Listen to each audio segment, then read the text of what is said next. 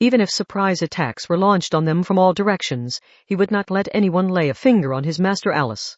He said nothing and didn't even look their way, but the transcendent with a sword cane gave off that sense like a smell. It was true too. If they tried to fight here, they would die. If they died, no one would get word out that CRC was dead and Alice was back. Knowing those two, even a few days' delay in learning those facts could mean the destruction of the world. There no doubting it. There was only one option left. Get caught on purpose. Athanas worked out that cold-hearted answer from atop Index's shoulder. One of us is a grimoire library and the other is magic god who would make a valuable sample even if I have lost my power. They should want to keep us alive and study us. We can use that time to find an opening to inform the human, so going with Alice is actually our best. That won't work. Nothing about the young butler had changed. Nothing at all. I know what you are thinking.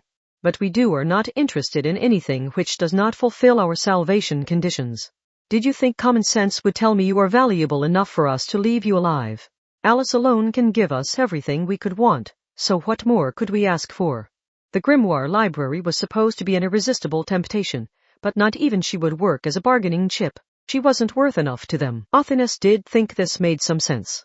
If Alice Anotherable really was as extraordinary as the Transcendent said, then they were indeed screwed.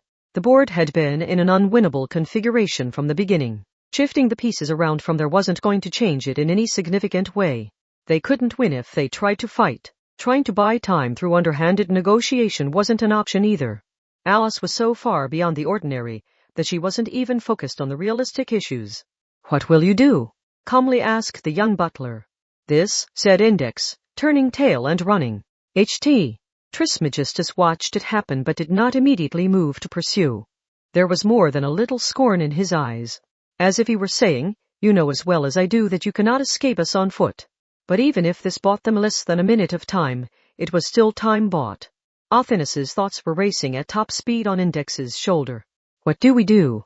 We can't escape like this, and we don't even know if we can reach my understander by phone thanks to the martial law. Index looked side to side as they ran through orderly rows of identical storage units. Then the white nun grabbed Athanas from her shoulder. Hey?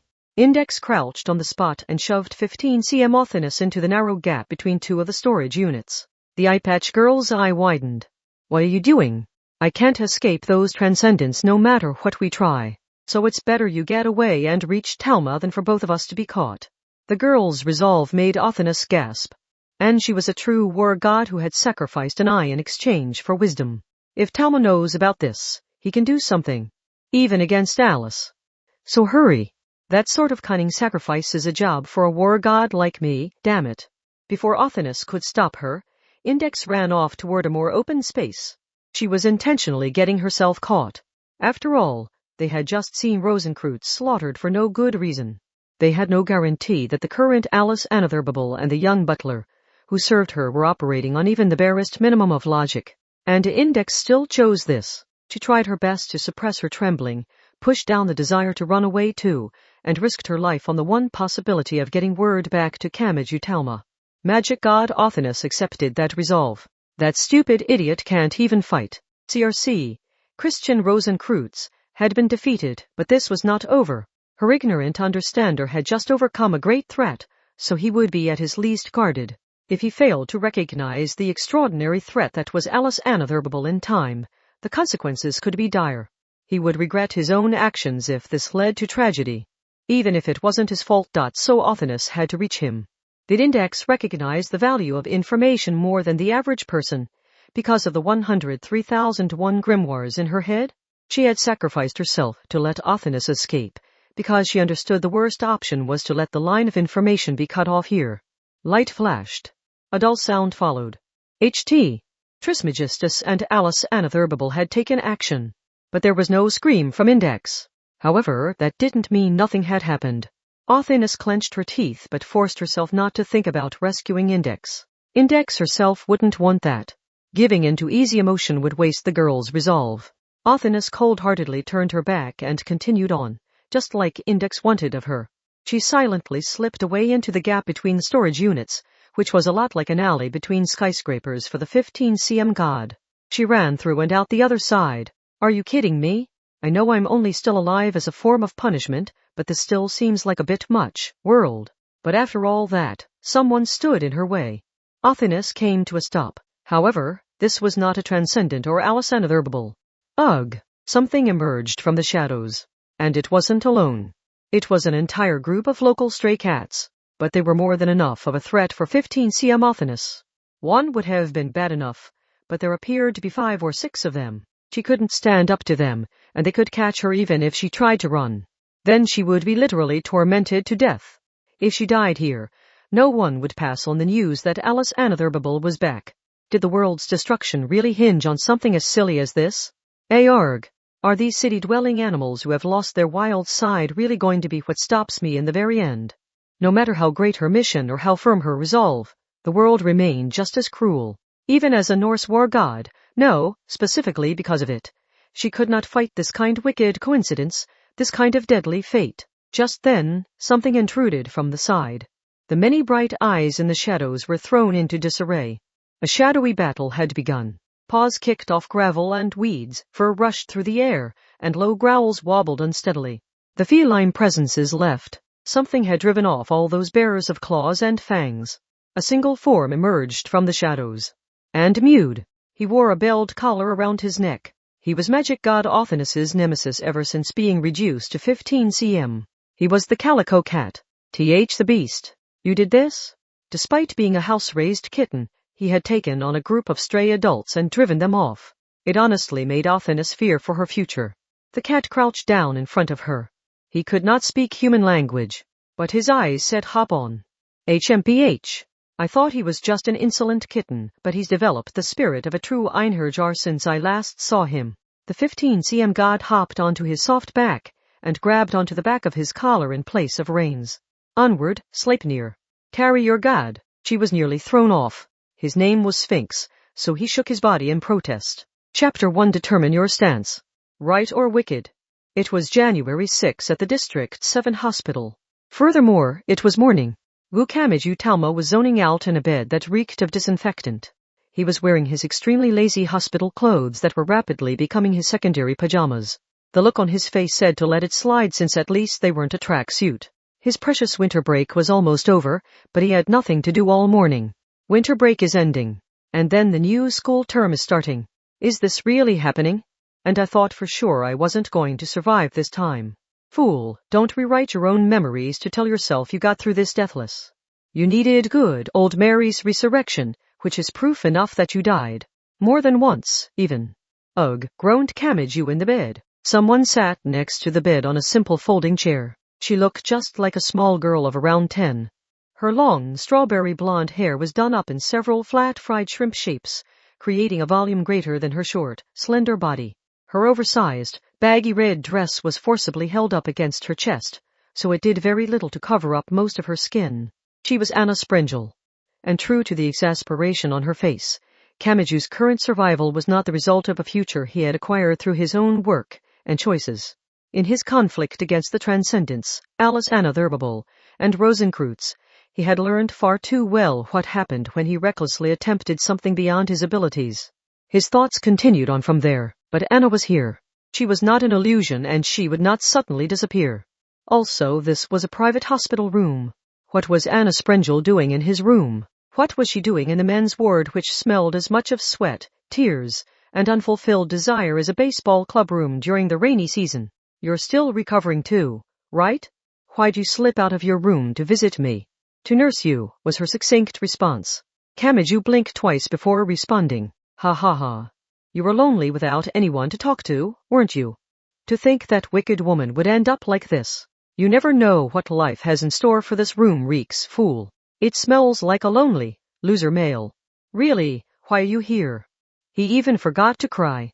The high school boy had dried out to the point his mind went entirely blank, but Anna had an immediate response for him. Fool, is your head so defective it can't remember what I told you 3 minutes ago? I am here to nurse you. Anna soaked a clean towel in a filled washtub and wrung out the towel with her little hands. First, I will wash you until you shine, so strip, fool. BFF. This came out of nowhere, and it was apparently a foregone conclusion in Anna's mind. She climbed onto the bed with the wet towel in hand. With a silent, cat-like movement. And now, wait just a second. Do you know what you're saying? As a girl. What's this, fool? Are you embarrassed? Don't be silly, little kid. You're 10 years. No, 15 years and 4 months. Too young to do anything for Kamachi-san and his secret love of dorm managers. Anna, who looked 10, blinked silently at first, but she eventually looked down at her own short and slender form. And then, oh, you aren't into small bodies. She grinned wickedly. And a moment later, she had grown into a fully grown woman.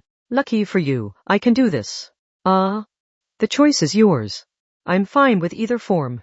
Anna crawled along the bed in a feline way, but this version of her was no kitty cat. She was a much bigger cat, and her sweet scent was far more noticeable than before. Something large swayed below her. Anna chuckled with the wet towel in hand. Then again, now that I have taken this curvier form, it would take a lot of courage for you to come out and say you prefer the little form better, wouldn't it? Could he diffuse this situation faster by staying silent than by trying to correct her reasoning? Asking himself that had been a mistake. He was only avoiding the issue, because if he did nothing to actively put a stop to it, she would continue along her current course, no matter how misguided that course might be. Well, I probably should stick with the bigger form. It is more convenient for moving you and rolling you. But if you do get tired of it and want to change, just let me know, fool. I can change forms at any time. The bigger form is more convenient. What, are you going to grab me and flip me over? I am offering the noble service of washing you, so hurry up and get those clothes off, fool. You're not making any sense. Do you have any idea what you're asking? This is as out of place as Nikujaga made by a Jaru. Are you sure this is what you want to do, Anna-san? Anna's grin only grew. Miss Sprengel apparently found his fluster to be most entertaining. Such was the mysterious nature of that wicked woman. My. Is this one of those foolish adolescent rebellious phases? Only one day in the hospital and the forced abstinence is already too much for you? How depraved a life have you been living? He. Oh, I can practically hear a certain part of your anatomy springing up in response to my sinful body. Kamaju's mind was driven to a stage beyond entirely blank. He was in new territory here. He averted his gaze and spoke up quietly. What fool? This is really awkward to bring up, but I know they use a spring sound effect in trashy comedies, but that's only a metaphor and a guy's body doesn't actually make a noise like that. Wah? It doesn't? Anna Sprengel quaked, while in oddly extreme contrast, like the portrait on a piece of paper money. She had done a lot to come off as a wicked woman, but was it possible? Hey, but that's nothing to be embarrassed about. Ha ha. For grown-up Kamaji-san, this return to a more innocent age is honestly refreshing. Yes, it's so nice to meet a pure young girl who isn't ready for any of that kind of thing. Ha ha ha ha ha. Anna fell silent. Eventually, she sighed. Fool. Maybe it would be better to spring it on you, as a joke said in a wooden voice, but just so you know, girls don't actually shout I'm coming when they climax. Eh? Wait, I didn't want to know that. Is this you taking revenge for it's the height of folly really? The screenwriters probably just aren't used to putting together natural-sounding dialogue, because even dramas rarely include sex scenes these days. But it can't be. New. Then how does the cosmos work? What are we supposed to believe in now? Not that this information has any relevance to a pure and upright fool who has decided to guard his virginity more fiercely than Joan of Arc despite literally no one asking him to. In this case, hanging his head in silence was definitely the wrong answer. He did not know how to deal with a wicked woman like Anna. Sensing something in the air, she grinned. That was the look of a bully who had found the perfect target. Well, if you do ever find the dorm manager of your dreams after journeying to some other dimension or something, let's hope she's the kind of person who lets her emotions explode out in verbal form. I notice you've taken the issue of your own ignorance and swept it under the rug like someone who doesn't actually know how to clean. What? You want to fight, fool? Exclamation too. She was exhausted. Phew, softly sighed 15 cm Othinus. As swift as the cat was, he didn't have the stamina to cross a space as large as Academy City. While riding him, Othinus had held onto his collar with her little hands and given him directions. They had finally made it this far after hopping into the back of the trucks driving through the city during the night and early morning. Still, they had made it safely. Any knowledge of how monstrous H.D. Trismegistus and Alice Anotherable were would tell you how miraculous that was. There was more than just luck at play here. This had only been possible thanks to someone else's sacrifice. This message had to get through.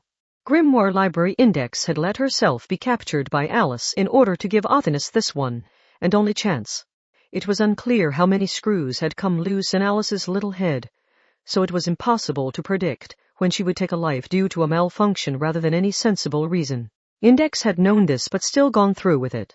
Athanas couldn't let that be for nothing. She would reward that effort. This response was like an instinct for her as a god of war, so she had traveled all the way to District 7. She had finally arrived at the usual hospital. How many times tell you off your clothes, fool? And how many have to tell that's embarrassing?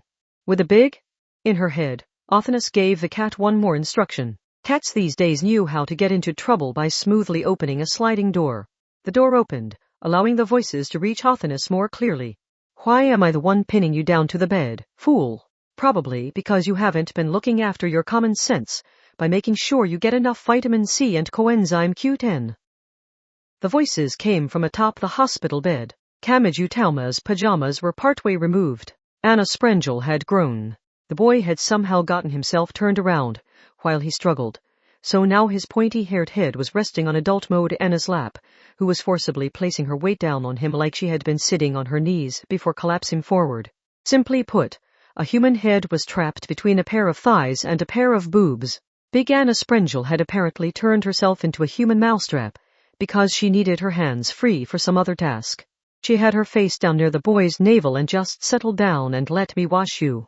I am too sexy and perfect to back down now, fool. Can't breathe. Boobs too fat. Thighs too mgh. To sum up, it was one of Japan's infamous fan service festivals. The exhausted god wobbled wearily. Hatred filled her one eye. Magic god Athanas passed judgment from atop her feline steed. She lightly kicked the cat's belly with her little legs to get the clawed and fanged beast to charge. I'm just killing you this time. What? At least give me a reason, Athanas. 3 Kamachi was being processed for release from the hospital. The first-floor lobby was busy. But was it really a good thing for business to be booming at a hospital? Not only were patients and doctors moving about, but there were workers up on metal scaffolding. A closer look revealed they were replacing the New Year's decorations with new decorations to match the beginning of a new school term. Winter break was ending.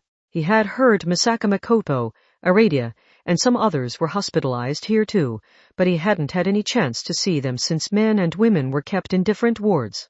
He was just glad to know they were okay. He used the waiting time in the busy lobby to speak with Athanas. Rosenkreutz is dead? He muttered. You must have had a peaceful night if that's enough to surprise you. He is no longer the primary problem. He couldn't see her while she sat on his shoulder, but he could tell Athanas had sighed with her arms crossed. Alice Anotherable was hard enough to predict already, but I fear she may have gone completely off the rails. Even CRC may have been easier to deal with since he was only interested in malicious destruction. Alice Anotherable. Was she still alive? Even though he could still see the image of her small body tossed artlessly on the floor after Rosenkreutz crushed her head. Hold on, this isn't some tear-jerking story, sharply cut in Athanas. Did you forget the part about her capturing the Grimoire Library? That chilled his excitement. Now he couldn't simply rejoice at the survival of someone he thought had died. But what exactly had happened? It won't be that simple with a monster like her. Christian Rosenkreutz was only a detour. He was the bridge builder's cabal's goal, not ours. This means we're finally back on track and our true enemy has shown up. Was Alice mad? Beats me. Little Athanas sighed softly. If she was acting based on a simple emotion like that, we might have a chance at predicting her, but that wasn't the sense I got. I would find it more believable if I learned Alice's mere presence is enough to destroy the world. The fact remains that the Grimoire Library is missing. Because she acted as bait so I could escape. We have no idea what happened to her. An ordinary magician would spare her life and keep her around, but there's no predicting what Alice might do. Index was missing. And unlike before, Alice wouldn't have just taken Index to her secret base to play. And even if she had done that, leaving someone in Alice's care now was far too dangerous. The girl had been decapitated. But that hadn't been enough to stop her. She had killed CRC. Even a monster on his level had lost his life when he angered Alice and made her take him even a little bit seriously. And now those same sharp claws were at someone else's throat. But I can't believe Alice would threaten Index's life. I don't think she's killed the Grimoire Library yet. That's fortunate, at least. You sound certain of that. I mean, I hope it's true, but how can you know? Because Alice is still in Academy City. The only reason she hasn't lost interest in this place and disappeared is because of her obsession with you, human. So in all likelihood, she will be hesitant to kill someone connected to you. But on the other hand, that means the Grimoire Library's life comes to an end as soon as Alice loses interest in you. That was her prediction as a war god. It was an analysis based on accurate data and an intuition based on a vast quantity of harsh experiences, so a simple high school boy couldn't hope to argue with it. Kamachi still refused to back down, perhaps because an irreplaceable life was on the line here. I still find it hard to believe she's alive. Is she really still in the city? It is endlessly tiresome that my word as a god isn't enough for you and you require objective evidence for every little thing, but there is some indirect evidence you can see for yourself. Just take a look outside. Exasperated, Athanas elaborated from his shoulder. Do you remember the social phenomenon unique to Academy City that was linked to Alice Anotherable's presence? Oh, you mean Kotatsu syndrome? If he was being honest, he had completely forgotten. He had assumed that had just gone away once new board chairman Accelerator declared martial law. That strange form of group psychology led people to passively protest their entrance exams and the new school term by lazing around instead. It led people to short-sightedly seek peace and comfort without worrying about the later consequences. Let's head outside, was all Athanas said. It may not be visible from here, but you will see soon enough. Skeptical, Kamachi walked to the hospital exit after his release process was complete. The glass door was partially soundproofed, probably to make life in the hospital more comfortable for the patients. Something was exploding outside. At first, Kamachi had no idea what it was. He really did think something was exploding in the distance. But when he listened more closely, he realized it was an amalgam of voices. I'm sick of this martial law. You can't tell me what to do anymore. They're keeping down the little guy, as usual. Flip them. Flip all those armored monstrosities. Was that a wave of people? Were those strange voices and noises being made by human beings? I already saw it all on the way here. Maybe the hospital was so busy because people were claiming to feel sick and hiding out there for safety. It probably began with the melancholy caused by winter break ending and the new school term beginning, quietly explained Athanas. Then the new board chairman declared martial law and banned them from leaving their homes, so their frustrations grew as their vacation passed them by under those restrictions. When Alice Anotherable's return triggered a resurgence of Kotatsu syndrome, it pushed all the city's residents' minds in the opposite direction. This is entirely different from the gentle social phenomenon built on escapism. I get the sense that, whether it will help them or hurt them, they will yell at and physically attack anyone who tries to boss them around. This wasn't Kamachi's first time seeing a city-wide riot. For example, he had seen Academy City during the Christmas season when Anna Sprengel had arranged the rise of R&C occultics. For example, he had seen Shibuya on December 31 flooded with the youths influenced by the Transcendence Aradia and the Bologna succubus. But this was different from those. When it was caused by Alice Anotherable, the nature of the riot changed. Its beginning. Acute Kotatsu syndrome is a very different threat from CRC, who was the ultimate individual. This is a new trend, a countdown toward destruction by a group. If nothing is done about Alice, Academy City will be brought down by internal violence. Maybe it could be stopped by a military force, but that would require anti-skill, or whoever else, to fire live ammunition on the people of the city. You expect me to head home at night? Why is the school curfew in effect during winter break? Go to hell. I'm not going back to school. We didn't get a real break because your stupid martial law. Extend the break for as long as that was in effect and then we can talk. We're free. No one can tell us what to do. Get them. A large group of boys and girls shouted and climbed on top of an armored vehicle that was swallowed up by the crowd after its occupants tried to put a stop to the rioting, but couldn't actually fire their weapons. Would you call this acute Kotatsu syndrome? Human Aleister and Golden Retriever Kahara were also watching Academy City innocently fall apart. You Fukios-chan? I know that's supposed to be cosplay, but what are you thinking? What is that character even from? I don't think I've ever seen a character who's naked except for a bunch of color-changing rainbow LED ribbons. So, I I think it's my duty as your teacher to tell you a... What's that? It sure is loud out here. You're going to have to speak up, sensei. I have one piece of advice for today. I think that outfit shows off way too much of your boobs. The children probably saw this as making use of their rights. Whether they were flipping cars or throwing burning tabloids into the air, they may have been diluting the responsibility and guilt by acting as a group. But more than any of that, this reckless behavior was caused by the subconscious influence of Alice Anathermable's powerful charisma. They would do things they would normally never even consider yet not find it strange. They could go completely off the rails and simply laugh it off. This was a unique space, ruled by irrational thought processes even worse than they were drunk, so they couldn't help it. Had Kahara Nalkin wanted him to see this state of the world? Aleister wondered this and creased his brow as he followed the golden retriever around. A severed head. A bisected torso. Anna Kingsford. Another life lost. He was well aware of what his own inexperience had wrought. Aleister clenched his teeth as a trembling voice spilled out. She died because of me once he got started. The rest came so easily. Like a dam breaking. That human was half howling as he cursed himself. It's so obvious I used her in the wrong way. If I had more sense and if I was actually strong enough to fight by her side, Kingsford might not have died. Maybe someone had to die, but it didn't have to be her. If I had only stepped forward instead of abandoning her, she would be right here with us. But that was when Kahara Nalkin saw something in Aleister's blind spot. Directly behind him, in fact, Anna Kingsford had the most awkward smile on her face. For this was no ghost. Kahara Nalkin firmly rejected the existence of anything so unscientific. She was unharmed. She was perfectly fine. Eliminating all of the silly unscientific terms and logically assessing the situation led him to a single conclusion. That bitch survived. This was not good.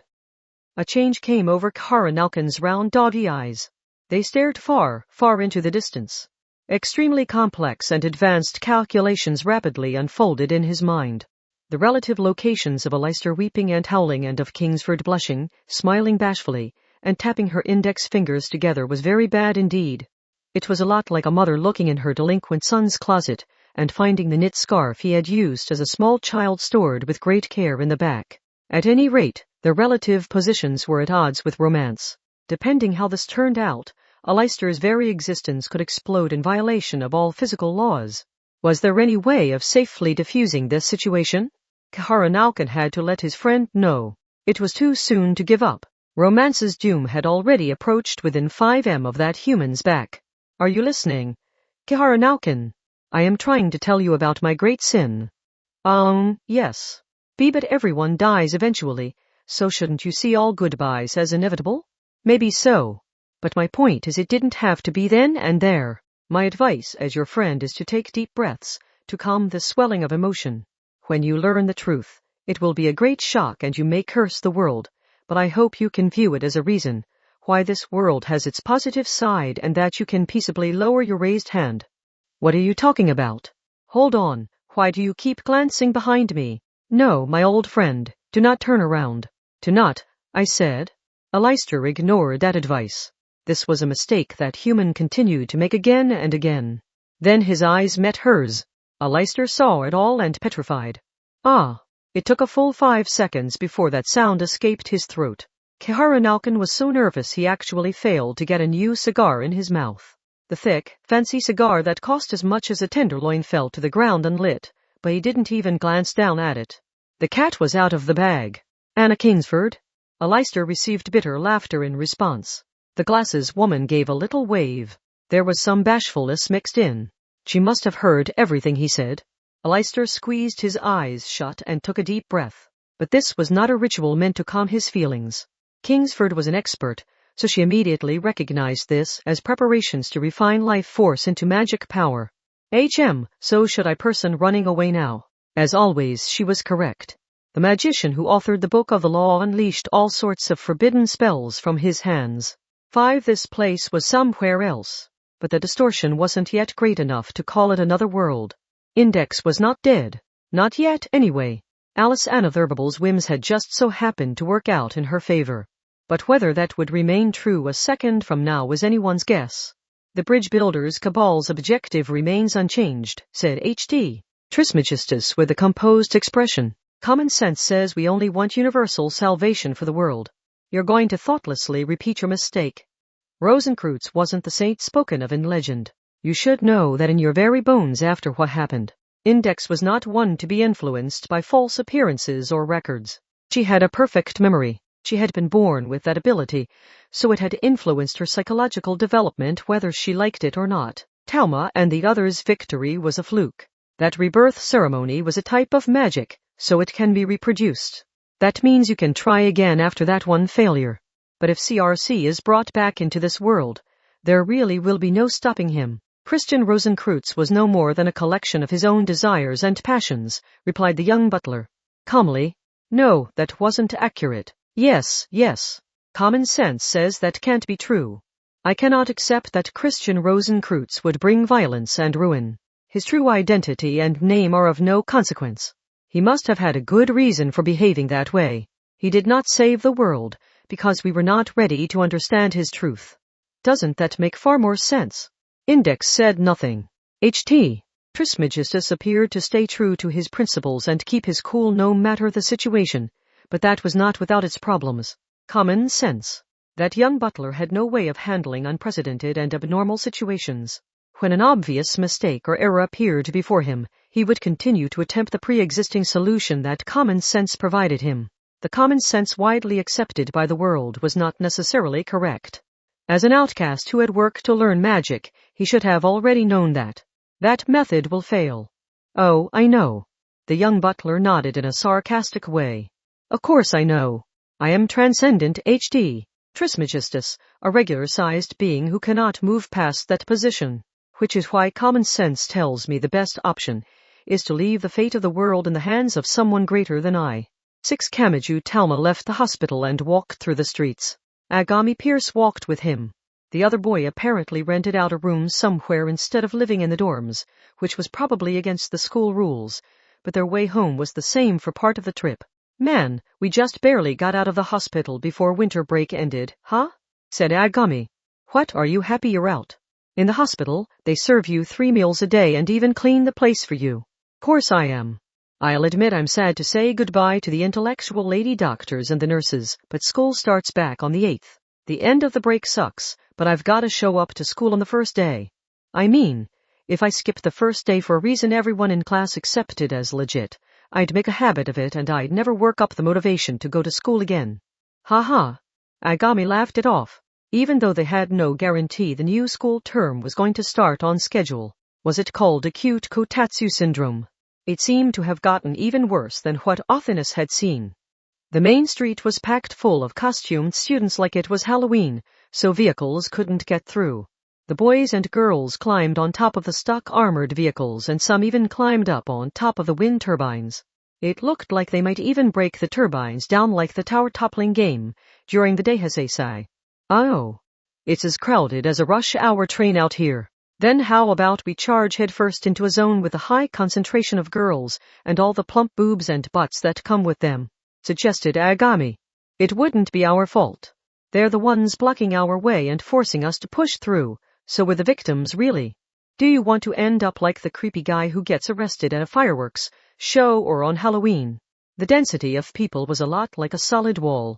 Kamachi did not have the courage to plunge in and try to part the crowd to get through. So he and Agami took a detour while complaining. They ended up in a boxy area full of cheap artificial marble and greenery, making it a lot like a sanctuary for people who bring their lunch. But instead of a park, it was technically on the grounds of a trendy office building. The small pathway ran alongside the large building, but it was strangely void of people. None of those partiers here, noted Kamachi. Phone GPS maps tend not to show private property. All the popular kids letting their phones guide them to the party don't even know. This kind of path exists. That's what you get when you don't think for yourself. On the main street, a taxi was being lifted like a makoshi. Without knowledge of paths like this, you couldn't even get around on foot right now. Heh. The knowledge you pick up living as a level 0 comes in handy sometimes, said Agami. Yeah, you can never have enough escape routes to use when some bored delinquents decide to chase you around. Now that they were out of the crowd, they found themselves able to observe it more objectively. They watched the crowd after climbing the stairs to the top of an unnatural rise in the path, probably built up to avoid gas pipes and high voltage lines. People were even crowding the top of an elevated train track.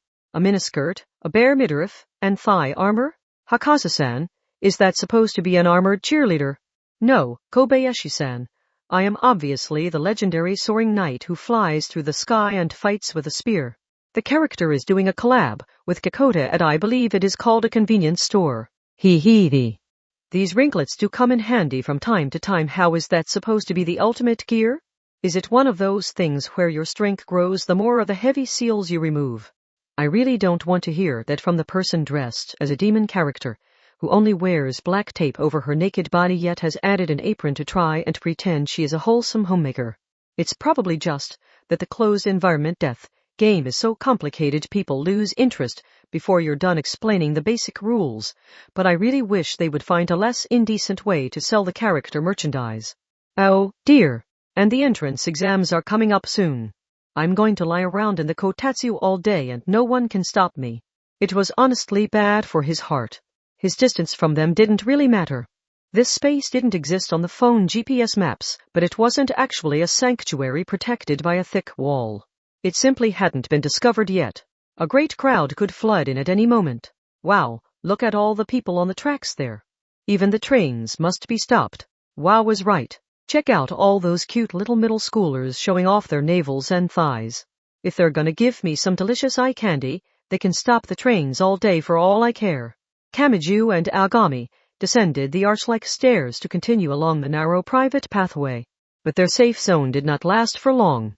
Once they left the office grounds, they were out on another major street. In place of fireworks, someone had ignited car smoke bombs and started twirling them through the air. They weren't low-temperature fireworks, so they made a lot of noise. Anyway, I had no idea you could ask at the hospital reception counter and they'd arrange to have your luggage sent to your dorm.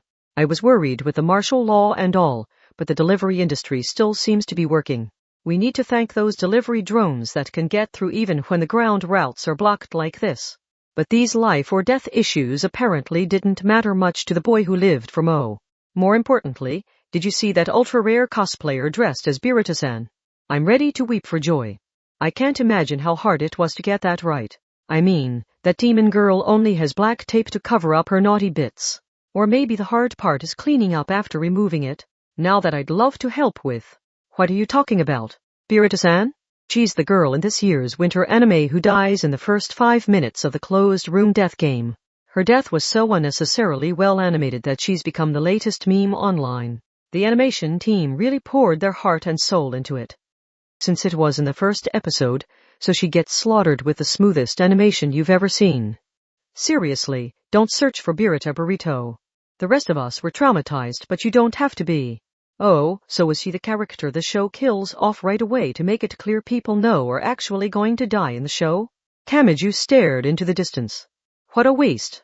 He felt like there were better ways to shock the audience, without actually reducing the number of characters, like having her brought back with CPR or revealing it was actually a human-sized hunk of raw meat thrown into the tiger's cage. Okay, say cheese. My phone's the newest, so I'll share the photo with you all. Wait a second, Satin-san. Kandu-san, we're taking a photo, so try to cover your chest more when you lean over like that.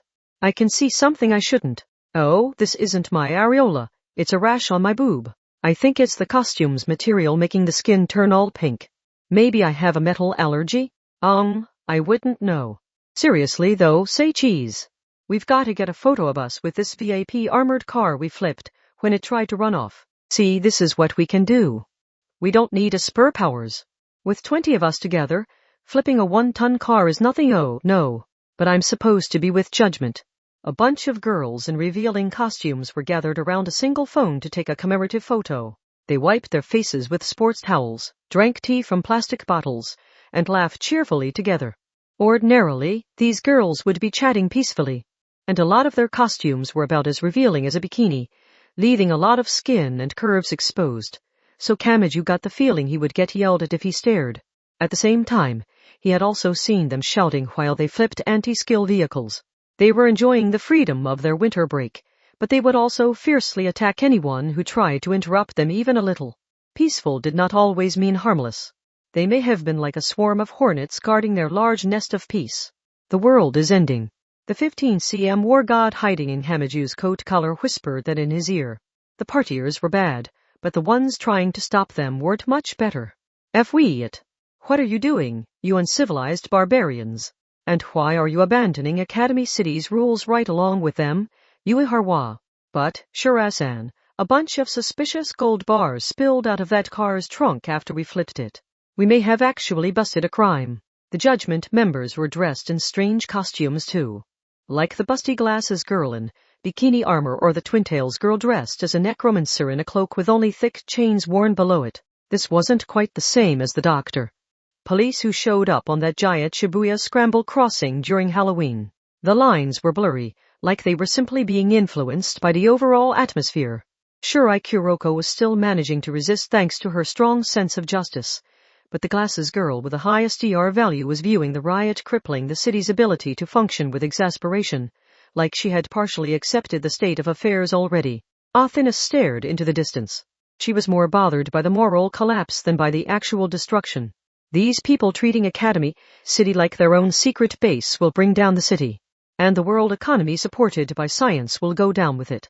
They can't suppress this with force like they do with demonstrations. Not when it's backed by Alice's charisma. This is being fueled from the outside. Aiming a gun at these students will not stop them, nor will actually firing on them. So like I said, the only way to stop this is to slaughter every last Academy City resident with Academy City's guns. Win or lose, the city is done for. It was a shift, a distortion, in morals. Even if captured Index lost her life now, would it be caught up in this bizarre scenery and converted into something that was considered for the best? If so, Kamachi had to settle this before that happened. He had to draw on everything he had and face Alice. He understood what had to be done. But Masaka Makoto had died. Had died too. Why did I think there was someone else there? Aradia and the Bologna succubus had been killed before his eyes. Mutt Thebes had likely been killed instantly. That had only been fixed thanks to good old Mary's resurrection, and they were all staying in the frog-faced doctor's hospital, but what had happened was still etched deep into Kamaju's heart. Talent, aptitude, skill, equipment, hierarchy, and rank were no guarantee. Anyone could die at any time. That was an obvious but absolute rule. And this time he would be facing Alice Anotherable, who had easily slaughtered Christian Rosenkreutz, the very person who had caused all that death. That simple firepower was bad enough, but there was a more fundamental condition he had to keep in mind. As a regular transcendent, good, old Mary could not defeat an irregularity like Alice. That was plain as day from the fact that her resurrection had failed to save Anna from the shrink drink, which had only contained a portion of Alice's power. They already had the proof. The resurrection would not work on anyone killed by Alice. Or to put it in a simpler, more direct way, if anyone died this time, it really was over for them. Kamachi had to rethink this. Could he really ask this of them under these circumstances? Who would be eliminated from this unpredictable death game? Mikoto and the others might decide they wanted to take part, and the Transcendents might think it was their responsibility, but was getting them involved really the right thing to do? No, this wasn't about right or wrong. The question was whether or not Kamachi himself could let it happen. This wouldn't be his own misfortune. So many people he knew well would experience even greater misfortune than him. Could he really let that happen? This wasn't shogi, it was chess. No matter how insignificant or crucial, no matter how it happened, the taken pieces were permanently gone. 7 They were in Nuremberg, Bavaria, Germany. Specifically, they had snuck into a library closed for the night to search through the old books there. Mina Mathers and Dion Fortune had been searching for the Lichtleben temple, but the situation was changing rapidly. Christian Rosenkreutz was dead. Baby Lilith was giggling happily and playing with the tarot cards on the table. Instead of the ordinary arcana, this was the Crowley-style Thoth tarot, which used some different symbols. Something was unusual about the arrangements of cards she produced. They were clearly missing some of the major symbols. The tower, which meant doom. The art, which indicated the accomplishment of a phenomenon. But at the same time, cards indicating danger kept showing up, which meant nothing was over yet. Like the hanged man, a symbol of defeat, and the eon, the final choice. These cards kept gathering in concerning places. It would actually have been a relief for to simply see death. Black Cat, which Mina Mathers sighed expressionlessly. So CRC has left the game board after being defeated by Alice Unobservable. That makes our trip to Nuremberg a waste of time. I want to die. Look at this horrific amount of books we read through. Is this what I get for actually working hard for once? Dion Fortune collapsed into a heap on the same table. If Christian Rosenkreutz had been who the legend said, they would have had a hard time believing the news of his death. But from what they had heard, it sounded like that silver young man was in fact someone else entirely, Johann Valentin Andri. So the legend had been nothing more than a legend. As people who were half legend themselves, that possibility could be easy to forget. The Golden Cabal really did exist, so they had a tendency to believe other legends also existed. Mina Mathers and Dion Fortune here were not the same as Aleister. They were not the same magicians who had been active during the 19th and early 20th centuries, but they could use nearly all the same thought processes and spells as the real ones. So however he came to be, they had believed without evidence that anyone calling himself CRC would have the same specs. Mina Mathers sighed softly. Then our next stop is England. The focus is now on Alice's adventures in Wonderland, so there isn't much more we can do here in Germany. If we finished our work, can't we go get a hotel? Here in Nuremberg. I don't expect much in the way of a hot spa culture here in Germany, but we're in the country of local beers, sausages, and potatoes. Stuffing ourselves with local delicacies and diving into a huge bed sounds like the perfect luxury to end our day with. It isn't too late to catch a plane. And work which did not result in anything can hardly be called finished, my idiot of a student. I'm pretty sure I'm the one being smart here. The idiot here is you for letting Japan's toxic work culture corrupt you. My stupid idiot of a teacher needs a lesson in keeping a healthy work-life balance. Did you really just scratch me with your claws? You're late, fool. When Kamachi finally made it back to his dorm, Anna Sprengel was waiting for him like she was supposed to be there. The mystery little girl without a passport or residency papers was sitting on his bed, and she patted the space next to her with her little hand. He decided it was best not to ask why. Left to your own devices, you're going to get involved with this Alice stuff, aren't you? Both to stop the way she's distorting the world around her and to take back that nun. But instead of rushing in blindly, wouldn't it be better to have the help of someone who knows a thing or two about the bridge builders, Cabal, and Alice herself? Hey, I never said anything about taking you with me. What, afraid I won't be much help against Alice herself, when the shrink drink that borrowed only a fraction of her power nearly killed me. No, I'm worried about you. That shut Anne up, but only briefly. She soon resumed speaking. If you want to rescue the hostage, you should wait for the perfect time to act. Hold on, you want me to wait? Can't we at least discuss this first? Index was captured and Alice could make her move at any time. Fool, there's no point in trying to include Alice's capriciousness in your calculations. The Grimoire Library could be killed a second from now, or she and Alice could be the best of friends a year from now. The one thing we do know is that we only have one shot at making a rescue. Screw that up and there's no could be about it. The Index Librorum Prohibitorum will surely die. And in a way that prevents good, old Mary's resurrection from working. As a wicked woman who prefers to discard her ordinary emotions to think more rationally, I would weigh the time against the necessary work and recommend you focus on the greatest quality rescue. Aiming for speed will only cause the quality to drop below the minimum line. Are you sure you want to waste your one and only shot at this? HMPH. You at least understands the basics of being a trickster. Athena sighed softly and crossed her arms atop the glass table. Hey, human. Don't look so lost. Stop assuming any lost time is exacerbating the situation. Rushing and fueled by righteous anger, kicking down the door, and rescuing the hostage only happens in the movies. Real special forces who can't afford to let a single life be lost will build a set identical to the target location and spend hours practicing there before going for the real mission. All the information was accurate. Yet as the data piled up, there was no hope to be found. The farther they went, the deeper they sank. Athenas cast an appraising look over at Anna. Do you have a concrete vision of how this rescue could play out? We make our move during the night. Miss Sprengel gave a wicked snort of laughter. Around midnight would probably be best, which means I would want us to finish gathering intel before then. Won't they suspect an attack in the night? HT.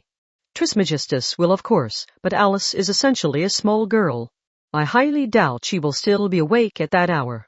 HM. Needless to say, the ideal scenario is where we secure the site before Alice wakes up.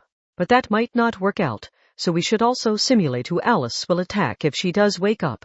Simply saying she's in an unstable state and impossible to predict isn't good enough to give the go-ahead on this rescue operation. Come on, you don't have to hold back with this god of deception. What nasty trick are you actually considering, villain? Really, you have to ask? I would like to manipulate grumpy Alice so she defeats H.T. Trismegistus for us. Did you think I would even attempt a direct confrontation? If you have more than one powerful foe to deal with, then pit them against each other so they wear each other down. Yes, those probably are our best bet for plans and B, but I'd like a plan C just in case. Kamachi got to thinking while listening to those two speaking and grinning wickedly.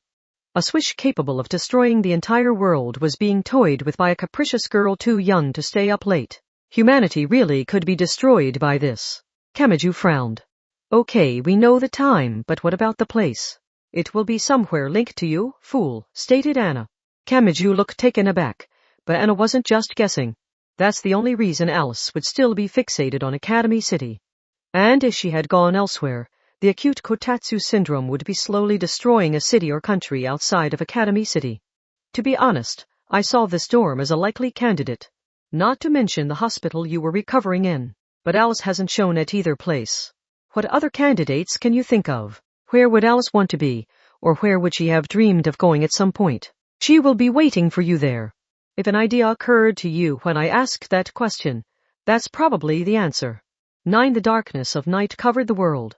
The costumed crowds filled the main streets, but they did not reach the skyscraper rooftops. Or, in this case, the narrow catwalk along the building's front face allowing maintenance access to the giant sign. Anna Kingsford was there smiling but also looking unusually beaten up. Most notably, her retro glasses had cracked lenses. Good grief. You have improved your skills while I was gone, Aleister. Still, fuel pump in your creativity with pouting face and hatred will narrow your focus. It can be productive, but if you aren't careful, you can end up developing self-centered and eroding your link to the world around you. You have some nerve saying that after getting yourself killed and then provoking me like that are all teachers untrustworthy garbage? Not what I would expect to hear from the person who created Academy City, said the golden retriever. He pulled out a thick cigar with his thin metal arm only for it to be snatched away by Kingsford again. That kind of casual habit and mannerism helped convince Aleister she really was alive and this wasn't some kind of bad joke. Anna Kingsford was alive. Don't get all crying face on me. There are no tears in my eyes. Now, let's get down to business. The expert added a sharp edge to her words. The mood changed. For a true magician, was their interior identical to the world around them? Anna replaced her broken glasses with a spare pair as she spoke. I am only a preserved corpse. If the great threat to the globe showing Europe-Africa has vanished and my service is crossmark longer necessary, I see crossmark really reason to stick around. I can return to being an ordinary corpse. Yeah, I have unnaturally remained in this city, even if it meant reconnecting my severed torso and neck. That means something out there is worth my remaining. Are you saying this didn't end with Anna Sprengel and Christian Rosenkreutz? Rosenkreutz was only a side issue. The Bridge at Night Builders cabal dragged him out onto the stage as their savior, but he is crossmark the real threat. The center of that cabal has always been someone else. Alice Anotherable. She has never even tried to hide it. What are you saying is going to happen? He will skull. Aleister nearly missed it. Anna Kingsford stated it so naturally, with sadness in her eyes. But has that expert ever said anything wrong before? Do you think Kamachi Talma can overcome this because of who he is? Do you believe for crossmark good reason that he will find some way pull through yet again? But things are different this time, because he is the one who chose the current conditions. So I'm sorry to say he really will skull this time. And at the very least, he alone cannot change that, no matter what. 10. The plan was to attack Alice Anotherable somewhere in Academy City. The attack would happen at midnight tonight. The location would be somewhere linked to Kamachi Talma. The pointy-haired boy's own experience and knowledge would be more helpful there than any magical knowledge. Anna Sprengel did not know how much existing magic could accomplish against the monster named Alice. Since the Rosicrucian founder, Christian Rosenkreutz, had been killed so easily, it would be nearly impossible to defeat Alice with only Rosicrucian spells. But if Alice was not stopped, Academy City would be overwhelmed by rioting crowds. It didn't matter if Alice meant for it to happen or not. A day before, Miss Sprengel might have snorted with laughter and stirred up more trouble. She would have eliminated all thoughts of morals or good sense so no one on either side could predict her actions, allowing her to achieve results beyond her abilities. That was just how that wicked woman worked. But things had changed. It was January 6 at 10 p.m. A battle against Alice would be bad enough on its own, but needing to rescue a hostage too made it an exceedingly delicate matter. They had to gather intel and then finalize their plan before making their move, so it was about time to get started. Anna walked through the small room and knocked on the door to the bathroom the pointy-haired boy was using as a bed. No response.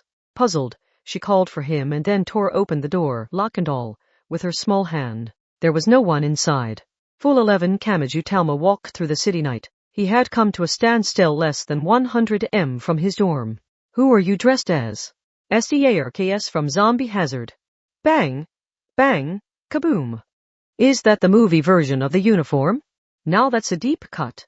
A cosplay group was dressed up all in black as some kind of special forces. They were laughing and aiming their weapons around, but those were probably real revolvers and grenade launchers they had stolen from Anti-Skill. They were all smiling. They meant no harm. All of this would prevent Academy City from functioning, which would in turn cause the world economy to collapse. The ones dooming the world had no idea they were doing it. All of the streets were crammed full of crowds. The density was worse than a rush hour train, so if you tried to push through the crowd, it would take you all night to make it 50 m. But occasionally, there were strange gaps. Those gaps usually meant the middle, and high schoolers were riding around on massive tanks or armored vehicles like they were tourist carts. None of them had licenses, so they were running right over the guardrails and street signs. Some of them must have swiped the backpack-sized communication equipment, and then stolen the necessary sync settings to fly military drones around with their phones. The bronze statue of some school's principal had been dragged out to the center of the road where they lifted it up like a makoshi. If this is all due to Alice's influence, I can't let her misbehave anymore. Charging in blindly would only get Kamachi repelled by the solid wall of people. If the crowds grew violent or hit him with one of their vehicles, he would die. Not all deaths were of the dramatic variety. I can't leave Index with her either. Damn it, they're both just innocent gluttons. Is there really no way for them to get along and work together? The crowd parted as an armored vehicle moved out ahead on a joyride. Kamachi ran out from behind cover to make use of that gap. And I feel bad sneaking out on Anna and Athanas, but I have a really bad feeling about this one. It'd be one thing if this was shogi, but I can't ask anyone to help when it's chess. Good, old Mary's resurrection doesn't work on lethal injuries caused by Alice. I just can't justify involving those two in how stupid are you, human? Gwa. Kamachi was so surprised his feet got tangled up below him and he nearly fell to the cold ground. The 15 cm god gave him an exasperated look from her usual spot on his shoulder. I've been around you long enough to know what you'll do. The real question is how you keep managing to sneak out on that nun when she's supposed to have a perfect memory. Why you're here to stop me. From doing what? From saving Alice. Silence followed. Athanas didn't immediately snap at him at times like this. She used her silence to get him to continue talking. I mean, maybe Alice is causing all of this. And Index is in danger. Maybe these rioters will destroy the city if nothing is done, and maybe Alice could destroy the entire world on a whim. But is that really her fault? It isn't, is it? Kamachi's eyes dropped to his right hand. He still felt a dull impact there. The feeling of punching Christian Rosenkreutz with the giant dragon strike still lingered there. That wasn't the same as an ordinary fistfight. That power took lives. It gave up on people and robbed them of their future possibilities. He didn't want to do that to Alice. Even if the world might end tonight. Seeing Alice dead had left him an empty shell. He hadn't been able to think. In a way, it had been his inability to overturn that death that had led him to pour everything he had into fighting CRC and saving Anna Sprengel. But, if she was still alive, if he could still reach out his hand to her, Alice Anna Thurbable's story was not yet over. He could still correct her mistakes and save Index while he was at it. He thought back to when Index and Alice had eaten breakfast in his dorm. They could all be together like that again. And that's worth risking my life for. The bridge builders' cabal put Alice where she is, Rosenkreutz killed her, and I gave up on her. You can find any number of other causes. Maybe I do have to settle things with Alice, but that doesn't have to mean killing her. Whatever it takes, I will end this so Index is safe and Alice is smiling. She's allowed to see no hope left in this world, and want to do something about that, and I'm allowed to feel some responsibility there. Because I'm the one who pushed Alice to this point. Sounds good to me. Athanas gave in surprisingly fast. Kamachi was actually taken aback. What's the confusion? I'm your understander. Alice Anotherable is definitely the center point of all the trouble that started around Christmas last year. The way things are, the Grimoire Library will die at some point. No matter how stupid this current trouble looks, if we ignore it, there is no stopping Academy City from collapsing and world economy along with it. But does that mean killing Alice is the right move? As a war god, I won't hesitate to say yes, but you don't agree, do you, human? And you're okay with that? You caused me so much trouble over saving that villain Anna, and now you ask if I'm okay with what you're doing? This is well past discussing what I'm okay with, and you know it. The fate of the world hangs in the balance. Make the wrong move and you will never see the Index Librorum Prohibitorum again. Worse, tomorrow might never come. But all of that is between you and Alice, and that none, I guess. So make your choice based on what you want to do. Nothing else is going to change what happens here. Kamachi smiled a little, and then he resumed running. Where are you headed? Asked Athanas from his shoulder. School. That place was closely linked to Kamachi. Anna had said his dorm was a likely candidate, but that was wrong. Alice had already seen his dorm. She would be more interested in visiting a place she hadn't been before. I bet Alice wanted to go there at least once. For some reason, this statement earned an exasperated sigh from Athanas. Who does she think she is, following the same logic as me? Griped the war god who had once fully destroyed the world. Something had to be done. He would save Index and he would stop Alice's misbehavior. He wouldn't treat that girl like a monster. He had to make sure someone he cared for did not harm someone else he cared for. Whatever form it would take, the time had come to settle things with Alice Anotherable. Chapter 2. Welcome to the Psychedelic. Little Queen Wonderland. 1. The District 10 prison contained a maximum security cell in its greatest depths. That cell acted as new board chairman Accelerator's headquarters. You say you have information on Alice Anotherable? I do. The big screen TV embedded in the wall displayed Mina Mathers apparently. She was the self-proclaimed black cat which he had encountered in the Academy City night once. As Academy City's new king, you must be at least a little aware of the world outside your city's walls. I won't ask that you refine your own life force into magic power and construct spells, but you should know there is a mystical power other than Academy City's spurs. So it's about that side of things, is it? Half the world is covered by something you could never find even when searching using your full authority. It's simple really. When investigating the science side doesn't turn up any answers, you should assume you are looking at a product of the magic side. Accelerator clicked his tongue. Maybe it was a problem that he only had the artificial demon Kulifa Puzzle 545 to assist his decisions regarding these things. As useful as she was, there was only one of her, which made her an Achilles heel. He needed at least 2, preferably 3. He doubted Kulifa Puzzle 545 would let it go to her head or be corrupted by it, but the greater her importance, the greater the risk of an enemy attacking her. Increasing his options wouldn't decrease that risk to 0, but reducing the risk to more comfortable levels would be a task for later. But for now tell me what you know. I can decide for myself if I believe you. I never said I was handing over this information for free. You're trying to negotiate at this point? An icy mood set in. The rioters flooding the streets were even now gradually destroying Academy City. Anti-skill and judgment had been issued live ammunition, but even with high-level spurs among the rioters, city residents firing on other city residents would only expand the damage to the city. The only people to benefit from that were Alice and the Transcendents, outsiders who were distorting the city. That would let them destroy the city, and the world along with it, for free. They needed to be swiftly attacked to shut off that deadly tap. As soon as possible. If Mina Mathers was using that crisis to jack up the price for her information, she had some nerve. Accelerator was the new board chairman. It was up to him what kind of city Academy City grew to be. I am not exactly on Academy City's side. I am not even a pure member of the science side anymore. Thus, I am sharing what information I believe will benefit me to share. I lose all reason to share it if that condition is not met. Go to Aleister Crowley. You can place me on your blacklist if you like, but not that human. He has already died once in the UK and died a second time to atone for his sins. No sin is greater than death, and that human accepted his death of his own free will. I know you are the successor he directly gave his code list to, but you have no reason to treat your predecessor so harshly. In times of crisis, why not go to him for advice? What's this? Out of nowhere, a new voice interrupted the call without Accelerator's authorization. A wholly unknown line had managed to access this maximum security prison. This was the work of a human who, in a way, knew Academy City even more thoroughly than Accelerator did. He looked a lot different than he had when Accelerator had received the code list, however. It looks like the processor I built is troubling you for no good reason. She might act all wicked, but her thought processes were designed to never do anything truly bad. Whatever happens, she will hand over the information regarding Alice Anotherable in the end. She isn't like you or me, so rest easy.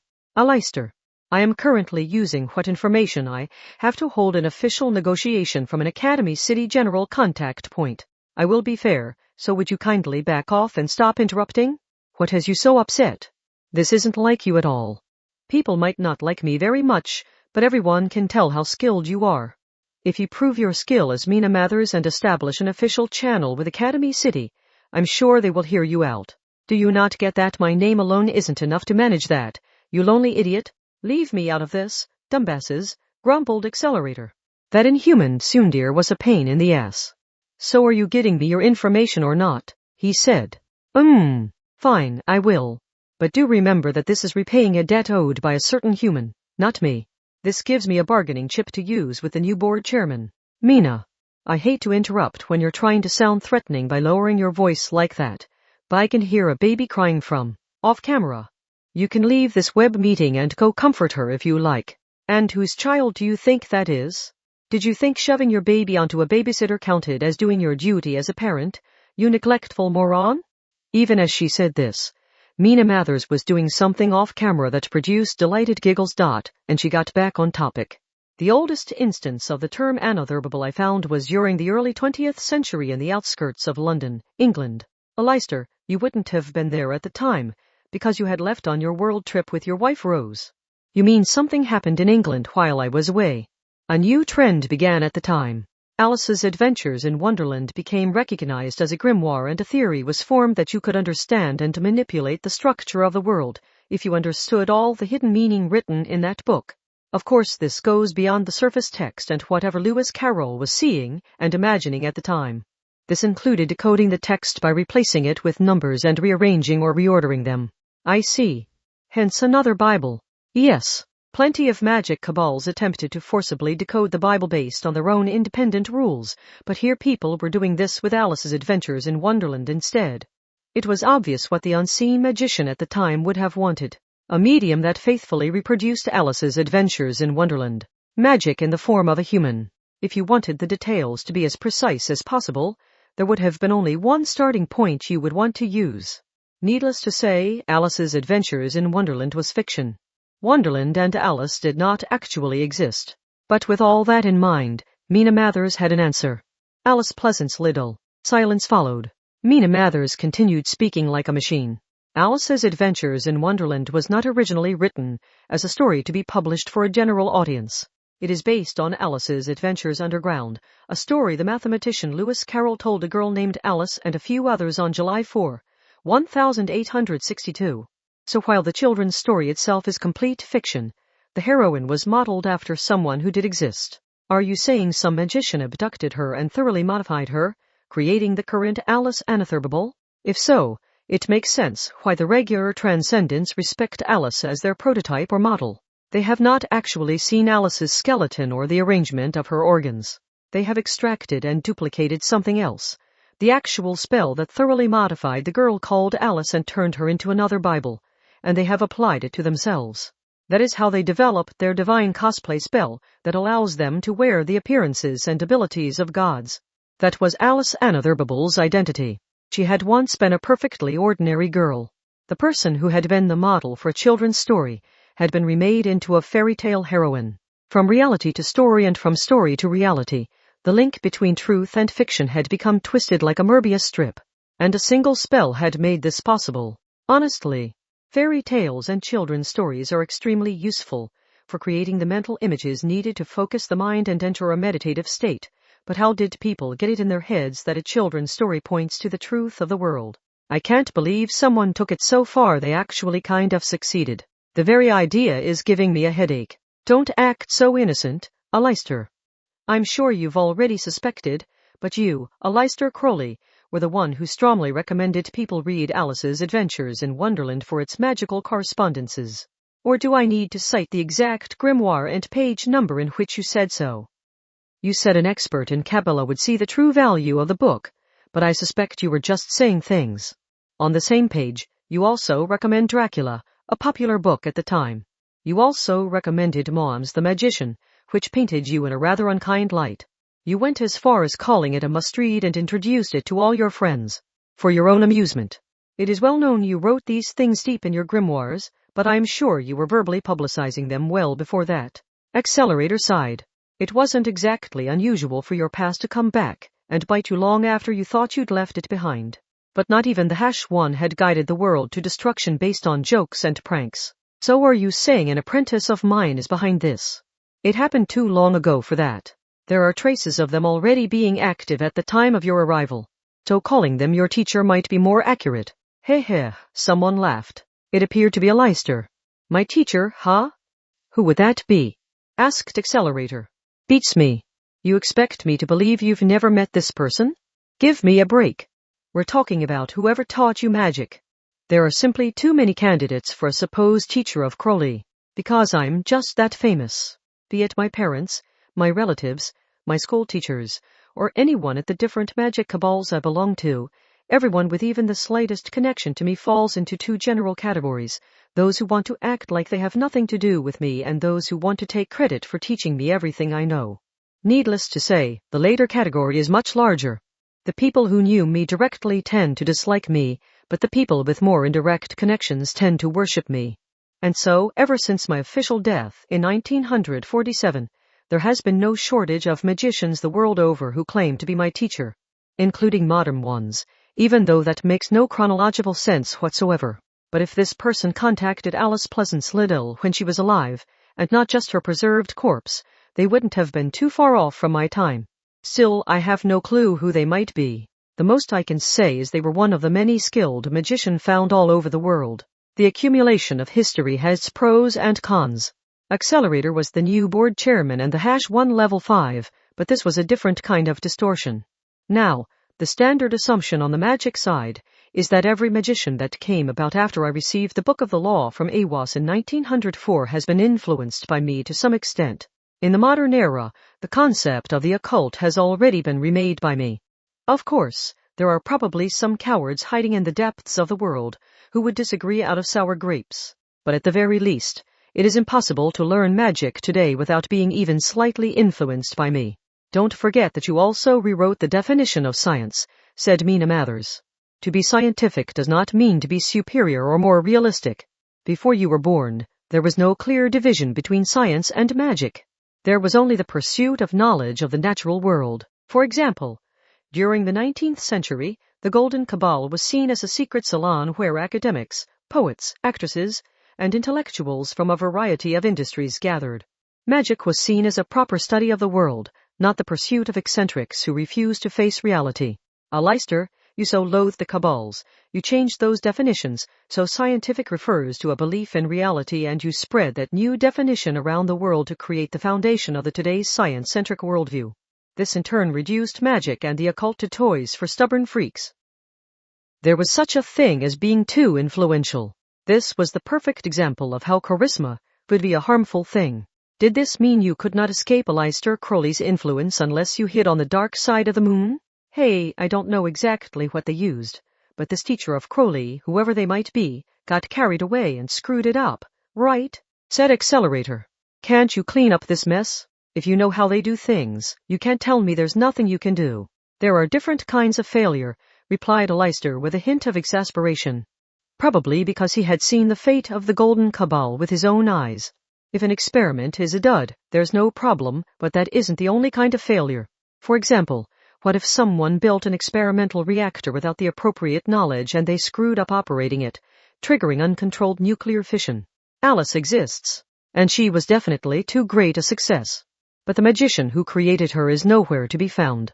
A magic user capable of creating her would stand out for better or for worse, but there hasn't been any hint of them. Do you still not get it? This teacher of Crowley may have been a golden member I met at some point, or they could be a butcher or a pub drunk with no connection to me at all, but whoever they are, they're long since dead. My guess is, shortly after they completed Alice Anotherable, they became their own greatest accomplishment's first victim. They would have been annihilated to the point you could search the world with a fine-toothed comb, and never find their remains or even a shred of their thoughts. He snorted with laughter, with the cynical look of seeing a craftsman fall victim to the very torture device they had invented. That human could see the humor in such things. Aleister had developed such violent level 5s in Academy City, but he had avoided having them directly threaten him. If the 7 of them had worked together, they likely could have reduced the city to rubble, but despite nearly all of them having some kind of gripe with or grudge against Academy City, they had strangely never done that.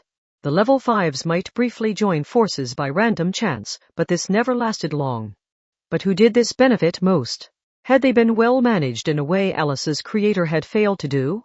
At any rate, Alice Anotherable's foundation was deeply rooted in the Crowley-style magic known as magic. Since the magician who had abducted Alice Pleasance Little was not an actual acquaintance of his, he wouldn't directly understand the spell used. But as the creator of the framework behind modern Western magic, Aleister might be able to determine how it worked based on fragmentary knowledge. There was hope. That human had abandoned Academy City, so Accelerator was extremely reluctant to place him in a central position that could influence the city's future, but since this had to do with magic, he would just have to let Culifa Puzzle 545 keep an eye on things.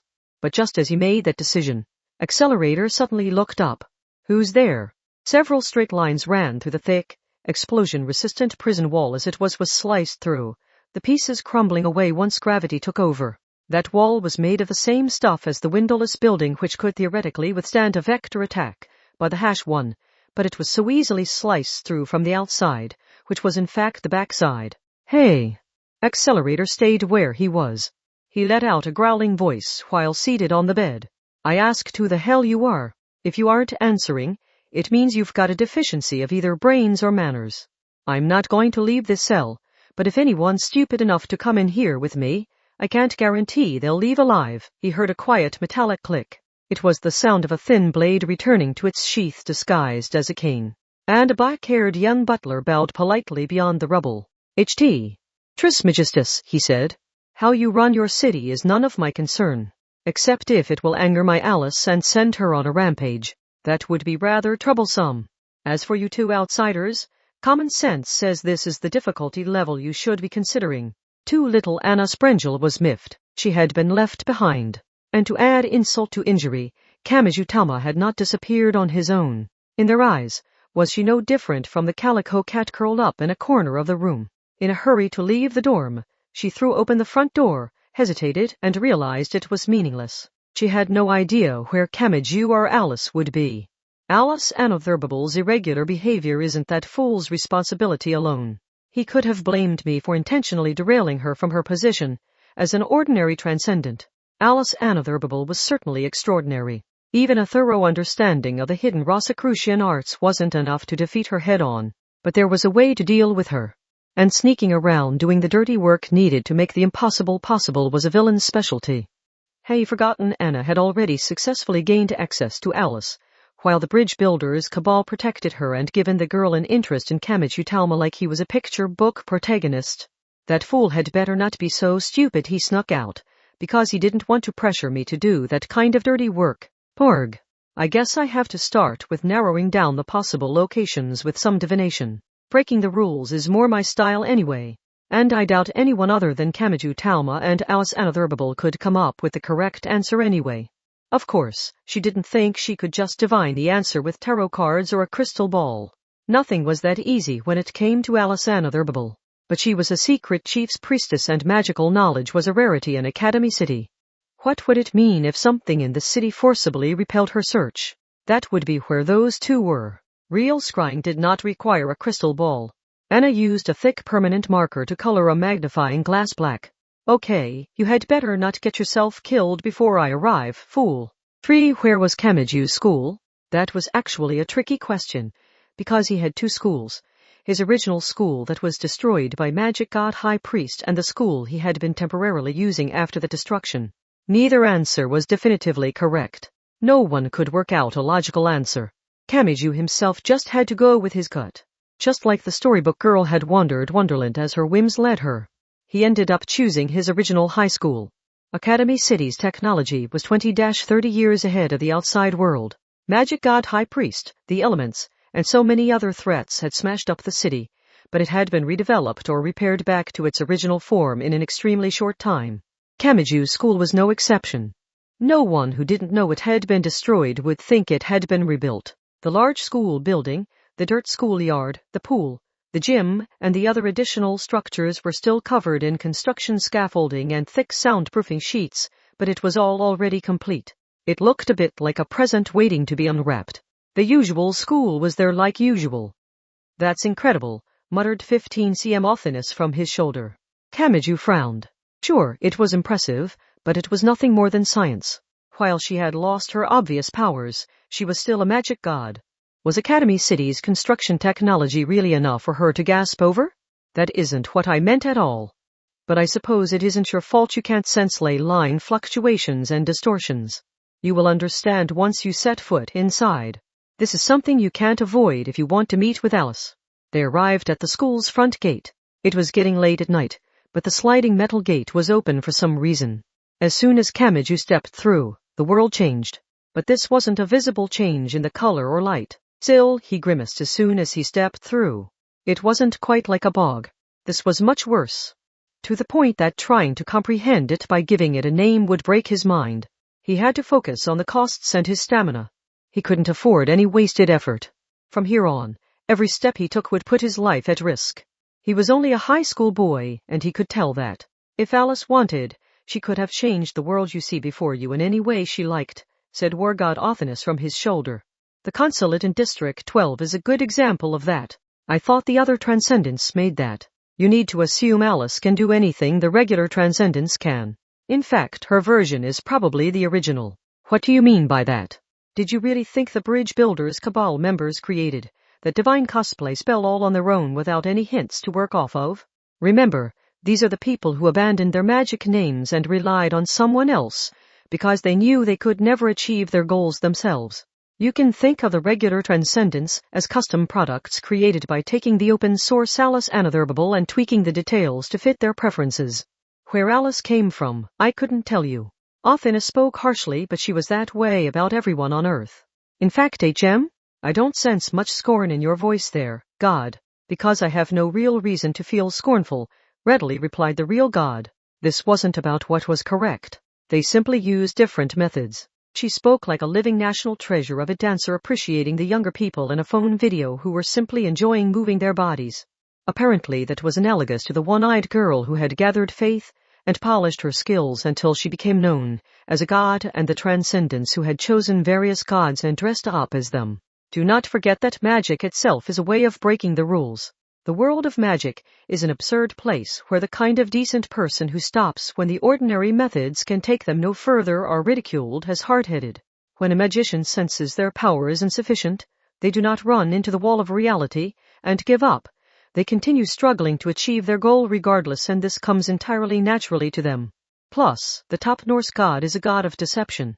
Have you forgotten that I became a magic god by defeating Alaris and stealing his future and possibilities? Either way, I'm the person selfish enough to abandon the world of my birth to obtain an understander. Still, I wouldn't consider throwing out everything I am inside and out to dress up as a different god. This was all on such a large scale Kamachi wasn't sure what to make of it. He had never imagined the day would come when the word God had any relevance to the real world, both as a reliable ally and as a very real threat. Basically, Alice is an extraordinary being who can build a bridge between reality and any proposed theory or concept, no matter how inaccurate or contradictory it might be. It could be the geocentric model, phlogiston, conspiracy theories about the moon landing being fake, that the Y2K problem would cause the world's computers to run wild and destroy the world, that neutrinos travel faster than light, or anything else. The Anotherable provides freedom on a level far beyond even the framework of magic. It might be faster to just say there is effectively nothing she can't do. The 15 cm eye-patch girl, who existed here like normal, sighed with exasperation and looked to the school once more. But despite all that, Alice decided this was the best shape for this place. That shows a fixation, doesn't it? It implies that using her all-powerful crafting to alter even a single side path or building corner would cause her to lose all interest in the place. But whatever shape it takes, this is already Alice's castle.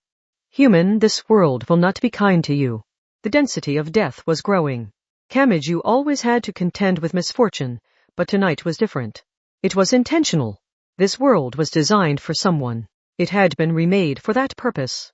If everything, even the unseen probabilities, would bear their fangs against any intruders, what could Kamachi Talma hope to do? Prepare yourself, human, whispered magic god Athanas. Had she sniffed this out as a god of war, or as a god of magic and deception?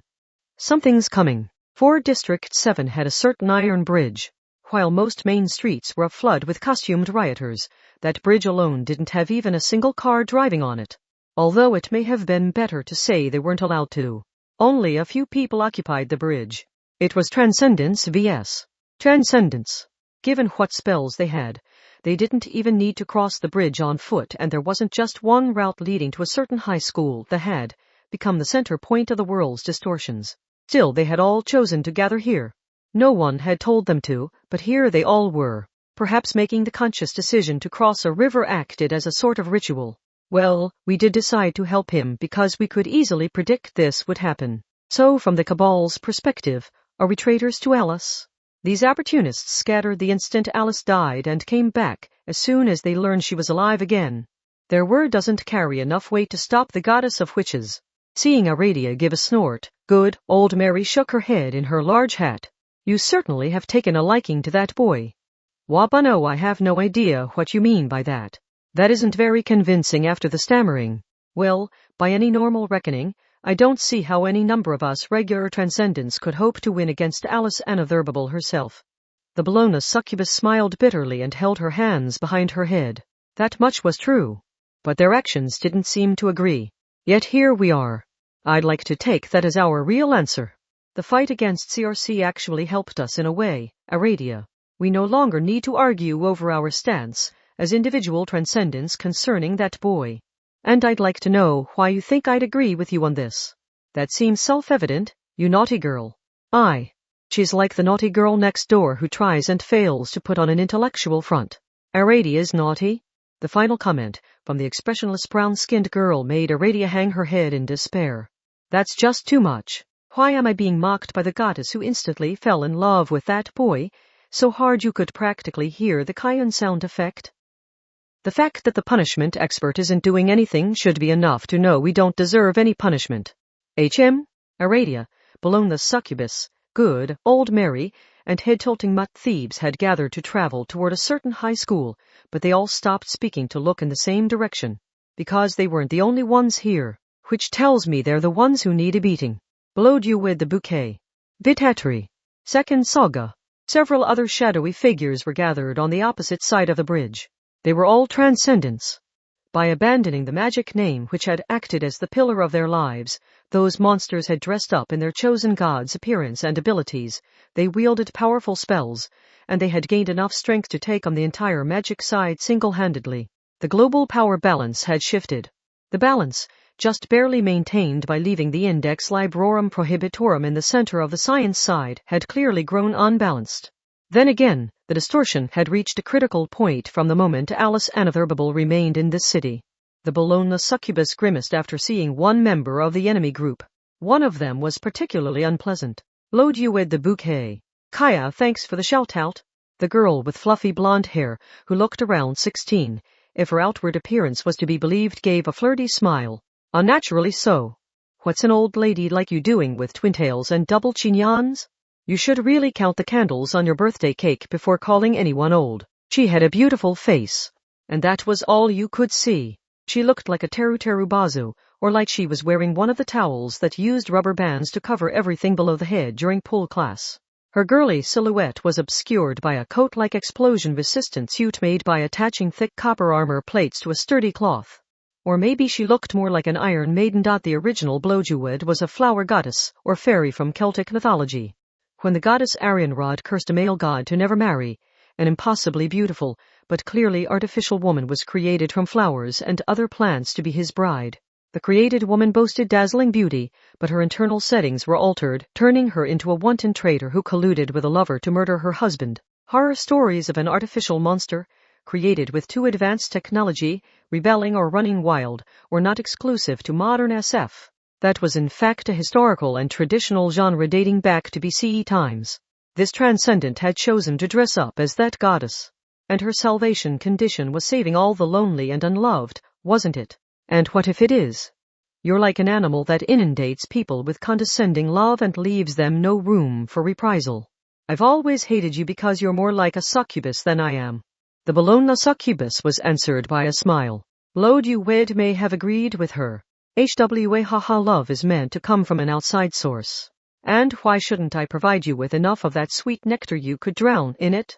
And since one of us has to kill the other anyway, this seems better than sharing tear-jerking stories while we slug it out.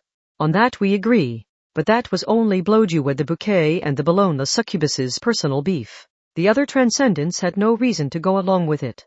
So Alice has broken. She looked to be around 25. She had black hair, brown skin, and a model's figure with a height of probably 180 cm. Her red eyes bent. Vitatri. In Indian mythology, that goddess lived underground and controlled fate in the form of weaving. She always accompanied the goddess of creation, freely controlled the path of the entire world, and just like the goddess she was paired with, ultimately became no more than an alternate name for the top-level gods like Brahma and Vishnu due to her great ability. She was a symbol who had been rearranged for human purposes. This performer had chosen to dress up in that role. Her icy voice seemed to slice through the air with words alone. The first time, it was due to Anna Sprengel's scheming, but the real damage was done by Kamachi Telma. His ignorance caused Alice to fully shatter. I will not allow him near Alice again. It is a miracle she managed to get back on her feet at all, so I will not let you cause even more damage. In other words, sighed Aradia. In place of a broom, she was holding a black and yellow barrier she must have torn away from a railway crossing somewhere. She rested that on her shoulder, and sent over a look containing a generous helping of scorn. You're siding with Alice? Yes. Liar. You're just afraid of anything happening that could threaten or eliminate the foundation of your power as transcendence. Silence followed, which was as good as confirmation. One weakness of open-source programs was malicious third parties taking advantage of the ability to freely view the internal code to analyze it and develop viruses and malware specialized for that program. So the Transcendents would be in serious trouble if a third party were to collect Alice, who was their original version. Especially if that third party was one of the despicable winners like Anna Sprengel or Leicester Crowley. Maybe it would be a poison and maybe it would be a curse, but there was a risk of Alice being used to develop a countermeasure capable of eradicating the entire Alice series of magicians. Most likely, they were acting now to prevent Kamachi Telma from unwittingly causing such an occurrence. That would mean the only transcendent who actually cared about Alice Anotherable was H.T. Trismegistus. That gloomy, inconspicuous believer in common sense had certainly found a way to make his presence felt. If only it weren't by being a world-destroying pedophile. Blowed You with the Bouquet did not deny her weakness. We have our own salvation conditions to worry about. And we cannot afford to lose our power as transcendents. For their sakes. And now you're using them as an excuse, you slut. Then what do you suggest? How about I trample this stubborn dandelion growing from the crack in the ground and continue on to Alice? With a pop, the thick copper coat covering Blowed You with the Bouquet from neck to toe opened to the sides like double doors. The thick locks lined up vertically down the front noisily unlocked one by one. A dazzling light emerged, along with a sweet aroma so powerful it was like a thick wall. The inside of the coat had been turned into a terrarium full of colorful flowers. That garden of eternal spring was contained in a glass container and supported by appropriate amounts of water, nutrients, electric heaters, and UV LED lights. She herself wore only a frilly apron over her dazzlingly pale skin. The sleeves extending from the metal coat had only been remote-controlled arms. Quite the showy transformation she's got there, said the Bologna succubus. She may see that is releasing her true power. We do need to display our divinity or devilishness in an obvious form, to convince ourselves as much as anyone, but is this really her interpretation of superhuman beauty? Does she think the amount of exposed skin is the only thing that matters? How vulgar, said Aradia, sounding icy. In her pursuit of higher morals and knowledge and miracles, that young witch was not actually used to being viewed in a sexual light by younger boys, so it didn't occur to her to consider how her own outfit played into this discussion. The girl, who looked unhealthily skinny rather than sexy, grinned, and with all the appropriate pieces present in her appearance, that sweet-smelling person spoke. My. Have you forgotten what it is we do? It sounded a lot like a crashing wave. Ahaha, Alice isn't the only one. The rest of us regular transcendents also have enough charisma for our very presence to distort human society and create new trends. Maybe you could call it a flaw of dressing up as a god. However, I am exceptional in that regard. In this one field, my ability is even more obvious than Alice's. That they were on a bridge over a large river wasn't enough to explain it. This noise was unusual. The dark water of the January night was stirring with no connection to the water or wind current. Stirring violently. I am loved by all living things. And not just people, birds, land animals, bugs, and fish too. Something crashed into the large bridge. They were the black bass, bluegills, and other troublemakers of the river environment. They were small and common creatures with nothing divine about them, but tens of thousands or even hundreds of thousands had gathered to form a giant wave. These lives were so easily manipulated. Red and silver. They had enough force and mass to possibly break a bridge weighing more than 10,000 tons. What do you think of my total courtship? Using cries, pheromones, dances, and colors, she could seduce any living creature, including humans. Simply put, she was a courtship expert.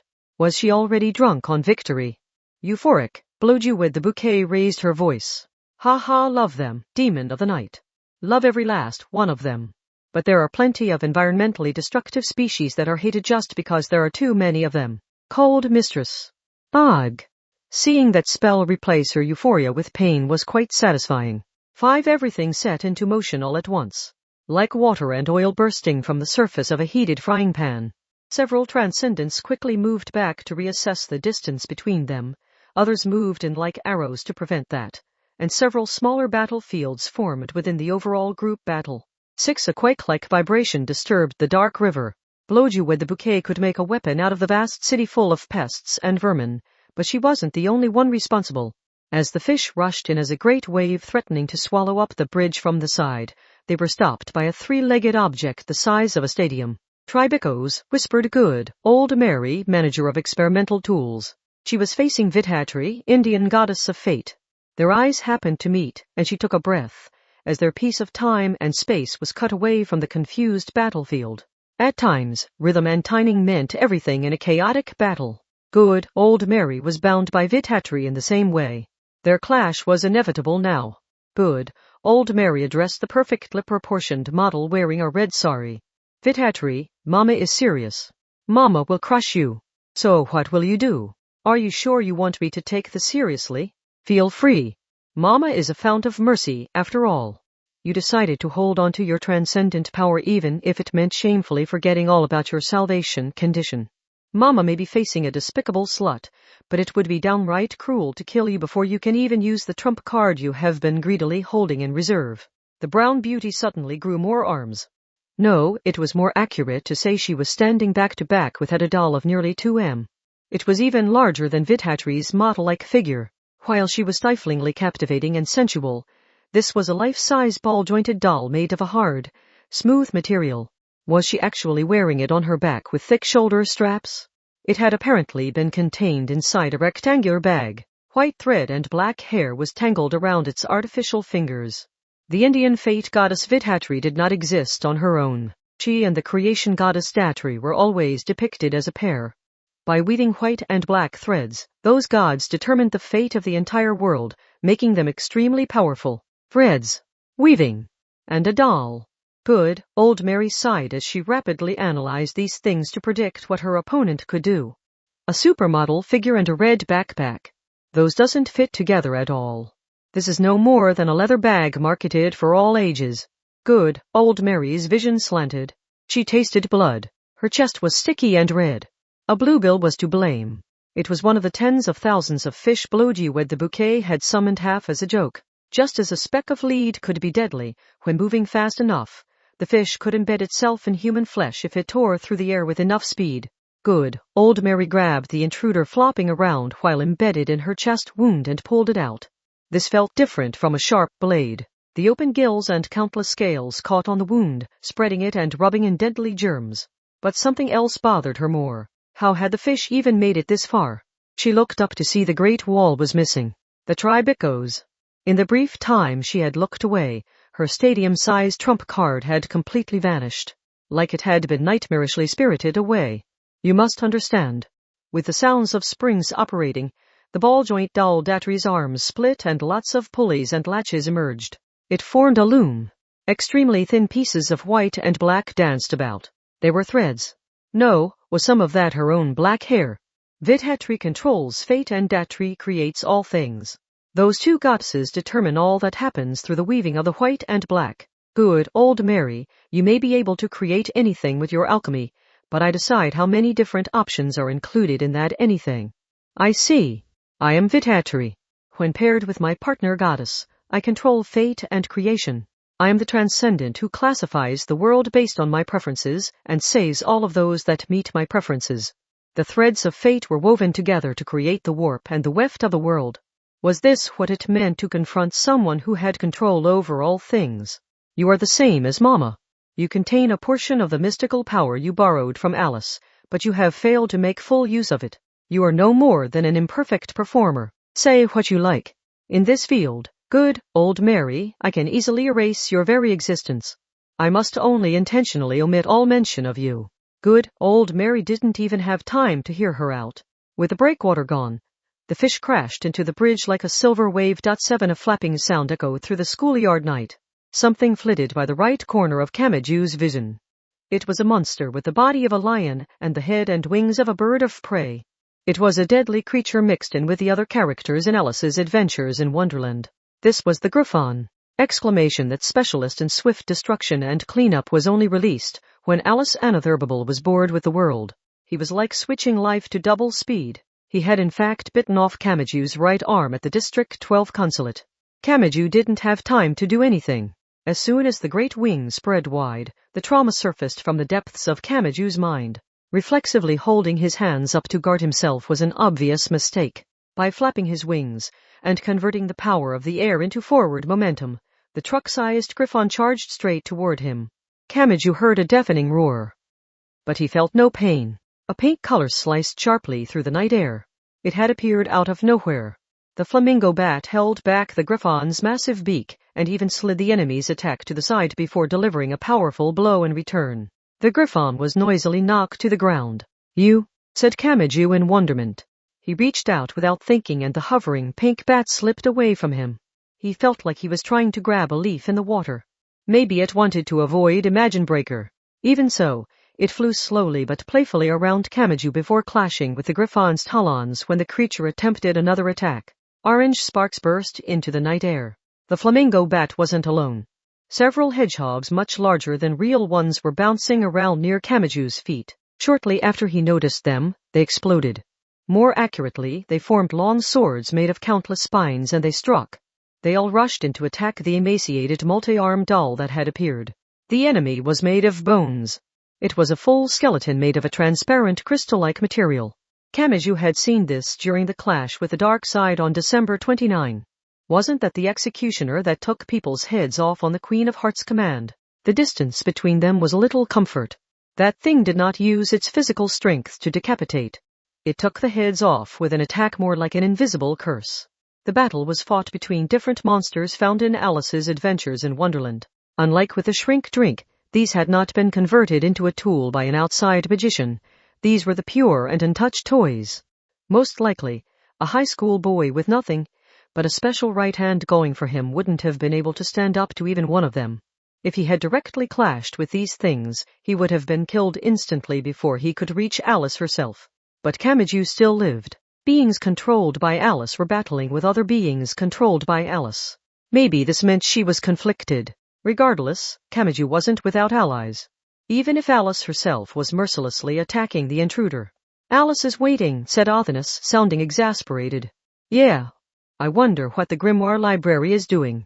Well, she was specially designed as an anti-magic combat specialist. Since she had her ability to fight directly intentionally stripped from her, I would hope she excels in other survival strategies. Like what? Negotiating herself a position in the enemy group, or making herself so adorable the enemy would prefer to protect her than exact violence on her. What's that silent look supposed to mean? Hey, did you just mouth not a chance? I was providing an optimistic viewpoint to assist with your mental health. He couldn't picture it. Index was the last person he could imagine doing something so Machiavellian. Her perfect memory would let her memorize the position of every single playing card or mahjong tile, but he had a feeling she would still lose to a normal person in those games. On the other hand, there were miracles that could occur because of her complete lack of scheming, but the same could be said of Alice. Being unable to predict enemy or ally presented an extreme challenge, especially when it came to rescuing a hostage. Athanas gave a disgusted look from his shoulder. Does she carry the infinite possibilities of a child? Damn her. She's physically preventing herself from making a choice and limiting herself to one course of action. At this rate, there will be no obvious distinction between enemy and ally. A million organizations and plans will spring forth from Alice, and a million armies will clash in a nonsensical battle. Humanity will be dragged into it and destroyed without any say in the matter. We'll settle this before that happens. Kamachi spoke quietly, but with great conviction. Alice is only being so aggressive because she can't trust anyone around her, but that's because people taught her that the future is something to be feared. I think I was one of those people. I hurt her, so I need to reach her and tell her directly that life isn't all that bad. But will she listen? Human, have you forgotten that she abducted the grimoire library? Not to mention that your right hand has burdened you with such an unreasonable amount of misfortune. Has your life really been a happy enough thing for you to argue for the goodness of the world? What if I put it like this? Luck is all in how you look at it. Sure, I'm an unfortunate guy, but I don't have to feel inferior to special people like you and Alice. Just because I started a lot farther back from the starting line doesn't mean I can't reach the goal. That statement carried a lot more weight coming from the boy who had dealt with misfortune for so long. Because he was the boy who had overcome millions or billions of deaths to slowly approach Athanas during his direct confrontation with that magic god. The flamingo bat swooshed through the air and stopped right in front of Kamaju's face. The hedgehogs exhaled through their noses at his feet. There were also a large caterpillar and piglet he didn't recognize. Where did they appear in the story, and what did they do? He wished he had read more of that story. They wordlessly told him they would watch his back, but that must have been one of Alice's opinions. The gym noisily split apart from within. An enormous fluffy cat emerged. It gave a displeased growl and glared at Kamachi with open hostility. It was shaped like an adorably round pet, but it was the size of a kaiju. Kamachi felt something other than fear crawling along his spine. His pride and dignity as a person were gone if he was slowly tormented to death by that thing's kitty punches. Humor felt horribly out of place when combined with death. This one was different. It was clearly far more powerful than the others. Kamachi gulped. What is that? The cat in Alice is, what was it again? Do not become the kind of person who needs his phone to know anything. Athanas sounded exasperated. That's probably Dinah, Alice's pet cat. Butterflies and birds talk like normal in Alice's adventures in Wonderland, but Dinah is the one being who is nearly invincible and unbeatable. She only appears in the parts of the story that take place in the real world, but she possesses such deadly power that the other characters tremble in fear and run away at the mere mention of her name. This was another opinion. It was a very real thing, Alice thought. There was definitely a part of Alice that wanted to kill Kamachi, but there wasn't time for fear. Kamachi hadn't been unfairly dragged down the rabbit hole into Wonderland. He had chosen for himself to set foot in this deadly world. So her coat is a mixture of black and white. Is that important? As much as Alice bragged about Dinah, she never mentions what type of cat she is. Since Dinah is caring for a white kitten and a black kitten, in Through the Looking Glass, you can infer she is one color or the other, but this appears to be using the idea that Dinah provided both kittens' colors without needing the father's help. Is that really so important when a giant cat is about to kill us? Index was here too, and had been for far longer than Kamachi. And more than that, was this really what Alice wanted to create and proliferate?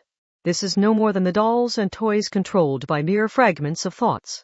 We have yet to see the real Alice Anatherable human. Yeah, I know. Alice is waiting for me. That's why I came here, so I'm not turning back now. 8. Alice was inside the school building. This high school had been destroyed, but no one could match the construction technology of Academy City, the city that once constructed a space elevator in almost no time at all. Once the soundproofing sheets were removed, the building would be ready for classes to begin. This was the pointy-haired boys' high school. Did Alice have a reason for choosing this location? Not even the young butler who had served her for so long could tell what she was thinking. She was a great individual. H.T. Trismegistus always pursued common sense, so perhaps she had always been beyond his ability to predict. This place will soon change into a place more suited for Alice. H.T. Trismegistus gave a rectangular protein bar a skeptical look before finally tossing it aside. Grimoire Library Index was with him. Alice apparently still wanted the hostage alive. At this point, I doubt it even matters if Alice wants it or not. She is the whole of the bridge builders' cabal. Alice's presence appears to have put the people of this city into a sort of high. This will probably eventually spread beyond Academy City, and the resonance from person to person will spread Alice's garden. The young butler wobbled a bit to the side. A red liquid flowed from his tailcoat sleeve to his fingertips. Where had he gone and who had he fought since Index last saw him? Regardless, H.T. Trismegistus had a smile on his face. It shouldn't take long for the world to be dyed in her color. Are you saying the world will be flooded with the Griffon and Executioner I saw before? Maybe so, but that is a minor issue. He sounded confident. As long as CRC is reborn. There was a hint of intoxication in his voice. If I can only bring back Christian Rosenkreutz properly this time, common sense says he will save the world. As hard as it is to accept, his identity and real name are a trivial matter. I only need to prepare myself to accept his true meaning. You can't complete that large-scale rebirth ceremony on your own. As long as I have Alice as the prototype, I can create as many regular transcendents as necessary. But aside from that, once word of Alice's survival gets out, the scattered transcendents should regather. I can hold an audition to decide whether to reuse them or to train up new performers. No matter how you sliced it, the bridge builders' cabal was built around Alice. The transcendents had scattered after learning of her death, so the return of their another Bible would draw them back in like iron sand to a magnet, without any thought to what that would cause. After all, transcendents were the magicians who had been unable to make a decision under their own responsibility, so they carried no magic name and instead dressed up as gods while leaving the salvation of the world in someone else's hands. They were a group with no self-initiative, which wouldn't be too much of a problem if not for the great power each of them carried. But that won't work, insisted Index. The young butler glared at her, but she glared right back. You must know that already. No, what exactly? You can bring CRC back with your own knowledge. That isn't a reason to want or be afraid of losing the knowledge of the grimoires in my head. You're afraid of Alice, stated the nun. Wasn't one of her duties to identify people's inner worries from the things they said? You aren't certain she is the same Alice Anatherbable as the one you used to serve. That's why you keep leaning on your past successes. Because at least until you brought back CRC, your cabal was winning. You were in a position to make decisions for the entire world. So you're trying to turn the clock back to that time so you can stay on the rails of success this time around. Even though that isn't actually a real option. Did no one ever tell you libraries are supposed to be quiet? I don't know the real reason you captured me. Maybe you want a spell to determine if Alice really is still Alice, and maybe you know she's broken and you want to use my grimoires to fix her. I said shut up.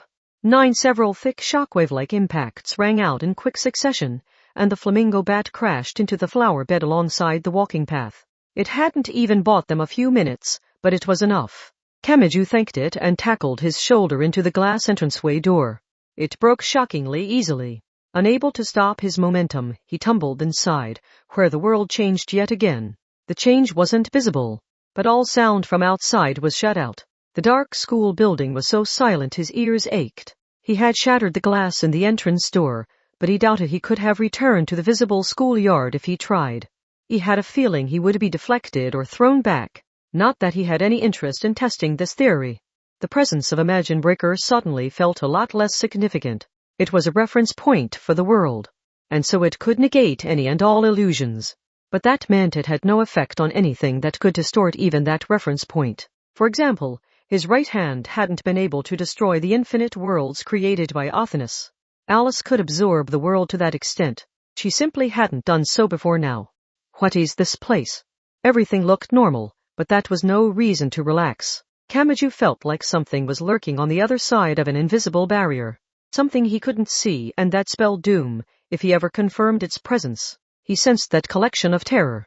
Most likely, not even the pursuing Griffon and Executioner could enter here, not to mention the flamingo bat and hedgehogs who had taken his side. Had they been deflected or thrown back? Again, he had no interest in testing that theory. He sighed once, got up, and faced forward. Okay, said Othinus from his shoulder. This looks like a greater challenge than Crete's labyrinth containing a bull-headed monster, but what's your plan? I suppose there's no point in trying to predict where in the school index is being held that wouldn't be Index's choice, and Alice's own preferences wouldn't come into it. So our best bet is probably predicting Alice's preferences and going where we think she would be. And where exactly would that be? My classroom, replied Kamachi without delay. This wasn't logic. His own gut instinct was enough. Where would little Alice most want to go in a school she had never before visited? That question was enough to reach the answer. And this was a method only Kamachi could use. Several female voices whispered from the ducts in the ceiling. A gaze which spoke volumes peered out from the gap in the metal door to the fire hose. When Kamachi turned to look at the janitorial locker or a gap in the wall he had glimpsed out of the corner of his eye, something small skittered out of view. So much was making its presence known, but it was all strangely ephemeral. He felt like his mind would break if he didn't stay strong and tell himself those things really did exist. He had to accept it as is and not question it. Logic was an impediment here. Once he started wondering if something was a hallucination dreamt up by his mind, he would end up circling forever in the same place. He would be stranded in a 1M square. Othinus spoke up in partial exasperation. This is just like the flamingo bat and the griffon. They were more obvious, but the presences and scenery around us are also being controlled by Alice's inner conflict. Human, if Alice wanted to invite you in, she would only need to come out herself. And if she wanted to reject you, she could have turned the doors and windows into monsters or just created a thick wall. She's hidden and created several suspicious locations to get you lost, but there is a proper path, isn't there? That proves she hasn't settled on a plan. That she can create all of her different plans at once shows how scarily powerful she is, though. Kamachi heard a solid thunk. It came from the darkness. This one was a footstep. His heart naturally raised the alarm. A black-haired young butler appeared. It was H.T. Trismegistus. Hey, complained Othinus. Stop lurking in the shadows. I know Alice leaves more of an impression, but we just about missed you. Anyway, are you the Trismegistus we saw at the consulate before? Or are you one of the understudies? Common sense says I can leave that up to your imagination. With a creaking sound, the wallpaper peeled away. Mice emerged. They were the size of sports bags and there was an entire swarm of them. What meaning did those characters have within Alice's adventures in Wonderland? Kamachi didn't have time to think about it. A pleasant slap rang out. It happened too fast for Kamachi to see. He simply noticed a flash of light from the young butler's hand, and then the hunks of flesh split in two like some kind of joke. There was no blood. They lost all color, became dark shadows, and faded into nothingness. It could be hard to tell how impressive that had been, but he had been attacked by dozens of beings on the same level as the flamingo bat and the griffon. He could probably kill Kamachi on the spot with ease. This way. The black-haired butler turned around. Apparently he was leading Kamachi somewhere. Unlike during your battle against Rosencreutz, you should not expect any support from the upper levels of this scientific city this time. I had a feeling they would trouble Alice, so I attacked them at the very top. Wait, but the board chairman right now is you beat him. I did not need to win, said H.T. Trismegistus. His presence here alive was enough to know how that had turned out. I only needed to restrict his movements for the time being. Fortunately, I noticed he is receiving electronic support from his choker. Destroying the nearby communications, equipment, and other electronics to create signal noise and then burying him in rubble was enough to immobilize him. Kamachi gulped. H.T. Trismegistus really was a transcendent. Anyone who knew the #1 knew that plan was much easier said than done. The very ability to act on a plan when faced with him was unusual. Was this H.T. Trismegistus's true power? Or had Alice an unutterable link to something that distorted the world? While walking through a hallway with whisperings, mutterings, and rustlings beckoning toward the various gaps, a sharp light would occasionally flash from H.T. Trismegistus's hand. The sword drawn from his cane easily sliced through the monsters wriggling out from the gaps in the walls and from behind posters, so Kamachi nervously followed after him. Should he really have been killing those things? After all, wasn't everything here, enemy or ally, being subconsciously controlled by Alice? Those were the raw toys. No reasonable magician had remade them into proper tools like the shrink drink. They were on the same level as the drink me. Kamachi recalled a column in a corner of a textbook telling of an overstressed child causing the poltergeist phenomenon in the small territory of their home. What did it mean for Alice when a third party cut down and eliminated part of her inner conflict? H.T.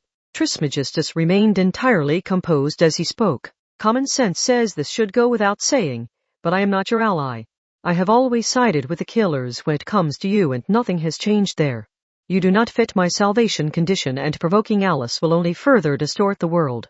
Then why are you helping me? Are you incapable of using common sense? The young butler sounded exasperated. He smiled thinly as he continued. Common sense says the most logical way to swiftly and surely take your life is to have you meet Alice Anotherable as soon as possible. I see you do not deny this. His words were polite but as sharp as any blade. What exactly was Alice to this butler? Common sense says you did this. And as a result, Alice was stupefied to the point she left herself undefended, allowing Rosencreutz to kill her. It all leads back to you. What will happen when Alice sees you now? Nothing could be more obvious. They climbed the stairs. They avoided the clear slime dripping from the ceiling and arrived in front of one of the many doors lining the hallway. That door led to Kamachi's classroom. It was a perfectly ordinary door that would open when slid to the side, but it carried more weight than an audience chamber where a king waited. Please enter, was all H.D. Trismegistus said. It felt like something from a dream. Athanas had been calling everything into question before, but even she had gone quiet now. Kamachi felt strangely compelled to continue. This path was like a contradictory nightmare, where he created the very thing he did not want to see. Invisible rails had been laid out before him, so he could not leave this course. And he didn't even have a chance to find this strange. He should have known opening this door would lead to grave danger. Not opening it was always an option, or he could wait to open it until he had worked up sufficient resolve and made ample preparations. Nevertheless, Kamachi stood before the sliding door. He grabbed the handle and opened it. Like it was nothing. As soon as he slid the door open, he heard a sharp pop. Directly in front of him. He immediately ducked down and froze up as something grazed his spiky hair. He hesitantly grabbed some of it to find it was colorful streamers. The scent of gunpowder came from the conical party popper in the little girl's hands. Ta-da! Alice Anotherable stood there. Her beaming smile was so unchanged Kamachi could scarcely believe it. She was smiling. Yes, Alice had a face. That shouldn't have been unusual, but it clashed with how he had last seen her. The classroom looked normal too. The desks were lined up in orderly rows and there was no graffiti on the chalkboard. Had she been politely waiting for him here, while wondering which of the desks was Kamachi's? Teacher, the girl is glad you made it. On that signal, the lights came on. That wasn't limited to the classroom. Lights filled every window in the building. The gym that had supposedly collapsed when enormous Dinah made her appearance was enveloped in light, and the outdoor lights illuminated the schoolyard and pool. The school had returned to life. No, the new term had yet to start, so it was more accurate to say it breathed its first breath. Damn it, Anna. I thought you said Alice would be asleep. But here she is wide awake like an excited kid on Christmas Eve or New Year's Eve. Or had the Miss Sprengel's prediction been so wrong because of Alice's power? Yes, Alice? That's right. The little girl responded with a volleyball-sized hole in the center of her face. The classroom behind her was visible through the hole and it was impossible to tell where her eyes or mouth were, but she still spoke the same as always. Ah-ha-ha. Is something the matter, teacher? Yes. Come to think of it, why had they been so sure Alice had broken after having her head fatally crushed? Because she killed Christian Rosencreutz? Because the headless girl had cackled? Had everyone forgotten that Rosencreutz killed her first? Was it that strange and incomprehensible for someone to consider taking revenge on the person who killed them if he was walking around free and unpunished, and forget niceties about the emptiness of revenge? In the moment someone achieved their vengeance, wouldn't anyone laugh at being freed from all that pressure? Alice was normal. She had simply done some physically unusual things like getting up after being killed and tearing through someone with her hands. but the thought processes leading to those extraordinary actions were entirely ordinary. Kamachi did still have a question. But why is Alice here? The girl could have gone home and sulked, but she couldn't just leave you, teacher. So she came to give you a piece of advice. Advice for me? Yes. When the grotesque girl nodded, her adorable face had returned. Kamachi didn't know which version was correct. It was possible he had never actually seen her real face. Teacher, the time has come. The predetermined limit is approaching. Do you not remember what we said? The girl already told you what would happen. Wait. He had been wrong. He had misread this. Alice Anaverbable was the same as always. In fact, why had it seemed strange for her to do bizarre things? Had he ever once been able to determine the true meaning behind any of her whims? It was normal for her to be unpredictable. If Alice wasn't behaving normally, it wasn't something inside her that was responsible. Something in the world outside her was making her behave that way. She was concerned, uncharacteristically so. Then what was causing it? She knew what was rushing her and making her act this way. That meant this wasn't an unknown phenomenon. The answer already existed in the past. Kamachi had stepped on a landmine. But when? Did something happen when I was fighting Rosenkreutz? Nope. Yes, it wouldn't have been when he fought Christian Rosenkreutz. Alice was already dead by then, so for better or for worse, nothing could have occurred between her and Kamachi then, because he hadn't arrived in time, because he hadn't saved her. If Alice wasn't going to accuse him for that, then it wasn't that either. Then was it when we stole the predator octopus and nope. What even is that? For the same reason, it couldn't have been when he was fleeing through Academy City with Anna Sprengel and Aradia. Mutt Thebes and the shrink drink that borrowed a portion of Alice's power had been a threat, but Alice had already been in a daze by then. In all likelihood, she had been far away working with H.D., Trismegistus, Good, Old Mary, and the rest of the bridge builders' cabal to complete the ceremony to resurrect CRC. Alice had filled the shrink drink spear with her power before all of that. In that case, if it was before that, was it at the consulate? Not even close. The bridge builders' cabal creating their consulate in District 12 had been a major turning point. Alice had cried there, because she and Kamachi had definitively parted ways.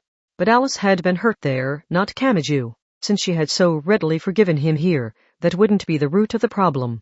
The current problem came from elsewhere. Then does it go all the way back to Shibuya? Boss. Wrong. The girl really wanted to visit Japan's Shibuya. Before that would mean Shibuya on December 31, but that was meaningless. Only regular transcendents like the Bologna succubus, Aradia, and Good, Old Mary had appeared there.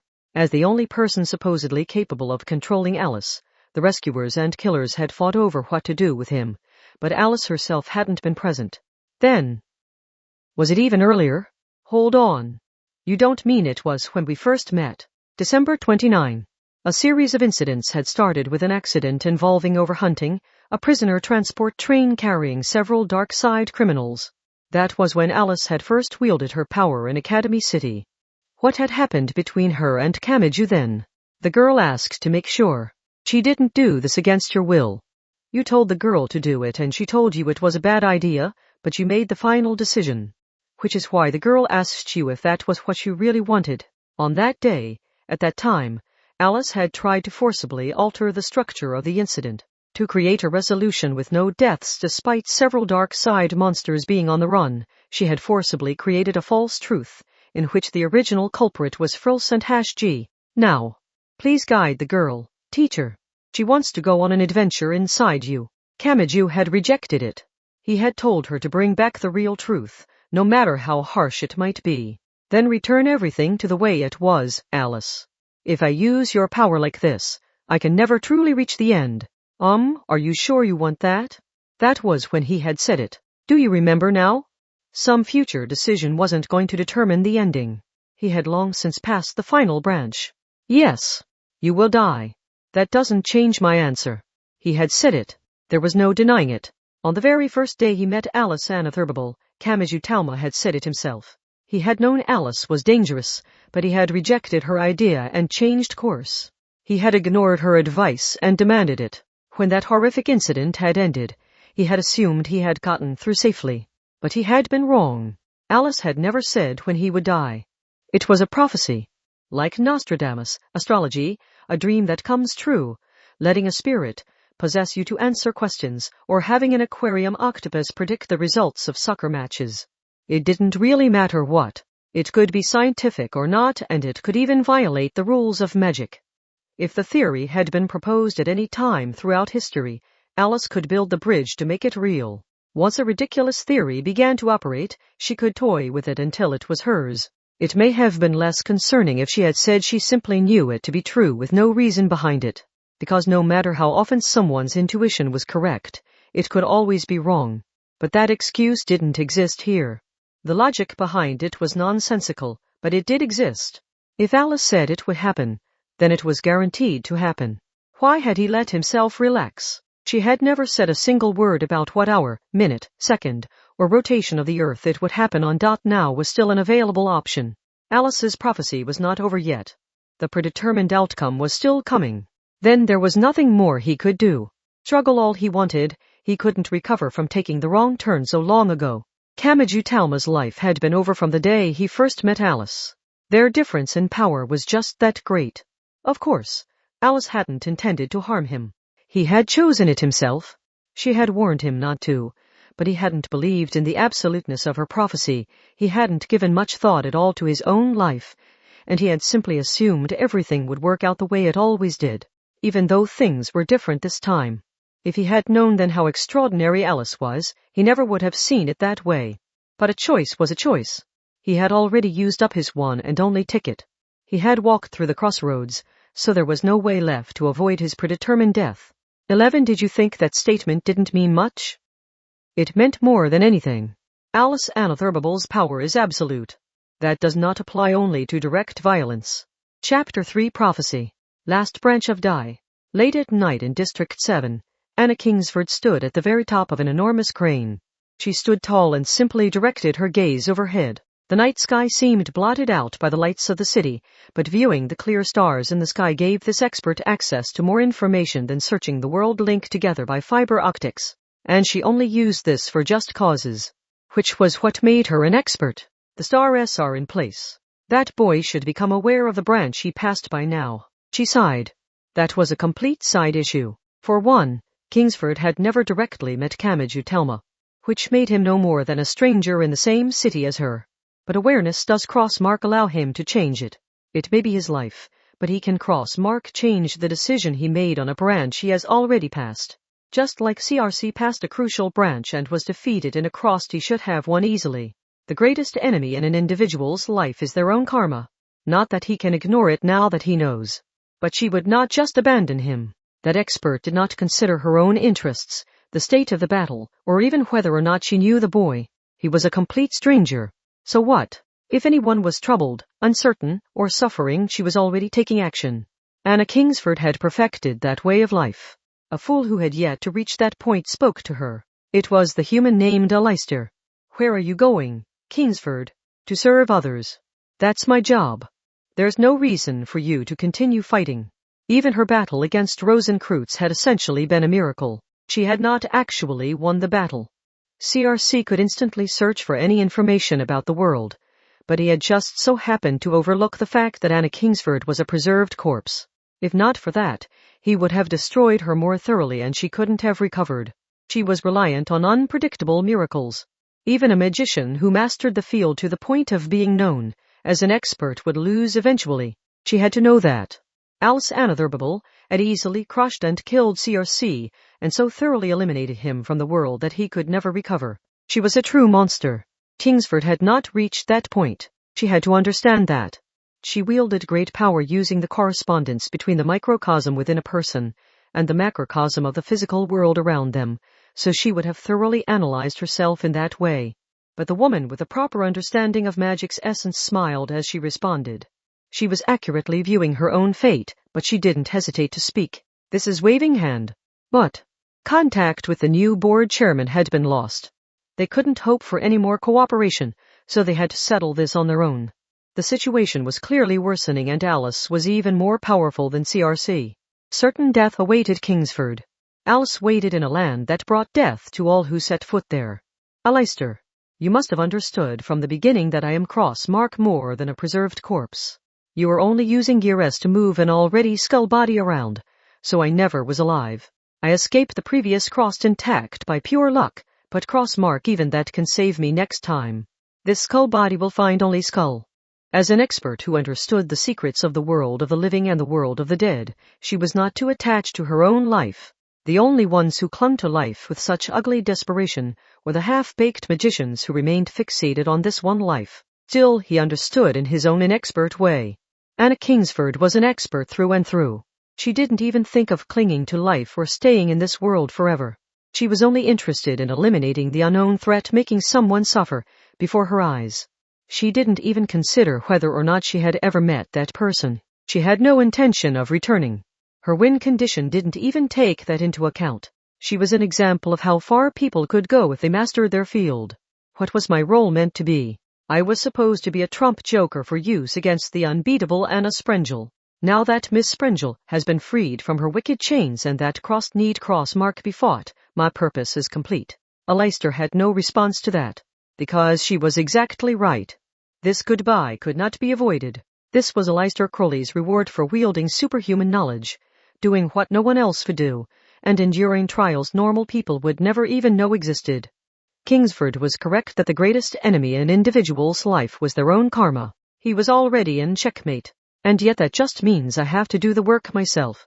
He understood it intellectually, but he still tried to fight it. Was that because Aleister was an inexpert and ugly human? But you must never forget that, while that human had accumulated a lot of bad karma, he would never stop struggling for his own ends. Aleister Crowley officially died in 1947 and stubbornly clung to life, until he actually died battling Great Demon Koronzon. I'm as dead as you are. If someone has to save that boy, I'll do it. I can do it if necessary. And I'm better suited for that role. The wickedest man in the world should be standing up to the world even after death, not a pure and proper holy woman. But you are still fixated on this globe showing Europe, Africa. She shot back. A true expert did not bother arguing about secrets. She had already seen into the depths of his mind that even he wasn't consciously aware existed. She did it naturally. And kindly. Conscious or cross-mark, you hijack that great angry face with horns S-body to cling to life. Either you still have something you want to do in this globe showing Europe, Africa, or there is something you are cross-mark yet willing to give up here. Dying for him is not the same as living with him. It never can be. Either way, it is too soon for you. Everyone dies eventually, so there is no need to rush toward Skull. Live out your life first, Aleister. You can prepare yourself for Skull once you have done that. Kingsford smiled as she said this. Smiled faintly. Aleister lightly clenched his empty right hand. He felt the pressure of a staff so twisted his fingertips tingled at the mere sight of it. Special numbers scattered from his hand like sparks. I've had enough. What if I said I would stop you by force? I would knock you aside and continue on my way. KH. She didn't even hesitate. She said it gently, like it was a foregone conclusion. Kingsford used no more than words to overpower the victor of the Battle of Blythe Road. He couldn't say she couldn't do it. He was already well past his limit with Alice Anatherbable and Anna Sprengel. He had only so insolently decided to make use of this preserved corpse, because he couldn't handle them. Trickery, betrayal, surprise attacks, intrigue, and, when necessary, direct confrontation. He had used every trick in the book to drive the world's greatest magic cabal to destruction at the Battle of Blythe Road, but none of it would work here. He could not win in a direct one-on-one confrontation. If Anna Kingsford went all out, Aleister had no way of opposing her. He knew she would simply prove how inexpert he really was. He would never manage to get his hands on the switch hidden below her skin. I do cross-mark want you to Skull here. No number of previous Skulls is any reason to accept Skull next time. So I will use all of my power to defeat you here. Soundly enough that you do cross-mark have enough strength left to go out and Skull. That was contradictory. Kingsford kept saying she would not let people die so easily, but she was about to head out for her own death. She was saying she would use up all of the tickets provided for her as a thinking and moving preserved corpse. But that gentle smile of hers made the contradictory premise and conclusion seem to fit together with no problem. It was strange, really. Was this the essence of magic known only to the few true experts, a position Aleister had yet to reach? This was the human-made miracle of protecting everyone you encountered and spreading smiles everywhere you went. He couldn't stop her. This wasn't the divine cosplay spell that simply let one dress up in the appearance and abilities of a god. Nor was it the reverse logic where one tried to divulge the workings of the world to rebel against the god they so hated. With a quiet bump, the failure of a student buried his face in Anna Kingsford's chest. He sniffled like a child. I don't want you to die. I know. You shouldn't have to die. That I met someone who feels that way and that I inspired these feelings in you, who felt betrayed by everything, tells me that I have won a victory against this globe showing Europe, Africa. Clear drops spilled out. Anna Kingsford held the lost child's head to her chest and whispered gently to him. She stroked the inexpert one's blonde hair like a mother. I think you did have need of my preserved corpse. Especially on December 31. If no one had stopped Anna Sprengel, the globe showing Europe, Africa would have been thrown into chaos before CRC could even be reborn. One by one, the expert explained everything to the fool. She taught him some terribly simple things that no one had ever before taught that human. Not his parents who had thought meaningless strictness was a virtue, not his teachers who had failed to correct the social problem left in their care, and not the golden magicians who had abandoned their pursuit of knowledge to spend their time on ugly internecine conflict, even though these should have been the first things he was taught. But you must cross-mark toy with life. Because you are powerful enough to do so with ease, you have cross-mark way to keep yourself focused other than using pure willpower to manage yourself. The skull have their own dignity. Humans remain human even in skull. You ensured your own pain from the moment you disrespected the skull for the sake of the living. Improve yourself, Aleister. If you do cross-mark fear taking the long way around to avoid pain, there is much you can learn. Just like any magician. And do cross-mark worry, lost child of the living. You will not be alone. As an expert, I will do whatever it takes to save the one you care for. Even if it requires every trick in the open book. So there is cross-mark chance you will be crushed by loneliness. Kamachi Talma heard a wet sound. It came from inside his body. He thought he must have imagined it, but the sound of rotting flesh falling away was so distinct. He was dying. He was certain of it in that brightly lit classroom. It was an unavoidable fate. No one had cruelly pushed him to this point. There was a chance he could have survived had he given up on saving others, but he had chosen this path for himself, while on the dark side. He felt an odd scraping. Was that the wound from Aradia he felt in his right side and spine? The odd feeling in his neck would be H.T. Trismegistus. Everything felt normalish, but that lack of extreme pain only terrified him more. Something was definitely happening to him. He couldn't tell what was happening inside him. He only felt a vague disgust. It was like his silent organs were changing color without sending out any kind of alert. Death. The end. An invisible pressure. A cruel time bomb with the LCD timer omitted. Hugh and even magic god Othinus only groaned that word before falling silent. There was no recovering from this. You will die. That doesn't change my answer. Thinking back, he had made that fateful choice when that god wasn't with him. He had carelessly made such an important decision on his own. Of course he had screwed it up. Everything had been wrong from the beginning. How many times had he availed himself of good, old Mary's resurrection? In other words, how many times had he died on the way here?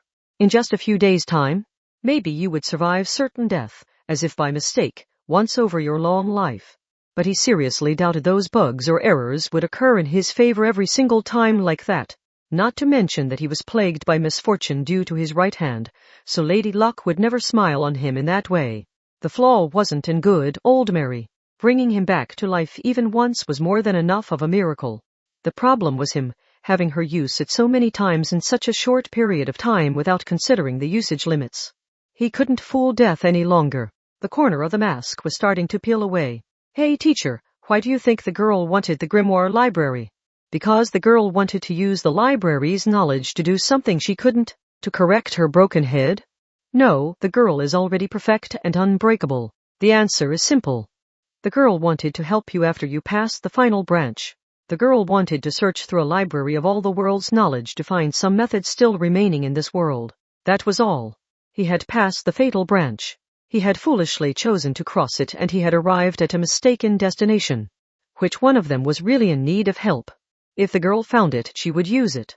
If not, she would give up, deciding the world was just too shallow. There are billions of people in this wide world, so if not even one of them has a way to save you, it means they didn't try hard enough and then the girl would have to punish them all with her power. H.T. Trismegistus had said he had always been one of the killers. He had said the swiftest and surest way to take Kamaju's life was to have him meet Alice. He had been right. It didn't help the deathly ill to fear the doctor's prognosis. Kamaju understood that. They had come down with the illness much earlier. The real problem may have been from their exercise, diet, or other life habits. Nevertheless, that fear was real. The tables had been turned. The symbol of death had shifted from Alice Anotherable to another girl Kamaju knew quite well. White. Pure white. The all-knowing nun who was always by his side. He felt no pain. He wasn't even given the right to writhe in agony as certain death approached. The pressure mounted, like he was being slowly crushed by an incredibly thick invisible wall. Which was more horrific, being turned to red and black spray by the world's fastest linear motor train before you could even feel the fear, or having your body gradually drawn into the wheel of a local train as it pulled into the station. With no malice, the girl spoke with an innocent smile. Well, teacher, let's go see the grimoire library. The girl can't diagnose you, so we can have the all-knowing nun do that part 3 HD. Trismegistus watched from a distance. He had known Alice Anotherable longer than any other member of the bridge builders' cabal. After all, he was the one who had discovered her in the modern day. But there was a lot the young butler did not know. Most notably, he did not know her origins. Where was she born? Where was she raised? Where was she altered, and from where had she fled? He didn't have a single answer. It had only been pure coincidence when he found her in a city abroad. She was in the shadows of a roofless shelter. She had tremendous value as an open-source spell, but he had not realized this until well after taking in the wandering girl. At first, she had been like a wild animal. She had gone so wild he had questioned what she had even eaten to survive. It was nothing more than luck that Alice hadn't known how to use her power. If she had chaotically wielded her power as Alice Anotherable at that point, she probably would have destroyed the entire world. Alice was smiling innocently next to someone else. She wore an expression he had never seen before. That much was fine. The young man simply obeyed. Of course, this was for himself, not for Alice. H.T. Trismegistus was a transcendent who had abandoned his magic name to dress up in the appearance and abilities of a god. He could only view the world and choose who to save based on the salvation condition he had set for himself. So the first person he had to save was not himself or Alice. He was the guardian deity of common sense. He protected the people against anything that altered people's sense of normalcy: war, rioting, disaster, loneliness, disease, famine, financial panic. He sought a master who would save the world, or to put it another way, the only person he would allow to distort common sense was the bearer of the paradigm shift that would guide all of humanity to the next stage. He could not leave this in the hands of just any old charismatic leader. Was Christian Rosenkreutz the one he sought? Or was it Alice Anotherable? His objective was clear, but a question occurred to the young butler. He knew his salvation condition. But who exactly did he want to save? For on the District 7 bridge, the Transcendence vs. Transcendence battle was trending in one direction. TCH, good old Mary, shouted Aradia, holding onto the railroad crossing barrier she had borrowed as a broom and clinging to the side of a steel beam distributing the bridge's weight. But the woman collapsed on the cold asphalt, did not respond. That was a bad sign. Good old Mary was the foundation of their recovery magic, but she had suddenly collapsed. This was worse than simply losing one of their number. Vithatri, the brown-skinned woman with model-like proportions, shook the arms and legs of the Datri ball-joint doll she wore on her back, intricately manipulating white thread and black hair as she whispered to Blowjewed the bouquet. Do you still need support? Nope. Everyone can do their own thing. Instead of assigning as many transcendents as we can to attacking a single point, it would help me if we increased the total number of attack points to fill up the processing power of their minds. Something hovered through the air. Some teacups and saucers were slowly flying around. Those were symbols from Alice's adventures in Wonderland. The Bologna succubus noticed and groaned, while breathing heavily with her hands down on the ground. KSSSHHH, they've made it this far? Ha ha, of course they have. Blowjewed the bouquet smiled calmly. A single smile on that extremely lovable face summoned a great black dragon into the night sky. Was the twisting serpent actually tens of thousands of starlings? They were not venomous, but in great enough numbers, any creature was a threat to human life. The instant the Bologna succubus looked up at the black dragon filling the entire night sky, Blowjewed the bouquet took a large step forward. Without hesitation. KH. Now was not the time to be overwhelmed by the intimidating numbers. The Bologna succubus flapped her wings to gather as much air as possible. She launched herself straight to the side. The code-shaped blast-resistant suit covered in thick metal panels snapped shut like a ferocious beast's jaws. It was a sweet-smelling Iron Maiden. The air inside that isolated space was compressed with no outlet, producing a strange sound much like a steam engine. The Bologna succubus had just barely avoided it. If she had carelessly stayed in place, she would have been devoured. Instead of feeling fear, she gathered offensive power between her brows. Arg! I can't let this chaos be unleashed on the boys' city. What were Kamachi Talma and Alice Anatherbable doing right now? She couldn't predict how few seconds a regular transcendent would last against Alice if she were serious about fighting, but it was still much too dangerous to let that boy stand defenselessly before Alice. The alluring demon smiled bitterly at that thought and focused her feelings on the battle at hand. Oh, what's this? Smiling, Blowjewed the bouquet again spread her arms wide. Slowly, almost like a solid wall, a stifling nectar scent emerged from the blast-resistant suit and pushed toward the Bologna succubus. Even at this distance, she had to stay focused to avoid getting dizzy. What was happening in that closed world? The skinny girl, wearing an apron over her naked body, giggled before speaking. This won't hurt at all, so don't worry. I'm more interested in creating a gentle world where even the unloved are loved equally. Did you really understand my salvation condition? I have love even for a filthy sex demon, so get over here and let me give you a hug. Killing with pleasure, huh? Ah, this is total courtship. Welcome to the sweetest, most luxurious ending to a life. Roaches could rapidly build up a resistance to deadly insecticides, so they couldn't necessarily be killed by escalating the chemical suffering. Instead, there were products that tricked them into thinking ethanol, acetaldehyde, sotalin, or another chemical compound was delicious food, luring them into the trap, where they would take a different chemical back to the colony to kill them all at once. Humans didn't just use what their targetess liked, they would also use whatever their target most liked. This girl similarly used love to kill. She was a super sweet monster, who had continually honed the emotion of love into a deadly weapon. If you simply increased your defenses to prevent pain and prepared ordinary attacks, she would slip past them all and kill you instantly. She was a specialist in that. This transcendent was a different form of strongest, whose trump card was the complete opposite of the Bologna succubus's cold mistress, which converted all forms of pleasure into pain. Her victims were robbed of even the right to feel fear, as they were filled with no more than happiness until they lost their life. In a trippy world where everything was vague, they would cross the final line without intent or resolve. They were stranded. She had complete control over them, not even giving them a chance to speak their final words. She brought a death more certain than a .44 caliber bullet, and its name was love. Yeah, I don't think we could ever get along. You're only saying that because that makes it more exciting, aren't you? This must have been her combat form. Blowjewed the bouquet had her enormous blast-resistant suit spread wide to display the terrarium trapped within. The skinny naked apron girl pushed out a nectar scent so powerful it caused heartburn, and she took a casual step forward. You didn't find it remotely odd? We're all regular transcendents here. A clash between our two groups shouldn't end so easily. Yet you're being easily defeated in a one-sided game. Is it a bad matchup between the individual transcendents? Do our spells combine so well it's like we were dealt a royal flush? No, that could never happen. No one can defeat Alice Anatherbable. For this alone, she took on a respectful tone, almost like she was reading off the handwritten creed only she believed in. Blowjewed the bouquet thought only of her own blessings, as she spoke euphorically. You underestimated the meaning of that statement. And that optimism has brought you certain death. It doesn't just mean you won't survive a direct physical fight against Alice. There is no getting around it. We control all of the coincidences, and all of our baseless hunches and inspirations will work out in our favor. We have the trends of the world on our side. That is what it means to resonate with Alice and take the winning side. To be clear, we are only firing blindly from the hip. You're the ones ensuring we hit you. Fitatri. Second Saga. And Blowjewed the bouquet.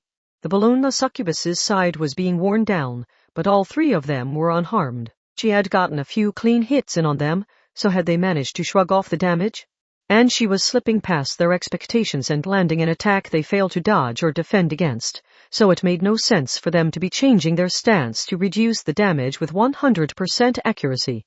That wasn't their individual abilities. It was their resonance with Alice Anatherbable, defying her means death.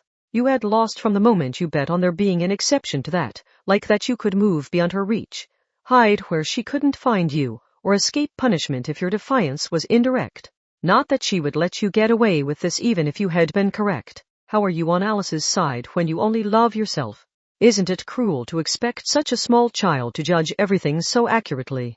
They say to let your child make mistakes to learn from them, but you think that kind of harsh parental love will work on that girl? Alice is simpler than that, which is what makes her so frightening. At her mental age, she probably sees anyone who praises her and spoils her as her ally. And it didn't end there. Hey! Something enormous was parting the large river to approach. It was a special warship measuring around 100 m long. That was small compared to a nuclear aircraft carrier of more than 300 m long, but it was undoubtedly a warship. Plus, this was not the ship itself. It was made out of smooth white shadow. A girl's lazy voice played from the speakers, probably meant for giving warnings or making threats. Come to think of it, hadn't one of them seemingly vanished?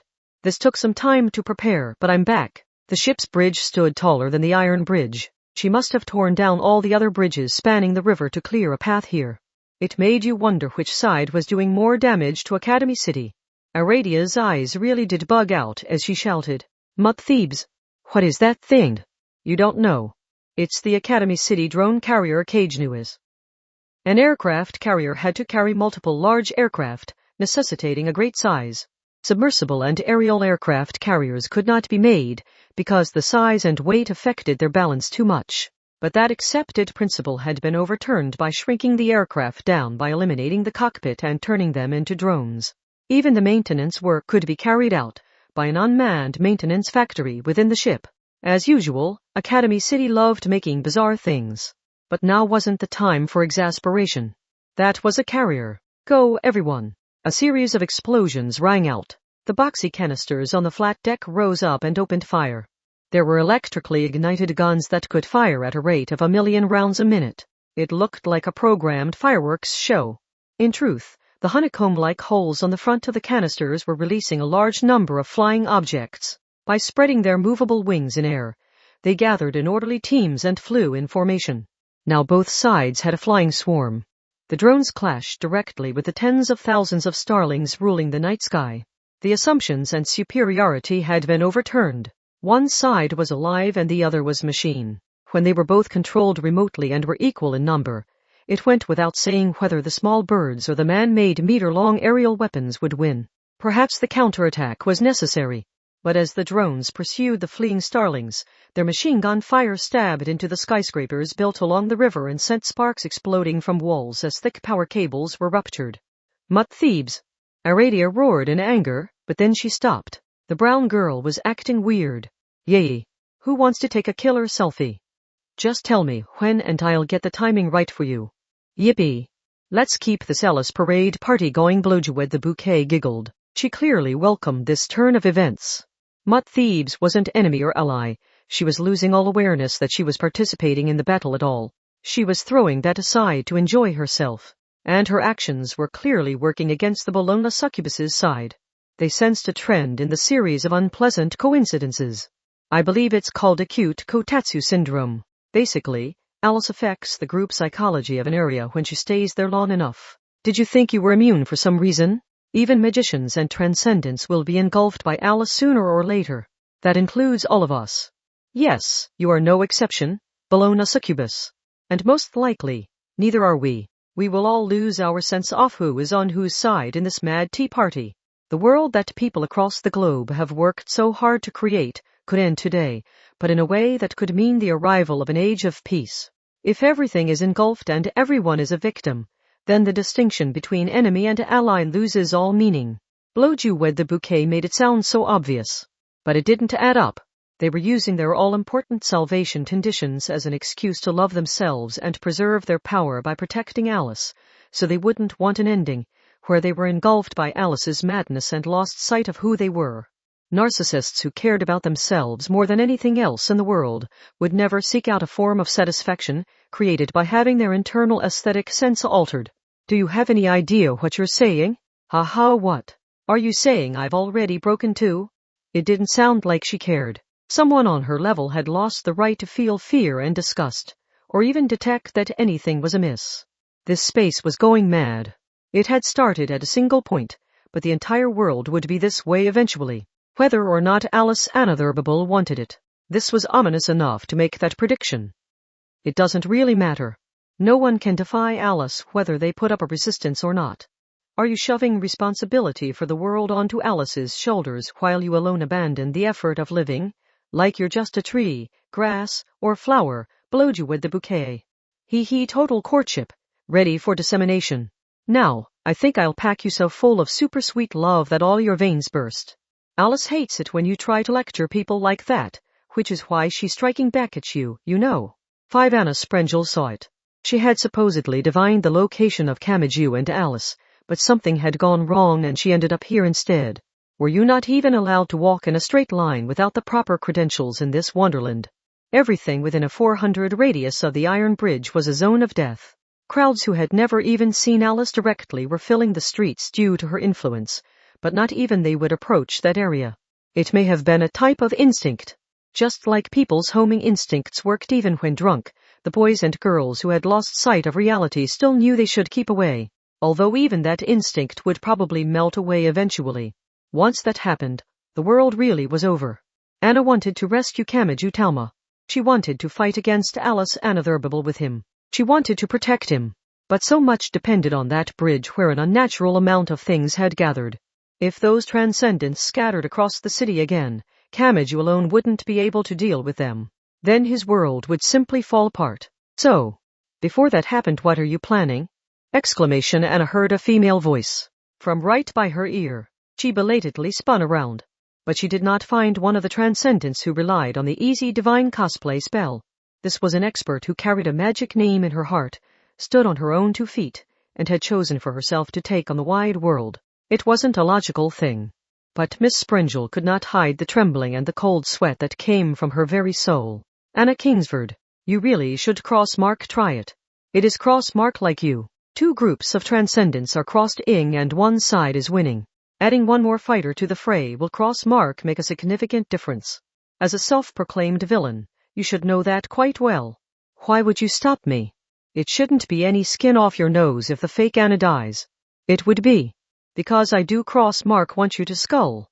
Kingsford didn't hesitate. The true villain was not used to being told these things so directly. First that fool and now her. Taken aback, little Miss Sprengel lost her chance to strike back and Kingsford laughed elegantly before continuing. That smile was so much like Miss Sprengel's, but she could never imitate it. It does appear that the side of a cross supported by cross-mark, resonating with Alice, has the advantage. Transcendents are, after all, the false gods created when modern magicians used the incomplete they created by analyzing the one and only success case, Alice Anotherable. They have always been incomplete and unstable. They have a model. It should be obvious they will be flexed biceps when supported by the completed Alice. Then what am I supposed to do? If Aradia's side loses, who will be left to help that fool? Even if the entire world joined forces against Alice, I'm not sure it would work. And if the Alice-saddled transcendents gathered here end up scattering across Academy City, they could completely destroy that fool's. You only need to supply a mountain greater than Alice. It didn't even take a full second. Kingsford placed her index finger on her slender chin and gave the answer with a confident smile. An expert was a powerful guide in and of herself. Just like sailors lost at sea would rely on the sun and moon and sky to find the way back home. Blowed you with the bouquet, Vidhatri, and Second Saga they are borrowing a special power by resonating with Alice. So we just have to supply the same condition. If someone else leads the transcendence, this problem is easily solved. Anna Sprengel only showed exasperation on her face.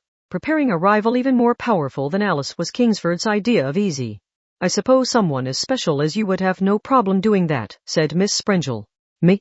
Crossmark, the only one who can do this is you. This time, Miss Sprengel's eyes opened wide. This had to be a joke. Wait. I am no more than a common second-rate magician, who expanded my appearance and abilities by borrowing your name but still had to boost my specs further with AWAS.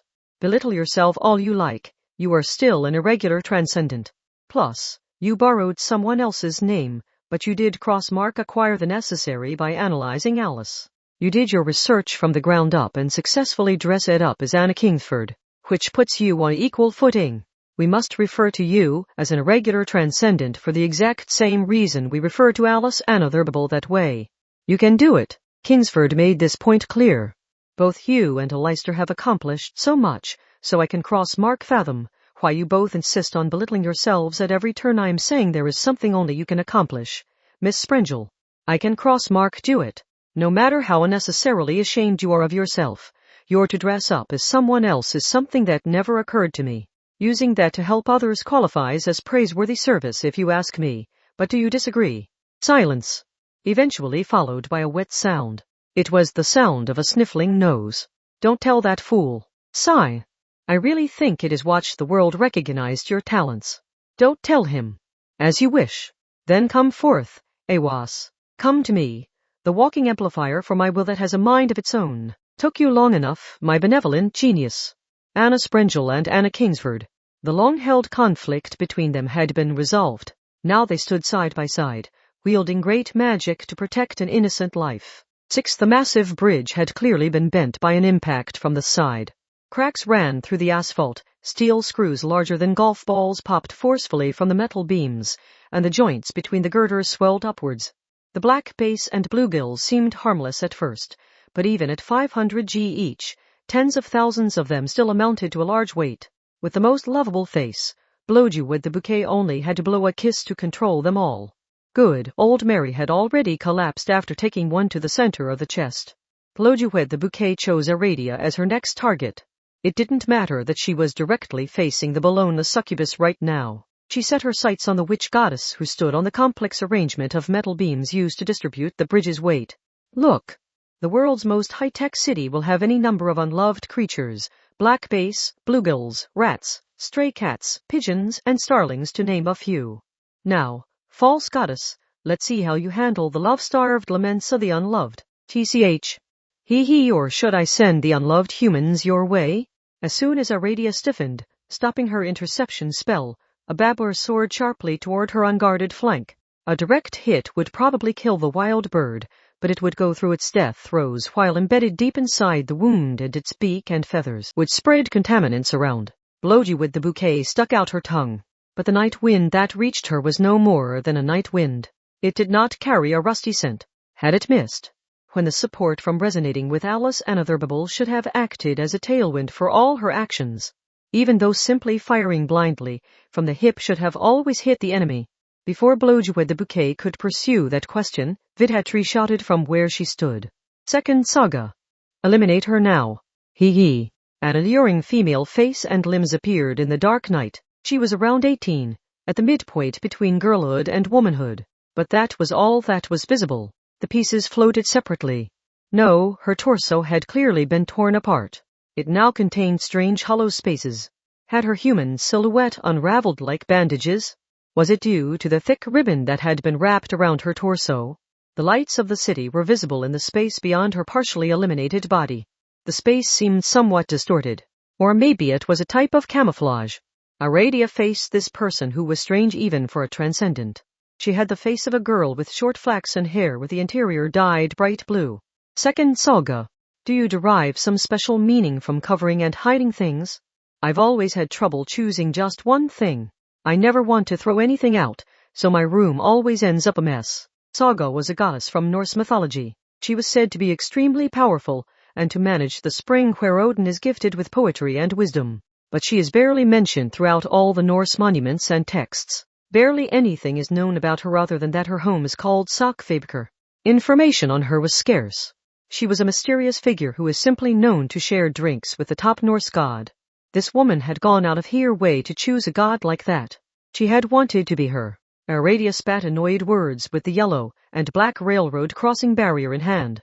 If a single performer tries to forcibly dress up as multiple gods, the traits of the gods cancel each other out, diluting their presence.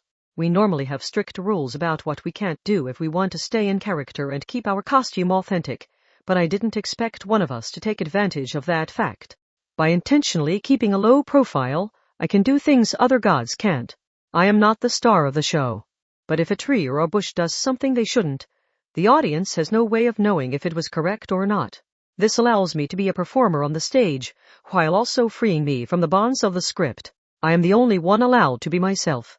I'm the transcendent who saves all the bit parts and understudies who never get any attention. I can't look down on them if I'm to do that. I need to understand how they feel and be one of them first. She disappeared. Did she unleash her skill to the point she became one with the air? The bluish-white armor partially surrounding Second Saga's limbs vanished into the air, causing what little of her skin and face were still visible to look unnaturally alluring. The bright round skin of her face was like a device for giving off sex appeal. The pupils of her blue eyes were colored an impossible bright red. Did she use a light bending technique to pull that one off? Even with her full body unraveled, the individual pieces were made of captivating feminine skin. But if a member of the opposite sex were caught by her like this, it would probably break his mind. The strange avant-garde woman sneered. My name is Second Saga, a fictional god created on the mischievous whim of the compiler, which allows me to add on any magic I wish, which is never actually found in Norse mythology. Now, it is time you lost your one and only life. The divine curse, that is, the light of Brisingamen, necklace of infidelity, can even trigger a war between world-destroying kings. Do not assume an individual can escape that deadly fate. It started at the center, where her chest had been. The thick ribbon, which bound her skin and showed the city behind her, created a transparent distortion much like sugar water, which spilled beyond her outlines. It forcibly gathered Aradia's focus on a single point, much like having a finger jabbed between the eyes at close range. Aradia sensed a definite deadliness in this unknown phenomenon. Was she mistaken, or had that been the true trigger? The impossible distortion became a large artillery shell that tore through the air. This was an assassination spell. It was guaranteed to take a life, and the user could sidestep their own sin by saying they were only adoring the beautiful gold and jewels. The necklace brought doom, but it allowed the user to claim they didn't know it was cursed and thought it was only a beautiful piece of jewelry. Was that to ensure they would not be hit in the unlikely case that the curse was sent back the way it had come? Aradia snorted with laughter. The rails were laid out nicely, but it was all nonsense with no actual mythological basis. The sky is heaven, the gods shine bright, the workings of salvation and divine punishment. Cats are capricious and dogs are loyal. By combining the common symbols found across cultures, anyone could fake a parrot legitimacy. Yes, this was faked. Her cosplay was sloppy. Gods were meant to draw a strict line between right and wrong, so they couldn't accept, much less use, a loophole like this. A real god did not choose their words carefully for fear of backlash or controversy. Even the cruelest act could be written off as divine punishment if it was truly necessary. And even if this curse would pursue Aradia to the ends of the earth, there was only one thing she had to do. There just have to be two Aradias. Wah! Immediately after Second Saga's dumbfounded shock, the invisible curse tore itself apart with its own power. The chilly moonlight shined on two identical people. The black and yellow railroad crossing barriers resting on their shoulders crossed like swords mounted on a wall. Aradia hadn't actually done anything. The curse simply hadn't been designed to handle an abnormal situation, where two identical people existed. It was unable to deal with the situation it found, so the single shell attempted to pursue two targets at once, tearing itself apart from within. It dissipated. It disappeared. Don't you dare call this cheating. This has always been our role. We're the perfect performers. And it was all of you who created a second one and brought her here without even asking me. Right and left. The identical Aradias launched wind magic that struck the formless transcendent. The tides were turning. Vidhatri was dumbfounded. But she wasn't simply shocked that a transcendent receiving a tailwind by resonating with Alice Anathurbal had been defeated by a transcendent who had that link severed and was alone in the storm. More than that, why did you have that idea just now? What do you mean? It also doesn't make sense that you avoided Bloju with the bouquet's initial attack. Even if there was a way for you to defeat Second Saga, it never should have occurred to you. That kind of support comes from Alice. How did you break through the thought masking? I would assume conditions have changed somewhere away from here. TCH. Panic spread through the air, infecting the entire space. Vidhatri seemed rushed by something unseen rather than her own will as she unspooled a lot of white thread and black hair from the ball joint doll she wore on her back. By intentionally omitting all mention of something, that spell let her erase anything she didn't like from the small world set up around her. If she erased everything that could kill her, then no one could defeat her. A moment later, a dull impact struck her cheekbone. Something flew in from the side and Vidhatri was launched spinning through the air. The impact permeated her. Before she could figure out what had happened, Her ball joint doll broke apart and her model proportioned body soared over the pedestrian railing and toward the dark river below. But Aradia hadn't done anything. You were focused on the wrong person, dumbass. Aradia glanced over to see a small figure standing boldly atop a metal beam. It was Anna Sprengel. K-he-he. Alice no longer rules this world. Worms, bow before me and beg for your pitiful lives. It wasn't you who created the shrink drink. You needed Alice's help for that. Yet all you worthless regular transcendents had the nerve to look down on me and try to kill me. Before she could figure out what had happened, huh? The goddess of witches whispered in exasperation. So Vithatri could preemptively eliminate any threat, but she was defenseless against any threat that never occurred to her. If anything, that was a lot like the death of the immortal Norse god of light, Balder. That similarity was not a case of cultural transmission between India and Europe. It was instead evidence of the transcendents not actually being strictly bound to a single god or even a single mythology. Have you imagined your own fate yet, Second Saga? Have you imagined your own fate yet, Second Saga? Exclamation! Multiple beams of light flashed out at once. The two Aradias held out their palms to launch projectile magic toward the figure leaping vigorously from beam to beam. The attacks actually hit Second Saga. It was hard to believe she had been so untouchable just a bit ago. She was knocked from the beam above to the bridge below. Mutt Thebes, who was on her side, but had lost control of herself, had her drone carrier stopped by a three-legged object that appeared out of thin air. That was good, old Mary's Tribicos. The tides had turned in the blink of an eye. The only one left was Bloju with the bouquet in her coat-like blast-resistant suit and naked apron. Aradia approached her directly. The Bologna succubus glared icily at her, and bloody good, old Mary slowly rose to her feet. Why, the dull thump of pierced flesh rang out. The Bologna succubus had launched her sharp tail and caught Bloju with the bouquet in the shoulder, using a frontal attack with no tricks. The force of the blow broke the Iron Maiden-like blast-resistant suit, and the double doors, covered in metal panels, fell to the asphalt. With her protection gone, Bloju with the bouquet's bare skin was exposed to the frigid air while she scattered junk from her terrarium and UV LED lights. The night wind carried away the flower petals. "This is already over," said the Bologna succubus. Her voice was colder than it ever had been when that boy was present. The naked apron girl backed away, but her legs tangled underneath her. She fell like normal. Her specialness was gone. You forgot about your salvation condition.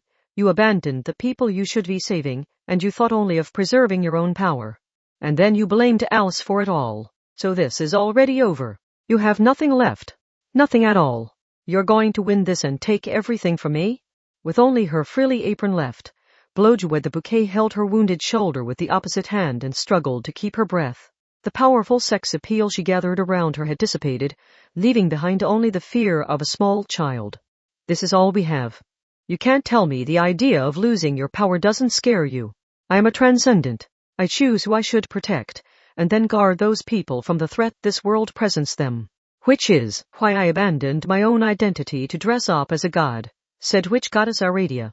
My salvation condition does not include myself, and I would never rob innocent people of their future just so I could keep my own shameful life.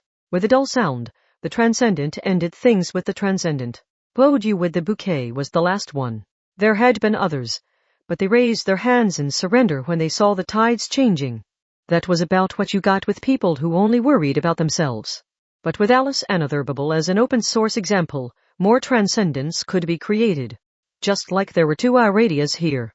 Remaking the city's people into makeshift witches wasn't an option here like it had been in Shibuya.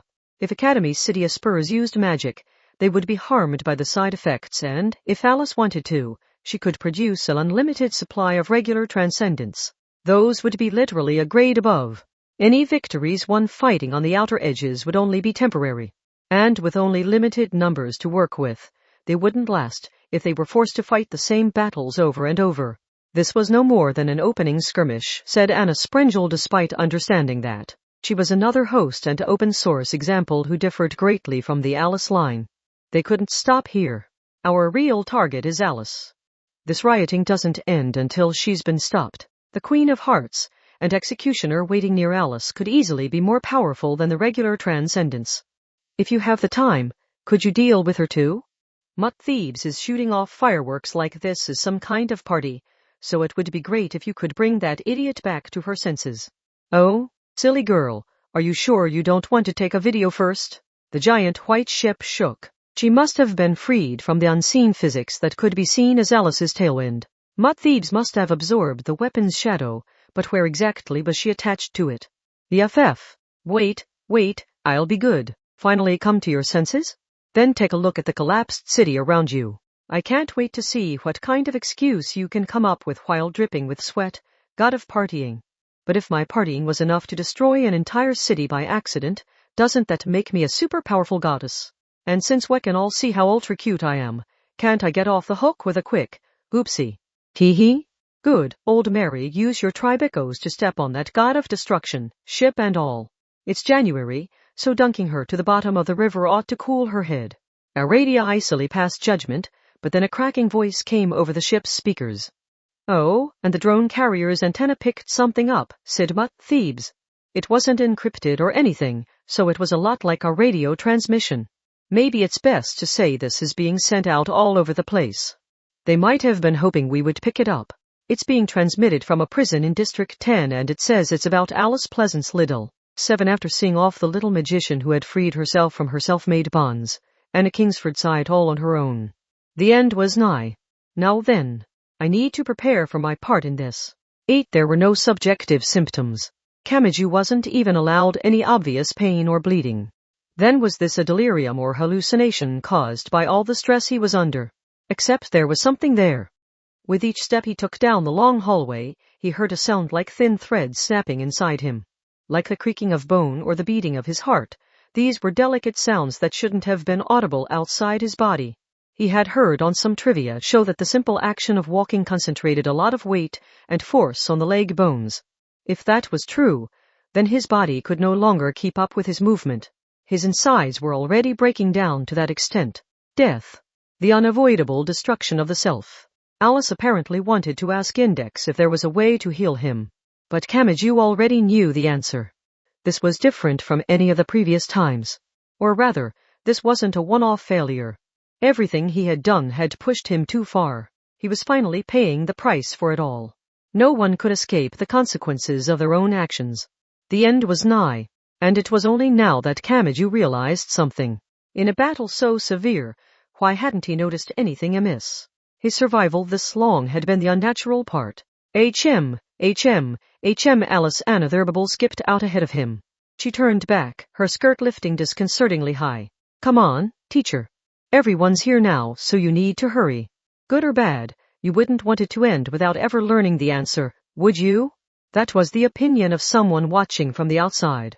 It was clearly missing the viewpoint of the person on the verge of learning if their death was unavoidable. They did not arrive at a normal classroom. That was the door to the library. That should have made for a poor prison. A solid kick would probably break open the sliding door, and the outside windows were probably ordinary glass. But since Alice had chosen this location, it was probably impossible to open from inside. Even with the knowledge of 103,001 grimoires at your disposal, the door opened. From the outside, it was surprisingly easy. Kamachi doubted that was Imagine Breaker's doing. He probably just had Alice's permission. Talma. He heard a familiar voice. She wasn't bound with packing tape or zip ties. The windows and door were not reinforced, but there was definite relief on her face. That was the look of someone who just saw the thick door to their prison cell open, and her smile froze in place. The pure white sister was not concerned by Alice and H.T. Trismegistus's presence. She was clearly looking at something else. The boy could tell that even with the mixture of truth, lies, and hallucination in his head. No, what is that? Her eyes widened because of Kamachi. She had already detected something out of the ordinary. Whether Alice was aware of that or not, she spoke in her childlike way. Okay, teacher. Ask her. The young butler clearly knew what was coming and struggled to suppress a grin. Malicious words and actions were not the only way to hurt people. Because he was bound by common sense, H.D. Trismegistus would never hurl abuse himself. The look on his face seemed to say there was no law against silence. I won't. You have to, said Alice. There's no reason to force her to give an answer. Leaving the question unanswered solves nothing. Stopping here only lets the problem grow worse with time. She has 103,001 grimoires. With so much knowledge from all around the world available to her, the girl just knows she can find a way to heal you. Was it even possible? Had it been definitively proven, or was it only a theory? Alice didn't care about that. It could be the geocentric theory, phlogiston, an ancient nuclear war, or that dinosaur farts caused the Ice Age. Of course, it could also be something accurate like universal gravitation or quantum theory. Accurate or not, if a theory had ever been proposed, if someone had thought it up and put together the logic behind it, she could build a bridge to it. She could choose whichever theories she wanted and link to them to wholly change the world. She was the ultimate conversion device. She could place Yamatai anywhere she liked. She could invent a perpetual motion machine of the first kind to produce unlimited energy, or she could remake the spherical Earth into a flat disk. So there just had to be a single section in the more than 10,000 grimoires. Just one passage. Even a single line would do. No matter how absurd or difficult to achieve it was. Alice could easily activate it and save Kamachi. But, even then, Index did not give a yes or no answer. She kept her silence. That was enough of an answer. If she wasn't willing to say it out loud, she didn't need to. Her attempt at kindness was ineffective. The verdict had been given. Death. That was the only option left. Kamachi did not weep or rage. He even forgot to fall to the floor. In a way, he abandoned his humanity. He simply stood there, stock still. Human. Athanas's quiet voice was enough for his head to wobble. There was nothing there. It wasn't even emptiness that filled his mind. He felt a heat surrounding him. He simply stood there, forgetting even to collapse. There was no way to save him. The world had not developed that far. It was underdeveloped. People had studied what they liked and technology had branched off into countless directions, but never in this one. The world didn't care. Time would continue on like normal even after he was gone. And then let's destroy it, said a young voice. Alice Another sounded the same as ever. No, her voice sounded dried out, terrifyingly so. This wasn't part of the plan. She sounded like her surprise party plan had fallen apart. We have our answer. And if this world can't save you, teacher, then the girl is going to destroy it. The girl heard what you said, so she knows this world wouldn't still be here if not for you. So it's only fair the world goes away when you do, don't you think? Wait. Don't, Talma, sharply shouted Index. The knowledge of her grimoires must have told her Alice could do exactly what she claimed, and that she would do at the instant Kamachi gave her some kind of sign. He would never do that under normal circumstances. But it was wrong to assume he would behave normally now that he knew he would lose everything y/n. The available options had been narrowed down as far as possible. The fate of the world hinged on this one question. I do not agree. H.T. Trismegistus finally spoke up, his shoulders shaking as he didn't even bother to suppress his chuckling. Destroying the world for a single individual is wrong. Maybe if this would save his life, but you should not destroy humanity if all you are doing is lashing out. Some might consider it moving, but common sense says it is not a benevolent act. Alice's eyes widened like dinner plates, and she lowered her voice. H.T. Trismegistus. As you can see, the young butler raised his hands and kept speaking, undaunted. He didn't seem to care that the invisible muzzle of death was pressed unsteadily against his brow. I can tell Alice what common sense says, but I have no real way of stopping her. This is ultimately between you and her. No, make your own choice. Kamachi Talma. You cannot rely on another Bible here, and not even all the world's grimoires contain a means of saving you. So what will you choose in the final moments now that your death is assured? Athanas gasped and looked up from his shoulder. She was the only person who had just about achieved a perfect victory against Kamachi Talma. She knew this ending. She knew this dead end. Because the one-eyed war god had intentionally set up a situation just like this to kill the boy when he refused to give up no matter what else she tried. I see what you're doing. Hey, human, don't listen to. Yes, you could go crying to Alice and have her take the world out with you. In fact, you needn't even say a word. If you remain silent, she might just be considerate enough to do it on her own. But common sense tells me that Alice's only motivation is making you happy. So you could eliminate Alice's motivation by taking your own life before she destroys the world on your behalf. You will die soon regardless, so why not move up the timetable just a bit to save so many people? Mere moments before H.T. Trismegistus completed his encircling argument, someone kicked down the library door from the outside. With no difficulty. Fool. It was easy to miss by how easily it happened, but this should have been an unavoidable critical hit. Kamaju's path should have ended. But it hadn't, because someone wouldn't let it. You could develop an attack specialized for a single individual, but that individual didn't need to fight alone. Just by setting foot in here, little Anna Sprengel had accomplished what no one else could. She was probably the only person in the world not affected by Alice's madness. She deflected it, and that villain mercilessly stomped her way into Alice's territory. No one could stop her. HMPH. So only I made it this far in? I feel a little bad leaving Aradia, the balloon, the succubus, and the others stuck fighting an endless battle. You basically asked us to come and even showed us the way, but then you drove your guests away? When you think about it, that's hilariously pathetic. You haven't figured it out yet, you gloomy microdick. You should have known better than to trust your assumptions from the moment you couldn't kill me with the shrink drink filled with Alice's power. Anna chuckled, and Othinus gave her a look more of exasperation than admiration. I see. So if you had actually killed that shitty villain, we wouldn't be dealing with this nonsense about her outdoing Alice. Are you saying the world switched rails back then? Asked Index. That's right.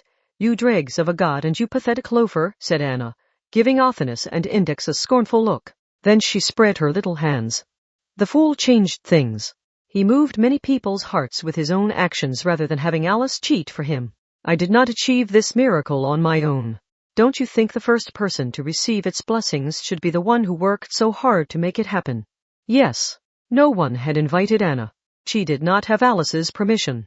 That meant she had faced Alice's madness without fear, repelled it, and forced her own actions through. She faced that tremendous charisma without being engulfed. She had the brand name of the mystery woman behind the founding of the world's largest magic cabal. This villain carried a legend of equal value. Honestly, you always let everyone push you around when it comes to Alice, fool. Do you seriously believe in the nice-sounding, but scientifically baseless and perverted jinx that the unclouded eyes of young children reflect truths the adults have long forgotten? If you ask me, you should learn to ignore it all as the words of an ignorant little kid. Anna, you might die, fool. Kamaju's breath caught in his throat. The thick invisible wall once more intruded on the ordinary scene around him. Death. The end. It was approaching second by second, yet he felt no pain. Like a cruel time bomb with the LCD screen omitted. What was wrong with feeling fear? But Anna wasn't done talking. I said might. None of this is set in stone, but Alice is acting like it's 100% going to happen. Why? Othinus caught on first. Almost like the thought had been unnaturally blocked until now. Oh, I get it. Everyone would prefer the opposite outcome, but she was enjoying telling everyone that he was definitely going to die. It's simple, really. What did a certain monster need to do for him to drop his guard and let her in? What about showing him a greater threat so she doesn't seem so bad? Just like I came off as a harmless companion when faced with the greater threats of CRC and Alice. But there is no threat greater at present than the unutterable. So a certain someone suggested the fool's death. Wait, you should already know the answer. Alice Unutterable only gets so assertive when it comes to Kamachi Talma. In a way, this is to be expected since I imprinted the fool's past actions in her mind. It wasn't her fault she had been deceived. Anyone that little villain took advantage of already had an opening in them. Or you could call it a vulnerability. She could not create something from nothing. She pried open a small existing hole and then controlled them as she saw fit. She was a reasonable but contemptible miracle worker. The central factor for her has always been loneliness. Yes, I am the one who deceived her. Wherever she came from, I know the current Alice Unutterable's mind better than you. So? What was that supposed to mean? What was she imagining when she said that? A cold sweat poured from Kamaju's body. For a brief moment, even his very real fear of death vanished from his mind. Hold on. You're not making sense. Alice means no harm. For better or for worse, what you see is what you get with her. Wasn't that our initial assumption here? She can't set people up, plot out some grand plan, or any other intellectual stuff like that. True, agreed HT. Trismegistus. She is too powerful to do anything of the sort. Common sense says that someone capable of killing a dinosaur with a bare-handed punch would never even think of inventing a gun. Correct? Shut up, you gloomy butler. And, fool, remind me you came here to save? Anna sounded exasperated. That was their initial assumption. Kamaji had said that himself, but he had somehow forgotten it. I thought that issue had nothing to do with whether or not you will survive. He wanted to rescue Index and save Alice too. That was why he had decided to fight Alice. That had been his initial objective. And yet, why was he now seeking salvation from Alice? Alice was the same as always. She was alive and well. It didn't matter that her head had been crushed by Rosencreutz. So shouldn't he be rejoicing? Shouldn't he be weeping and laughing while hugging Alice? Why was he being driven into a dead end? When had his objective been replaced? Who had caused that switch? No, but it couldn't be, could it? Fool. I agree that Alice isn't calculating enough to put together a long-term plan to fool people. Even telling her to sit or stay in front of a feast wouldn't last very long. She may only be honestly saying what she believes to be right. That was a weirdly indirect phrasing, which suggested that phrasing was somehow necessary. Athanas gave a snort. Yeah, I thought that was strange for a grimoire library whose job is to provide answers. Is this why she hesitated to give a response? Because she couldn't easily reach a yes or no answer? The white nun, who was the polar opposite of the villain, spoke up quietly. But if Alice's mind is too badly broken to tell what is and isn't accurate, she might not be doing the right thing. Thelma, you can't trust that the things she tells you are accurate. Everyone's eyes gathered on a single point. Even H.T. Trismegistus, who had been taking advantage of the situation. They heard a creaking sound. Sounds like thick, straining leather came from within the girl as she hung her head. Those magicians could not change the world the way they wanted, nor could they follow their own rules after coming up with lofty salvation conditions, said Anna Sprengel in a sing-song way. It probably was pure chance that very average group discovered the artificial miracle that is Alice Anatherbable before they began dressing up as gods. But they realized something. In a mishmash of fiction and reality, a real girl had been remade into the storybook Alice, and the storybook Alice had been created in the real world. They extracted a portion of those plans and applied it to themselves. By customizing themselves as they liked with pieces of the pre-existing open-source spell, they could abandon their individuality to dress up as any god or demon with extraordinary precision. The Transcendents really had transformed themselves that way, at the cost of their own individuality. For the bridge builders' cabal, the Anatherbable was a priceless text, but Alice was no more than a target of their worship, so they feared her and respected her, but they did everything they could to avoid third parties contacting her. What had that lonely girl really wanted? Or, more accurately, who? I see, said Athanas on Kamachi's shoulder, sounding somewhat exasperated. This human was perfect for the role. I see now why that little monster was so obsessed with him. Alice Pleasance listened to Alice's adventures underground, the prototype for it all, and was the one clear model for the protagonist. But in a later era, she was abducted by a teacher of Crowley and thoroughly modified to create the Alice scene in the story. Little Anna herself proved that one's apparent age wasn't necessarily reliable. Even if she was already an adult when she was abducted, the magician would have made the necessary adjustments. Very physical adjustments using a scalpel and saw. It may have taken cutting through bone, sewing together skin, and rearranging organs, but they would have kept working and adjusting until she had the exact same height and adorable appearance as the fictional girl. That could not have been an enjoyable experience. But after being freed from the mystery, magician and finding a place in the center of the bridge builders' cabal, Alice had not been able to live the innocent life of the storybook. Even though she was already free and more powerful than anyone, she had given up on any life other than fulfilling other people's interests. And she really had become an innocent child. She probably wasn't even aware of her own humiliation and resignation. Anna sighed softly and dug into the ugly side of humanity. That was something Kamachi couldn't do. This was a territory only allowed for a worldwide villain. She would carry the burden of everyone's ire as she revealed the necessary truth. A parent who values logic has no dreams to share with their child. When mathematician Lewis Carroll later began creating the world's greatest fantasy, he laid out symbols and meanings, discovered a special child, and used her as a model to tell the prototype of it all, Alice's Adventures Underground. A self-proclaimed teacher of Crowley saw value in you as no more than the one and only specimen to know of the uncorrected original version, so they remade you by rearranging everything from your bones to your organs into the optimal color, shape, and size. When the bridge builders' cabal rediscovered the girl still wandering in the shadows of the modern world, they only saw you as an open-source spell of great power. They feared and respected you in something more like worship than anything, and so the girl had been craving more, starving for it. It mattered little if it was a conscious or subconscious thing. Alice was always surrounded by so many people, but none of them were really looking at her. Her reputation had preceded her. With one exception. There was one boy who did not want her power as a transcendent, had rejected the happiness brought by her ultimate power, and faced her with nothing but his own fist no matter how many times he was killed. It all began there. Like dreaming of something from a storybook, a certain girl had thought that was her last chance there. So she wanted it no matter what. Talma, stand back. Ah, stand back. Now. Hesitantly, Kamachi got his voice out from his parched and trembling mouth, while asking himself what it was he was so afraid of. Alice? Yes.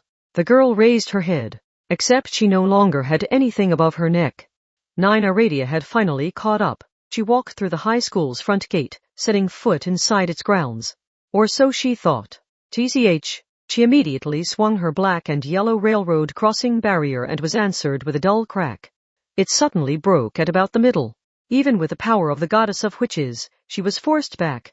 Good old Mary, who was woozy from blood loss, muttered quietly.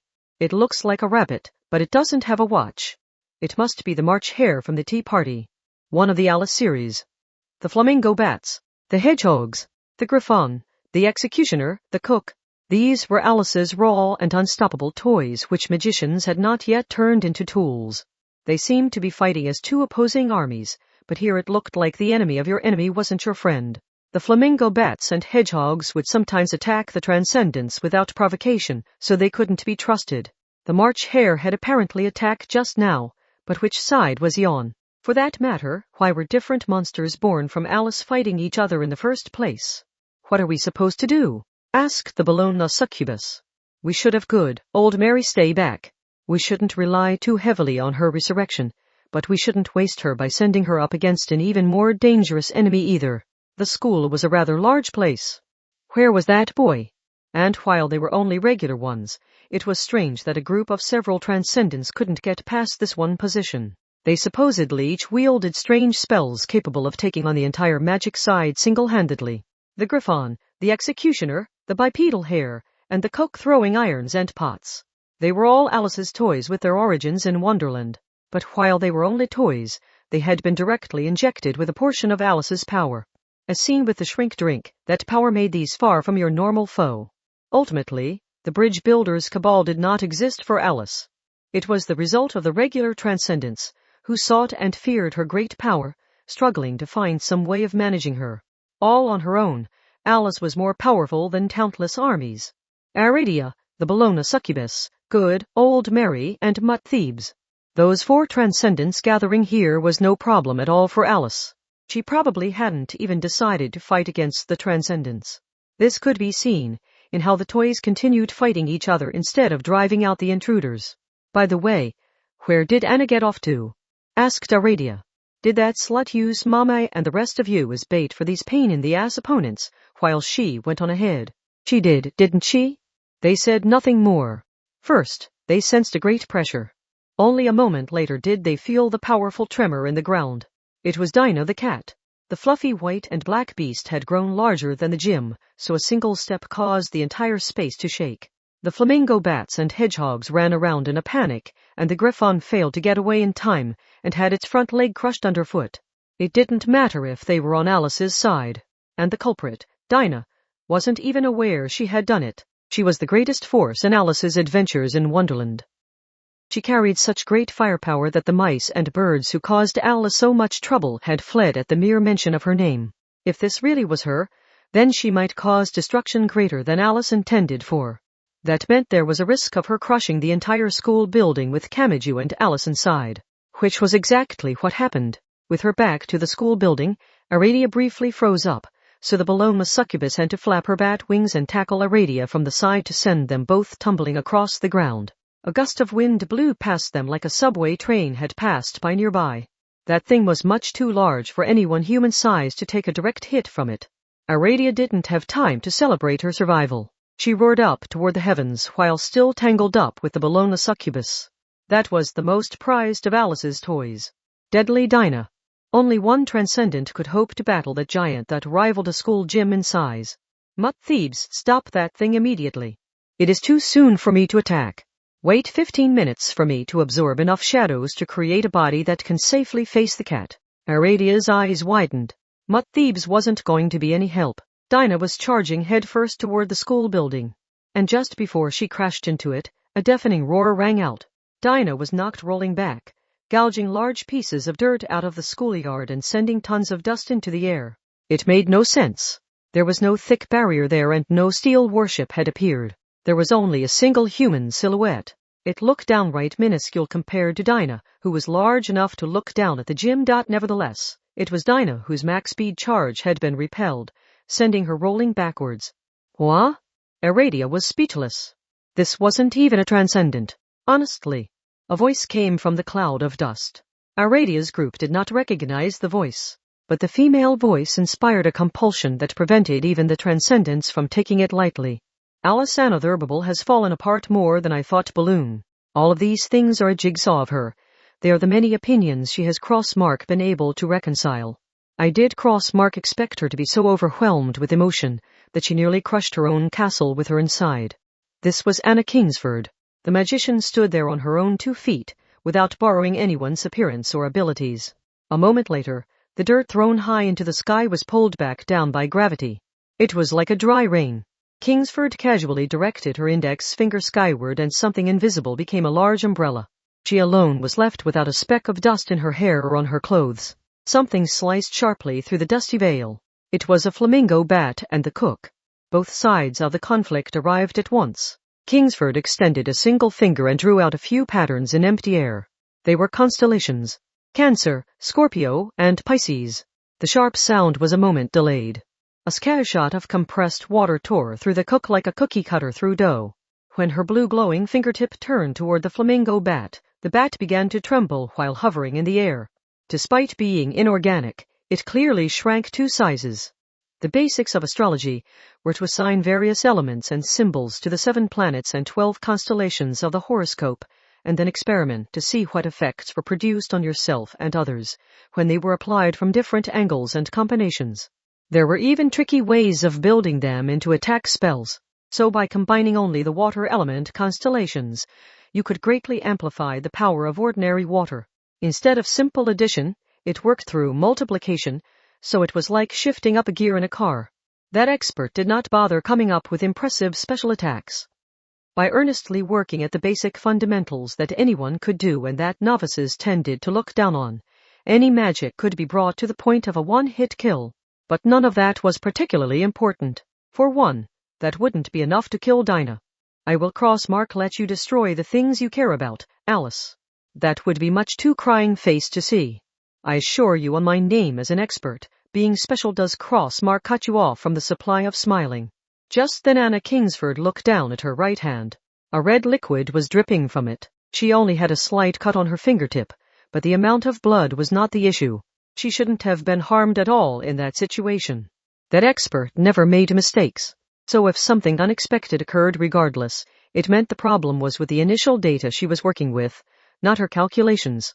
In other words, is this body reaching its limit? She whispered, holding her fingertip in her mouth. Her voice itself was a lot rougher than it had been when she was first booted up in Shibuya's Miyashita arc. It wasn't limited to her outward appearance. This proved the injury and deterioration was also progressing where it couldn't be seen. She didn't show the slightest hint of fear as she looked out ahead. In fact, she took a step forward.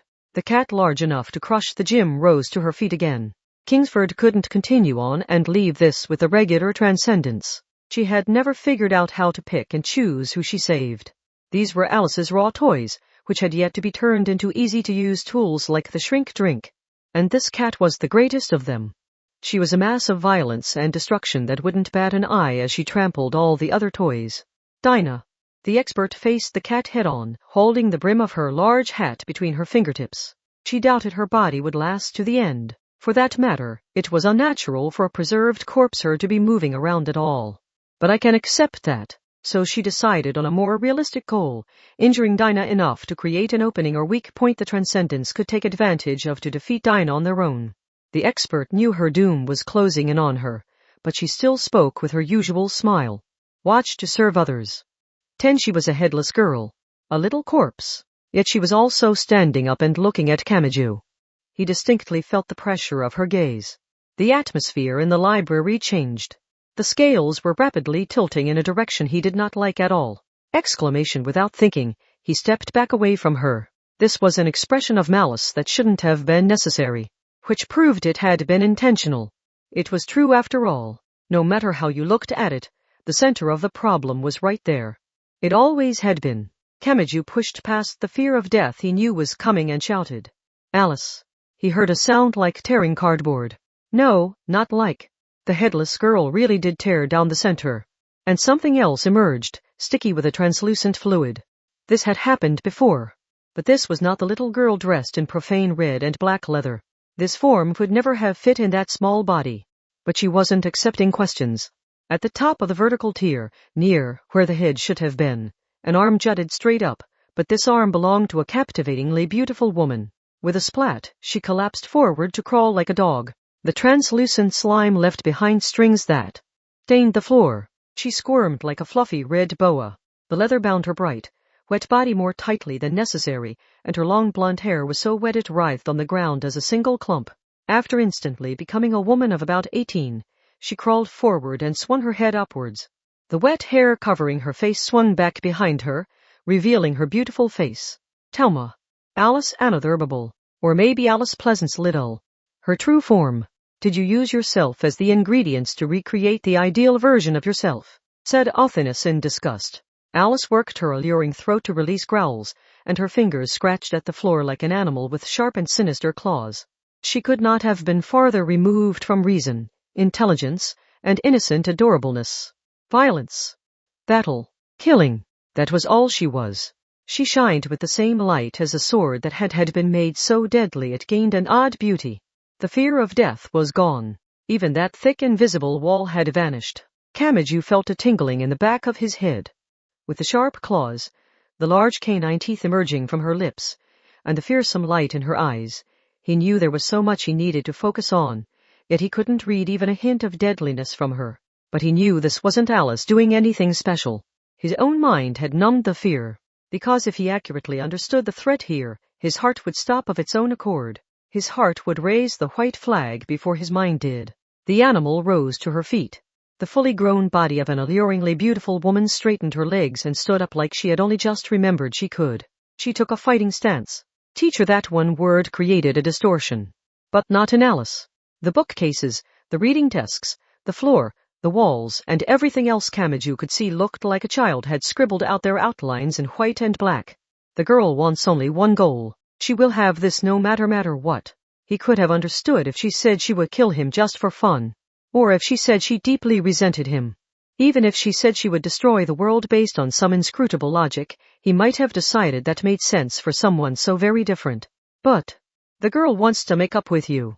Everything froze. Inside Kamachi Thelma, time ground to a halt. Was that it? Was that really and truly all there was to it?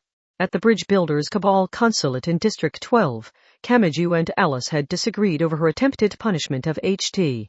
Trismegistus, who had tried to kill him, and good old Mary, who had failed to protect him. CRC had killed her and she had regained her lost head. She had driven the world mad and might destroy it as soon as tomorrow. But this had never changed. She only wanted to mend that broken bond, no matter what it took, even if her methods were seen as unfair. That little girl didn't care. Kamachi should have bowed his head and apologized, but he had completely forgotten after learning about his imminent death. Nevertheless, she was trying to achieve it on her own, even if it meant dirtying her hands, so they could smile together again. So, it all took a turn. Her behavior was distorted. Only in Alice's mind did it all fit together smoothly. The girl will make up with you. She will fight you because a serious fight allows people to make up. But it has to be serious, so what can the girl do to get you to fight her? This city, this country, and this world can wait. It has to be serious. The girl understands you, teacher, so she knows you will fight her and make up with her. She said it all in a terribly drawn-out and flat, emotionless voice. Her emotions were so intense it was all destroyed, like the recording medium itself was being burned from below by a lighter. Alice probably really could do that. And what would happen? Would the world really end over this? Maybe Alice could no longer make logical connections between the different pieces of data. Kamachi had thoroughly broken that girl's mind. Issues of right and wrong or like and dislike were trivial at this point. They would no longer provide a dividing line between enemy and ally. This wasn't like mantises that were programmed so the female would always eat the male. Perhaps it was closer to spiders, where the female would sometimes suddenly leap at and devour the male in the middle of the male's courtship display. Even with the same species facing each other one-on-one, and even with the male expressing his love and the female accepting it, she might mercilessly devour him on a whim.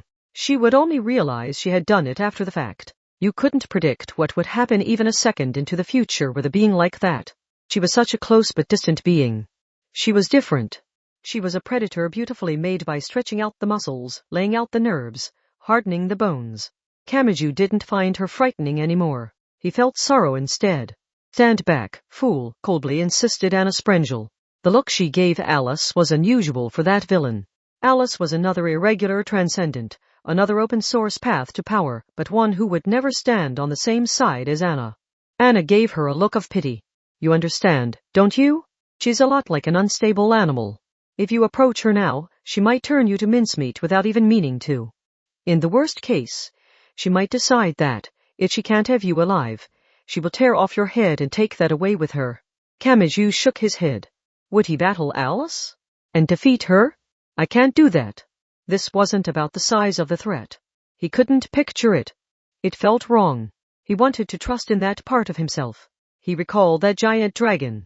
When he had punched CRC away and given up on his possibilities, he had felt a disgusting sensation. A future where he and CRC could stand side by side smiling had been lost. Kamachi had made sure of it, and the fear caused by his prophesied death made him feel this way all the more. Would he use that against Alice this time? Like hell he would. Because I can't save Alice that way. Isn't there some other way? Index and her 103,001 grimoires were here. So was Othinus, who had once been a magic god. Not to mention Anna Sprengel, who was familiar with Rosicrucianism and the Bridge Builders' Cabal. Combining those three's knowledge could reveal a way of saving Alice. But that really depends on your definition of save, said Othinus. Human, would you really be saving her if you grabbed that oversized head and shoved it back inside the small body? Back inside that shed skin? She was a god who had once destroyed the world and been pursued by all of humanity as a great criminal. That magic god was saying this about another monster capable of ending the world. She said it clearly, without averting her gaze from reality. This was nothing as over-the-top as saving humanity or protecting the world. It was a more personal miracle. But she was speaking to the boy who really had risked his life to save a lonely god. You are here, human. So make your own choice. This here is the real Alice. She isn't pure or innocent, but if the world can accept her this way, that would be one way of saving her. Oh, said Kamachi, sounding exasperated. He just had to bring Alice back to her senses. He kept that in mind while ignoring the issue of how difficult that would be to actually pull off. So if I risk my life, a path opens up? That was the best news he'd heard all day. In that instant, an explosion erupted out. Something twisted and scattered around right in front of his eyes. It took him a moment to realize they were fake roses. Or that he would have been decapitated if not for them. Alice had attacked. He didn't know why. It was possible she didn't either. She was a captivatingly beautiful monster, but she was not a villain. He had to believe that. How deadly she looked had nothing to do with whether she was good or bad. She would bare her fangs whether it was right or wrong and whether she liked you or not. She was an unstable collection of power with only that function. So he couldn't falter. He couldn't turn Alice into a monster. He couldn't accept that conclusion. Fool, the rose is a symbol of change. This applies to the golden brooch that can create any sigil through the orderly arrangement of the 22 Hebrew letters, and it applies to white and red roses colored with paint in Alice's Adventures in Wonderland. By forcibly altering the interpretation and building a bridge, I can divert at least one of her attacks. Anna Sprengel stared straight ahead as she said this, but she had a red wound running across her cheek. That had only been a villain's trickery. Kamachi couldn't expect it to work forever, but he should be plenty thankful it had worked at all in this real confrontation. And while deflecting the attack was all well and good, he had no idea what Alice had done even after being on the receiving end of her attack. The animal roared aloud. Was that magic? It was an apocalyptic roar. A great energy grounded in something other than intelligence and reason spiraled out. The roar reflected off the walls and floor before gathering unnaturally on a single point in space. Anna swept her little hand from left to right. That was all it took for a thick shockwave to bend like a bow and knock over a few bookcases. It was actually Alice who paused for a beat, with her right hand still jabbing out with the fingers together. Perhaps that would have knocked off Kamaju's head and then stabbed through his corpse's heart before it could even fall to the floor. Slap! Little Anna, who would look better than anyone delivering a double slap, sent another attack sweeping up from below. This may have been a first. Alice Anotherbubble's attack wasn't deflected or redirected. It was stopped from head-on by an attack of equal power. KH. Why do you look so surprised? The little villain grinned and exchanged a glare with Alice at close range. Anna accepted Alice's gaze without trying to escape. She was a transcendent not based on Alice. She was another irregular transcendent. Did you think you were special? There's no such thing in the world of magic. I'm a magician who dressed up as Kingsford so I could stop my foolish students from ignoring my teaching and attempting self-destructive magic. I built my secret art from the ground up, with the hands I had bloodied attempting to protect those lovable fools. Did you really think my way was inferior to the secret art you were simply given and have no real use for? Alice's hand was fully deflected. She spun around, her partially retracted arm blurring into streamlines. She chose a new target to attack. Index was chosen first, so Kamaju shoved the nun out of the way. Fingers capable of tearing through steel rushed toward Kamaju. Flashes of light intersected like a cross. The fingers and claws sent horizontally toward Kamaju's throat were stopped at the last second by an extremely thin blade. Courtesy of H.T. Trismegistus. No, my right hand contains Zeus. My left hand contains Indra. Thus I am renewed. C.I. Trismegistus conversion complete. Blinding white flashed from the point of contact between the struggling sword and fingers. That was probably a high-voltage current. The electrical energy was powerful enough to burn through a metal panel thicker than a thumb. Of course, this wouldn't be enough to defeat Alice. But dazzling her eyes for a moment meant a lot. It gave Kamaju time to fall back. What the hell? Can you just pick a side and stay on it? Complained Othinus. Common sense, says the young butler hung his head. He clenched his fist hard enough for his sword cane to creak. Common sense says, I cannot expect Christian Rosenkreutz to show up and save us here and now. And not just him. No one who isn't present can do anything to help. I was wrong to place my hopes on people like that. No matter how complex and challenging the world's problems, it is up to the people living in it to solve them. Now that he was freed from his bonds, H.D. Trismegistus spoke clearly. It is the people with us now who will decide how this ends. So it would be foolish in the extreme to not make use of that right. So says common sense. Alice Anotherbuble had tremendous power.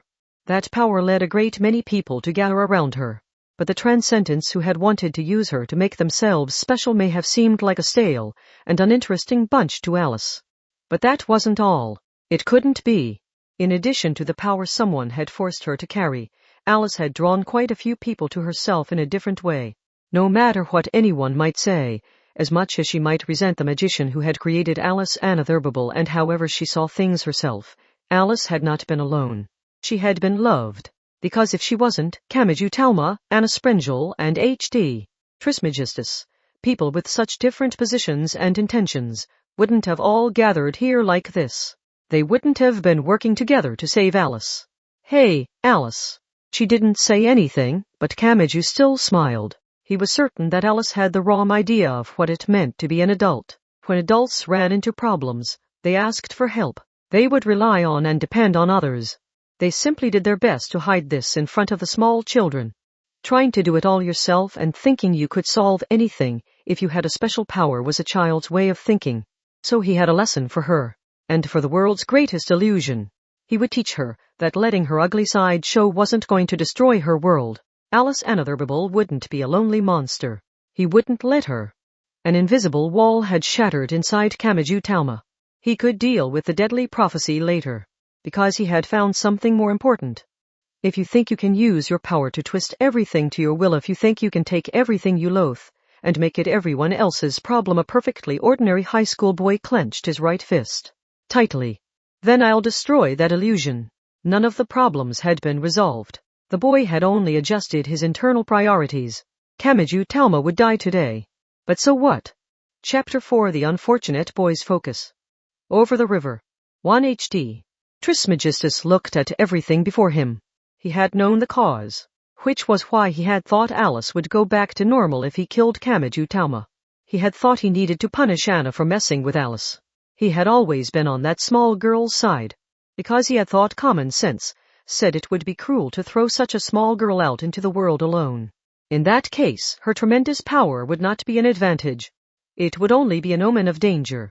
She would be like a young child who inherited a vast fortune. She would be the perfect bait for all the scum lurking in the shadows. He had decided he should protect her and look after her. It wasn't about logic. He thought anyone would decide the same thing after seeing her, which meant it was common sense. He had believed in the goodness of the world at large.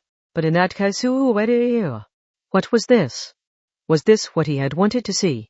Wind blew wildly through the library, but this was no meteorological phenomenon. Great currents of a non-physical power created tailwinds and headwinds in rapid succession. As a regular transcendent who had used Alice as an example to get where he was, he could not rescue the girl who was his starting point. Attempting it was as meaningless as offering a hand to help her to her feet, while also pinning her down below his foot. Pulling on her hand like that would only tear her arm off. Thus, CRC. Christian Rosenkreutz. He had thought the only way to save that lonely girl was with the help of a power not derived from Alice, and that common sense told him was greater than hers. That was the only option. He couldn't think up anything else.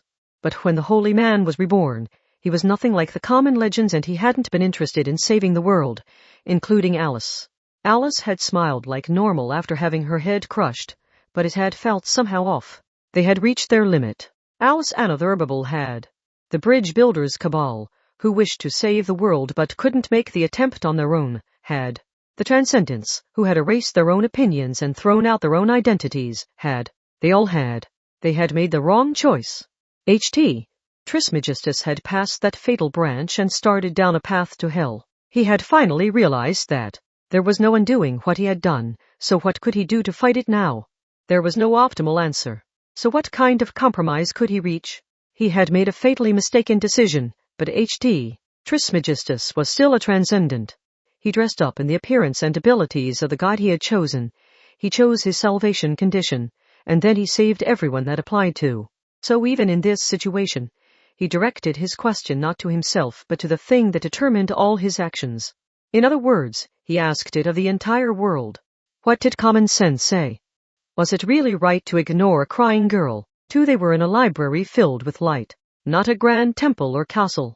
It was part of a certain boys' school, which Alice Anotherable had said she wanted to see. That was the reason she had chosen this as the final location. There was no further significance there. Alice had in fact offered up her entire being, including her life, there. What had that small girl really wanted? This had nothing to do with the fate of Academy City or the madness spreading across the world. Kamachi had to sense what was deep inside Alice. He quietly clenched his teeth. Strongly. The time had come to directly face that cornered girl's feelings. Tala, don't bother trying to analyze this with your 103,001 grimoires, roared Kamachi, still facing Alice. He intentionally ignited his heart. I know what I have to do regardless. Punch Alice to bring her back to her senses. Being the strongest doesn't mean she has to carry it all on her own. I refuse to let her be alone for even a second longer. Kamachi Touma. Anna Sprengel. Trismegistus. Those three faced the girl together. They glared at her without fleeing. Their positions, plans, and abilities were completely different, but they were all working toward a single goal here. Don't forget. And if you have forgotten, we'll show you. Don't falter. Alice Anotherable. You aren't alone. Your loneliness is no more than an illusion. There are still plenty of people out there who want to save you. Let's do this. Kamachi shouted to shake off the fear and raced forward, with his right fist still clenched tight. Well before he made it in punching range, he heard a hard crunching sound. It came from Alice. No, down at her feet. He knew better than to ask why or for what purpose. Alice was already doing something. Whatever this was, that irregular transcendent had chosen to use her own body to act, and she chose to attack. Fool! Little Anna kicked him in the back of the knee from the side. As soon as his view dropped straight down, something tore diagonally upwards through the air. All sound vanished. 5 claw marks were torn diagonally through the library wall directly behind Kamachi. Same for the many bookcases in between. Only after the fact did he realize the same would have happened to him if his head hadn't lowered by a few dozen centimeters. Claws. Scratches. That primitive attack had been amplified to the extreme. If you die, it's over. I know it's obvious, but you can't forget that absolute rule. Good, old Mary's resurrection does not work against fatal wounds caused by Alice herself. If you really want to save her, then you can't expect the world to do you any favors. You can only reach out your own hand to help her. If the expert named Anna Kingsford were here, she would have easily seen through it. The only one here who reached that level understanding was the Grimoire Library, with access to 103,001 original grimoires. Was that magic? Asked Index in disbelief, while reaching out a hand to help Kamachi back to his feet. Since people's interior worlds are linked to the physical world outside them, anything you can do with your body can be used to reach a mystical power that changes the entire world. I get that, but still. All those fancy gestures and ceremonies are only meant to purify and cleanse your will, said Othinus. Kamachi took this time to gently push the little god into Index's hands. Everything about Alice was the ultimate enigma, so he wanted to ensure the survival of anyone who could help explain it all, and he didn't think he could protect Othinus if she was with him. But Alice Anatherbable has had her baseline purity forcibly increased, so each and every one of her actions is pure without going through that process. We should consider ourselves fortunate, said H.T. Trismegistus. That was the gloomy young butler's assessment. Because we are in fact incredibly fortunate that Alice cannot kill her enemies with a thought or set the world in motion to kill her enemies, if she wills it. This tells us she must take a physical action to trigger her attacks. Common sense says we are lucky indeed, but that also meant this wasn't limited to her scratching claws. The girl who had become a fully grown woman faced Kamachi while tilting diagonally.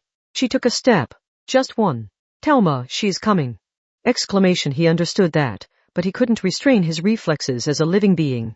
Crossing his arms in front of his face was a definite mistake. The sweet scent of tea filled the boy's nose. Something was overpowering the library's old paper smell. Alice Anatherbable already stood behind Kamachi. Walking, in other words, she took action to move to her desired location. She had not formed a special shape with her fingers, nor had she stepped in a complex pattern. She had taken the same action anyone could. She was blessed with a special result without having to focus on it. The meaning extracted from her ordinary actions was just too pure. Ali. She was already right there. Kamachi spun around and swung his right hand back in something like a backhand blow. But it found only air. The grown woman pressed her forelimbs down against the floor like an animal and lowered her head as far as it would go. Crawling. She had moved to his blind spot, and then his last-second counterattack had missed. What this meant squeezed at his heart. He might as well have offered her the perfect chance to attack him. The young butler did not hesitate to move. Light flashed from his right hand as the blade hidden in his king turned to light and sliced through the floor. The strange slash had an effect well beyond the length of the sword, and it struck right where crawling Alice's lowered head was. It definitely hit, except the metal blade passed right through her, like she was intangible. A specific meaning had been extracted from her ordinary action. Evasion. It doesn't matter if you hit her or not, hatefully spat Othinus. As long as the adult woman moved to dodge, no external damage could affect her. Even if she took a direct hit from a nuclear missile. Alice showed no interest in H.T. Trismegistus even with his attempted decapitation of her. Still crawling, she raised her head and casually extended her hand toward Kamachi. I was right. Apparently the young butler's attack had been to check something. He had ended up cutting through the floor below Alice instead of her, so it fell. That had been his intent from the beginning. He had intentionally destroyed the floor so he could gather more information and survive. Kamachi would die today. But he didn't care about that anymore. Hey, wait, human. Keep Othinus with you, Index. Just as he passed that message on with a look, the entire floor collapsed. His feet were freed from gravity and his vision slid straight down, along with the heavy bookcases held in place with quake-resistant screws. Gah! Kamachi, Anna, and Trismegistus himself were caught up in it too, successfully distancing them from Alice's hand. They just barely escaped alive. Instead of an ordinary classroom, they found themselves in a large space that must have been lined with steel office desks. Or the remains of it, anyway. The first term in the new school had yet to begin, but the desks already had some personal items on them. Was this the faculty room? Only Alice wasn't affected. The grown woman's long blonde hair swayed as she looked down at them from the upper floor. The floor only remained in the corners of the room, and Alice alone stood there, like a wounded animal, bleeding and furious, while trapped by a fishing hook or some plastic tape that a human had thoughtlessly discarded. Like a lonely animal, one that's threats and howls echoed with melancholy. This isn't over, thought Kamachi as he forced his aching body back onto its feet. No matter how battered his body was, even if he was in such a bad state it would make a doctor scream in horror, he was still alive. For now, at least. The power balance of transcendence and whatnot no longer mattered. Just a person was good enough. As long as he still lived, even the puniest human had the right to change the course of the battle with his own conscious decisions. And the extraordinary strongest being was only looking at him. That much was a relief, at least. Index and Othinus are probably up there. And unlike Alice, they were by the door, so they can escape at any time. They don't need to stay on the dangerous front line. As long as I can call them, they can still provide information support. She uses a variation on this, doesn't she? Kamachi heard a dull thud, and turned to see a 2M metal orb next to Anna. That was the Numerous shell, a spiritual item that produced tools from civilizations the world over and extracted the world's oldest causes of death from them. But in Alice's case, she doesn't even rely on a tool. She draws out the meaning contained in the actions she takes and unleashes them as an attack. It's a type of magic and also a type of miracle. She takes the ridiculous-sounding legends of holy men and women producing miracles empty-handed and develops a logical way of actually doing it. Or that's the sense I get from it, anyway. Supposedly she was created when some teacher of Crowley went a step too far and modified Alice Pleasant's little, so maybe if you follow the path back from magic to golden magic and then Rosicrucian magic, you can see the essence of my spells in what she does. On the floor above, Alice ignored their conversation and moved. She tapped her heel down, creating a vibration. It didn't matter that they were on separate floors. Kamachi and the others went stiff. They were pinned in place. Stomping. It was a juvenile act of resistance and intimidation. A challenge and attempted reversal against someone who was clearly your superior. It was a threat meant to overpower adult logic with childish instinct and a primitive gamble that all humans attempted at some point. It worked. The adult Alice jumped down in the single second the world was frozen. She aimed to land on Kamachi, on the top of his head. A dull sound followed. Alice again knocked something sharply to the ground. That broke the spell, and Kamachi quickly leaped toward Anna and rolled along the floor. Alice's heel dropped like a shooting star and smashed deep into the floor. Little Anna smirked in Kamachi's arms while they lay in a jumble on the floor, as if she were bragging to Alice that, no matter how powerful Alice was, it was Anna the boy had done this for. Now, did you switch over to 1.5x speed because you thought it was just a boring exposition scene? The Numerous shell is not a demonstration-only show item. It is a spiritual item that randomly produces a cause of death, and not even I can fully control what it does. She held a staff. The strange staff looked like a giant golden cross decorated with a red ruby rose. You should thank my excellent luck of the draw, fool. The gold cross and ruby rose, the world's oldest human-made miracle of the rose, is the destruction of the origin. It brings death through disillusionment. It supposedly has ancient origins, but it was first depicted in the Middle Ages and rediscovered in more recent times. It contains all the violence found in the magic of extreme growth and maturity. Miss Sprengel raised the staff in her little hands. That was all. There was no fancy incantation or complex magic circle. Flames simply appeared in the empty air and were released from the staff. They shot toward Alice with a liquid motion. These were not ordinary flames. They were magic flames that scorched and burned away space itself regardless of the physical material, like an old photograph being burned from behind. Alice grabbed her long hair as a single mass, and she swung her head around. In a move straight out of kabuki, the thick bundle of hair drew a large circle in the air, which narrowed down as soon as the crimson flames passed through it. The orange flames stopped in midair. Binding. In other words, stopping all movement of a target, and separating the target out from all possible interference. TCH. The Numerous shell was Anna's spiritual item, but what weapon she acquired was a matter of chance. She wouldn't receive the same weapon if she tried again. But that brief moment of regret was a mistake. Alice tugged on her hair, binding the flames, causing little Anna to pitch forward and lose her balance. At that same moment, the grown woman took a step forward. They had seen what this did already. Whatever the distance, Alice would have already arrived at her destination, which meant right in front of Kamiju. For an instant, he lost all depth perception. Alice's grown chest suddenly blocked his view, and his pupils couldn't focus in time. She arrived straight up in front of him with a flowing motion. By the time his eyes had finally caught up, Alice's fingers, and their sharp claws, were extending lithely toward his throat. Time stopped. He tried to swing his head to the side and dodge, but his body couldn't keep up. He couldn't die yet. He might die, but it couldn't be now. He thought that so hard it seemed to burn into his mind. After all, the girl who had forgotten how to cry and instead howled like an animal was right there in front of him. He couldn't die until he had saved her. Light pierced sharply in from the side. Time resumed flowing. Alice doubled over and rolled along the floor. This first clean hit did not come from Kamiju, Anna, or H.D. Trismegistus. They heard a voice. What the hell? Did I really just hit Alice? Not to mention I thought we couldn't even approach this center area because we were cut off spatially and temporally in that labyrinth. It was Aradia, god of witches, the moon and the night. A short distance away, the Bologna succubus was on the ground grappling with the bipedal hare. After absorbing the shadows of next-gen weapons until she was large enough to trample the school building underfoot, Mutt Thebes was engaged in a direct fistfight with an equally gigantic cat. Hadn't Anna mentioned the other transcendents had arrived at the school too? Kamiju and the others must have fallen far enough to reach where those transcendents were battling the Griffon, the Executioner, and so on.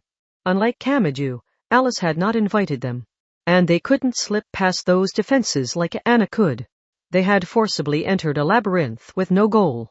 In there, they fought an endless battle against Alice's brutal toys, which might look comical but were all monsters capable of overwhelming Academy City's dark side. That they were still alive showed just how abnormal transcendents were. For a brief moment, the dark pressure of death vanished within Kamiju. He felt strength growing from the center of his being. Alice really wasn't alone. The world was not such a heartless place. Good old Mary, Aradia, and the others gained nothing by winning this battle, but they were still here risking their lives. Even though this battlefield was ruled by the ordinary and inviolable rule where death meant losing everything they had been working to achieve. What motivated their desperate battle? What could it possibly be other than kindness? Fool. This is bad sign. Encountering the bait meant to buy us time means we have more enemies to deal with. By which I mean the Griffon, the Executioner, and the rest of the Alice series. You have some nerve running off on your own to flirt, you goddamn villain, said Aradia. Just so you know, I'm more than willing to employ spankings as punishment as long as you aren't one of the witches I've sworn to protect. My. Quite an outdated way of thinking for such a young-looking goddess. Makes me wonder how old you really are. I don't want to hear that from the preserved little girl from who knows how many centuries ago. Alice extracted herself from the collapsed cabinets, half burying her. Her eyeballs rolled in her head. Even now, that enchantingly lithe woman only ever looked Kamiju's way. She didn't even glance over at Aradia, who had delivered the attack. Anyway, let's fall back. We need to put some distance between us. A sharp voice rang through the broken faculty room. Aradia held out her palm and launched a scattershot of light to keep Alice back. Each shot moved like a sea snake as they tore through the air and targeted adult Alice from multiple angles. The storybook girl said nothing. She didn't even look Aradia's way. She only extended a finger and rotated it once clockwise. Like some kind of joke, all of the glowing projectiles veered away from the fully grown woman, blasting through walls and pillars instead, cursing. That one childish action easily confused every eye on her, bringing them under her spell. Aradia didn't even have time to gasp in shock. Alice really didn't look her way the entire time. She simply changed the arrangement of her casually extended fingers. She curled up her middle finger and held it down with her thumb like she was preparing to flick something. There was no light or sound. It was a lot like returning the favor. Aradia broke through the wall and flew off somewhere. Kamiju's face paled. That had definitely hit. Flicking. What even was that? What meaning had been extracted from that simple action anyone was capable of? Warning bells rang loud in Kamiju's mind. If you died, it was over. Death really and truly meant goodbye. Because Alice's attacks were the one thing not even good, old Mary's resurrection could cure. Aradia. Don't worry, fool. It looks like the two of them distributed the damage between them. But that would have caused her heart to burst if there hadn't been two identical Aradias here. Kamachi knew now wasn't the time to ask why that would have caused her heart to burst or what splitting them in half would mean. He heard a dull impact and saw sparks. After a short delay, he heard an explosion as a shockwave crashed into the distorted scene. Something again intersected between Anna and Alice. In the deadly battle against Alice, the value of each second was far greater than normal. Death was the end. Truly the end. The clock was always ticking in real time and everyone was moving at once. He could not forget the fundamental rules revealed here. But that isn't reason enough to relax. Splitting the damage in half means receiving the same attack twice will mean the end for both Aradias. So Aradia couldn't do it. Piper-tts could grow endlessly by absorbing weapon shadows and old Mary could create any tool or chemical with her alchemy, including ones with great destructive power, but Kamachi couldn't picture either of them stopping Alice. The Bologna succubus's cold mistress spell could replace all pleasure with equal amounts of pain, regardless of the target's physical toughness and endurance. That attack had made even Christian Rosenkreutz grimace, but would it work here? Was this version of Alice in a mental state where she experienced that sort of human emotion? Then would he give up? He needed to give himself some credit for immediately answering that with a hell no. He had a reason for saying that. He needed to thank his past ordeals for preparing him for this. There is little meaning in analyzing each and everything she does, said Anna. She raised her golden cross staff as if judging the distance between herself and Alice. We need to start with tearing down the idea that we can never defeat Alice. And it isn't the transcendence and their obvious strength that can do that. It needs to be the more unorthodox fighters like me or you who do that, fool. The grown woman vanished. The golden cross staff and the primitive and violent jabbing claws crashed together head-on.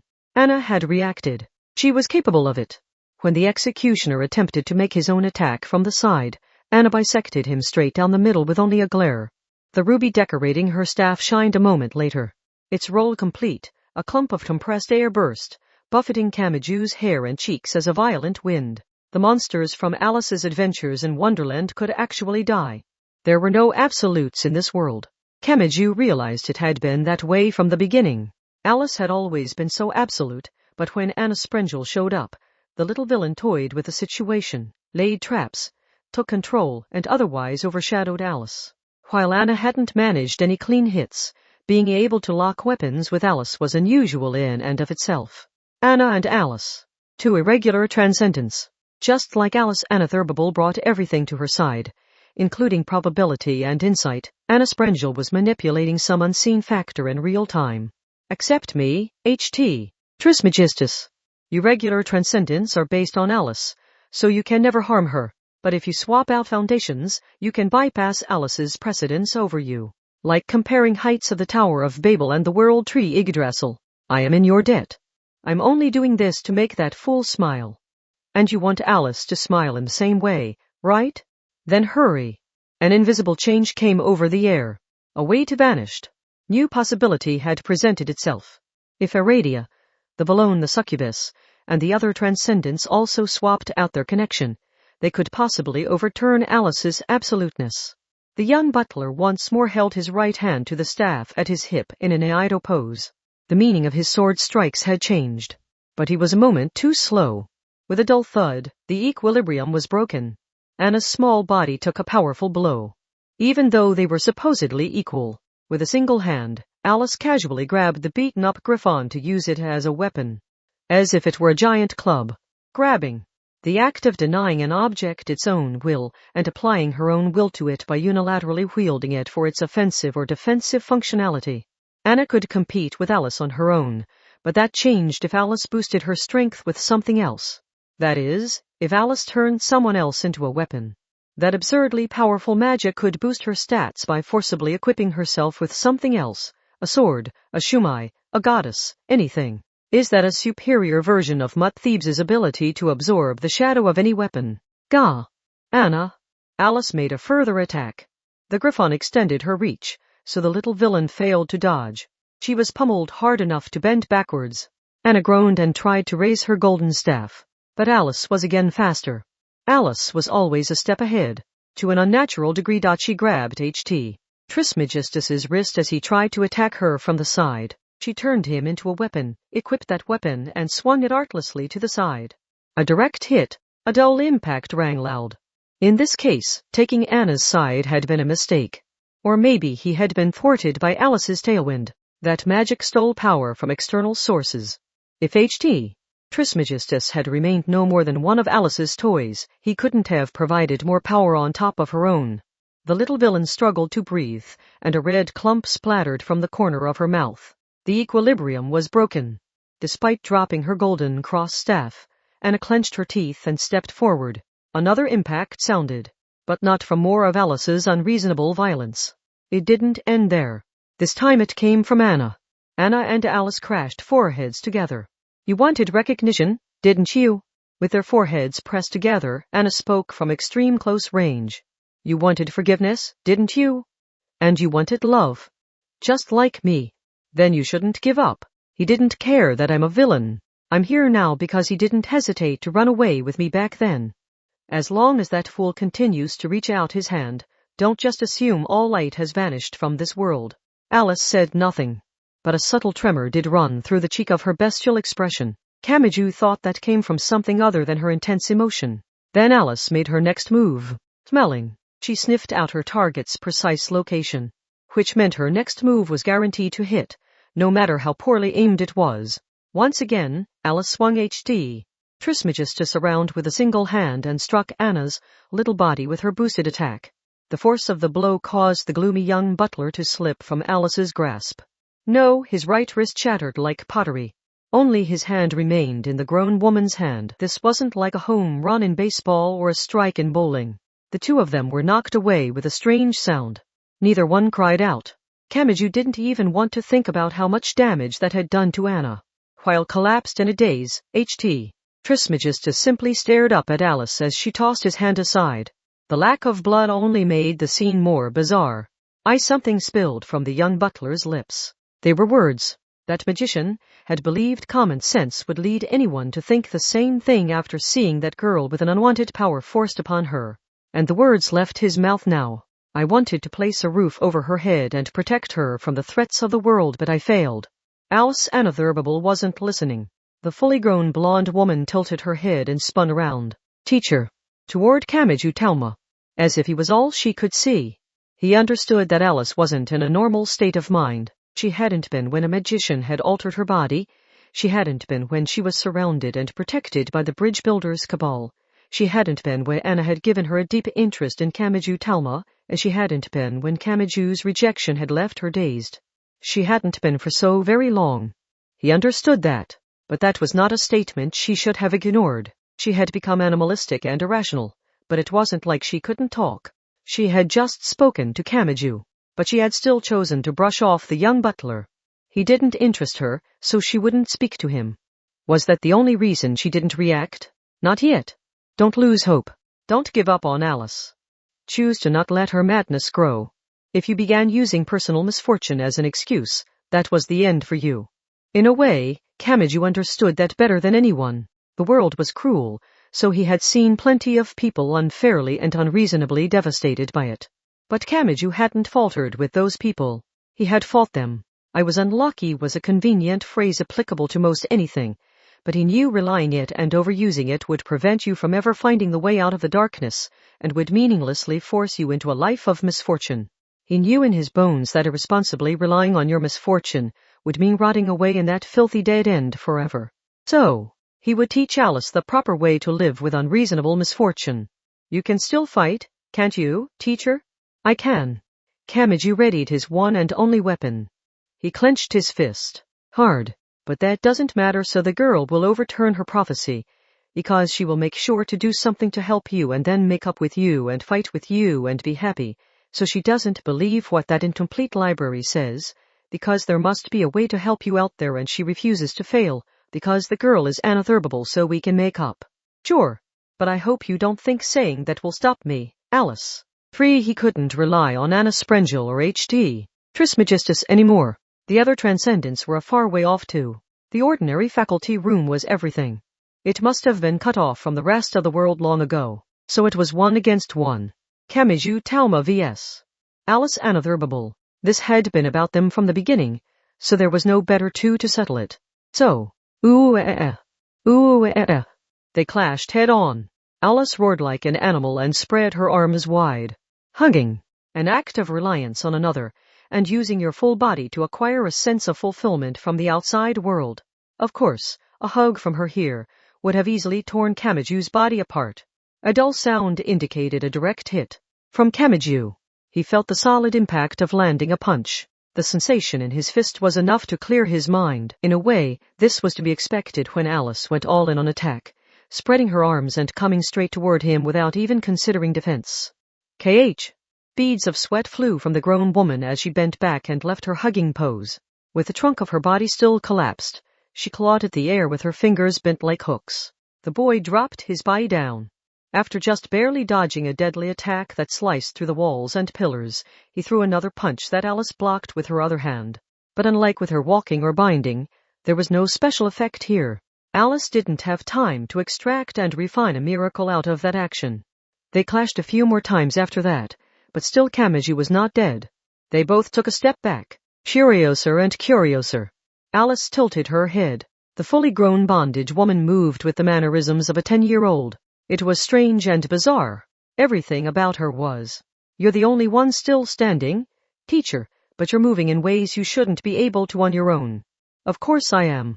When Alice was taking evasive action by crawling, any and all attacks would pass through her. Ht. Trismegistus had proven this for everyone to see by not hesitating to bisect the girl he so adored. Alice could extract miracles much like the Numalas shell but without relying on any tools. That knowledge came from Anna Sprengel. However, so why don't you just keep on crawling while you attack? Then you could remain untouchable the entire time you send your unfair attacks our way. Since you aren't doing that, I can only assume you're limited to using one miracle at a time. For example, your crawling causes any attacks to pass right through you, but it also keeps you from laying a finger on us, so you can never actually end the fight that way, can you? Your walking and cursing are the same. Your miracles are isolated things. They can't be combined or used in parallel. Which means I found your weakness, Alice Unutterable. I don't know how tough you are, but you can't make yourself untouchable while you attack. The damage will reach you then. So he would aim for a cross-counter. It wasn't much, but that was the one and only way out of this battle against Alice Unutterable. Alice could use any and all miracles with nothing more than her own body, but she had the mannerisms of a child. She was extremely powerful, but her attacks were all made on a whim or on reflex, which made it easy to match her timing. Kamaji hadn't realized this on his own. He never could have. He wouldn't let anyone say the defeated people's feelings had been any weaker than anyone else's. If Alice could grab any object, phenomenon, or person and make it her weapon, then he was supported by the strength of the feelings that had led him to this point. He couldn't let this end in tears at this point. He wouldn't leave anyone behind in the darkness. He would grab Alice's hand and drag her out of there, because that was the power of reality, something not even Imagine Breaker could eliminate. What does it matter if they're not standing here with me? Anna, Trismegistus, and the others showed me the way. They risked their lives to test your abilities, and I never would have made it this far without everything they learned. Don't you get it? They're still here fighting alongside me. Then the girl will heal herself. That was all Alice said. She was so powerful she had never had a chance to experience defeat, and so didn't worry too much about who won an individual battle. She didn't fear the possibility of being beaten and dying. If she did ultimately bury the enemy who stood in her way, it was no skin off her nose if she died once or twice first. Because... Have you forgotten, teacher? The girl already had her head crushed by someone calling himself Rosenkreutz. And yet here she is as good as new. So it doesn't matter to the girl even if you do manage to kill her in exchange for severe damage on your part. The girl just has to resurrect herself a billion or even a trillion times if necessary, and wait for you to finally wear yourself out. But you can't do anything else while you're focused on healing yourself, can you? He also had an immediate response. This wasn't enough to break him. Kamaji did not fear that the wishes and feelings left with him would amount to nothing and that all his efforts would be negated in an instant. She could heal herself. It would all be for nothing? So what? Surprisingly, it was Alice who spoke next. The fully grown woman spoke with an oddly calm and quiet voice, like a pot on the verge of boiling. What do you think you can accomplish? What out of miracles already? Why not search through my mind yourself, Alice? Alice's prophecy was accurate. Kamaji Talmo would die. He had accepted that. and he had decided he would save this girl using the power he gained in exchange. So he took the first step forward.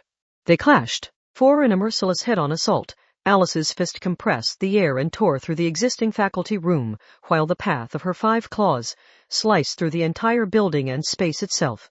Dodging was meaningless against this. If she made a single roundhouse kick, it would probably become an AoE attack that struck everything around her. When her attack was like a massive gale sweeping right to left, there was no way to avoid it just by moving your body out of the way. So it hit. Kamachi's body didn't just strain. His body produced dull cracking and popping noises he had never heard before. He didn't have time to assess what exactly had broken. The dulling of his sense of pain was actually a blessing in this case. Yes, the difference between fortune and misfortune was ultimately a matter of viewpoint and usage. He bit his lip so a bloody flavor wouldn't spill from his mouth, and he swung his fist again. He wanted a cross-counter. But if all he wanted was to knock Alice down to stop her, he didn't actually need to skillfully evade every attack launched by that fully grown monster. He was lucky if he could even get an attack in for each of hers. Rah! He shouted, completing the swing of his fist. He placed his body weight behind it. Even if she was up against a being known as a god or a demon, or a human who had trained themselves up to the point that everyone would see them as such a thing, this version of Alice would likely crush them underfoot without them even realizing they had been killed. But that didn't matter. Kamachi did not stop. No amount of willpower would let him avoid taking hits here. And each time one of Alice's attacks hit him, critical sounds of destruction came from within his body. Red beads of blood swam through the air, and even ordinary pain vanished behind a wave of scorching heat. But none of that was any reason for Kamachi to falter as he clenched his teeth and fist.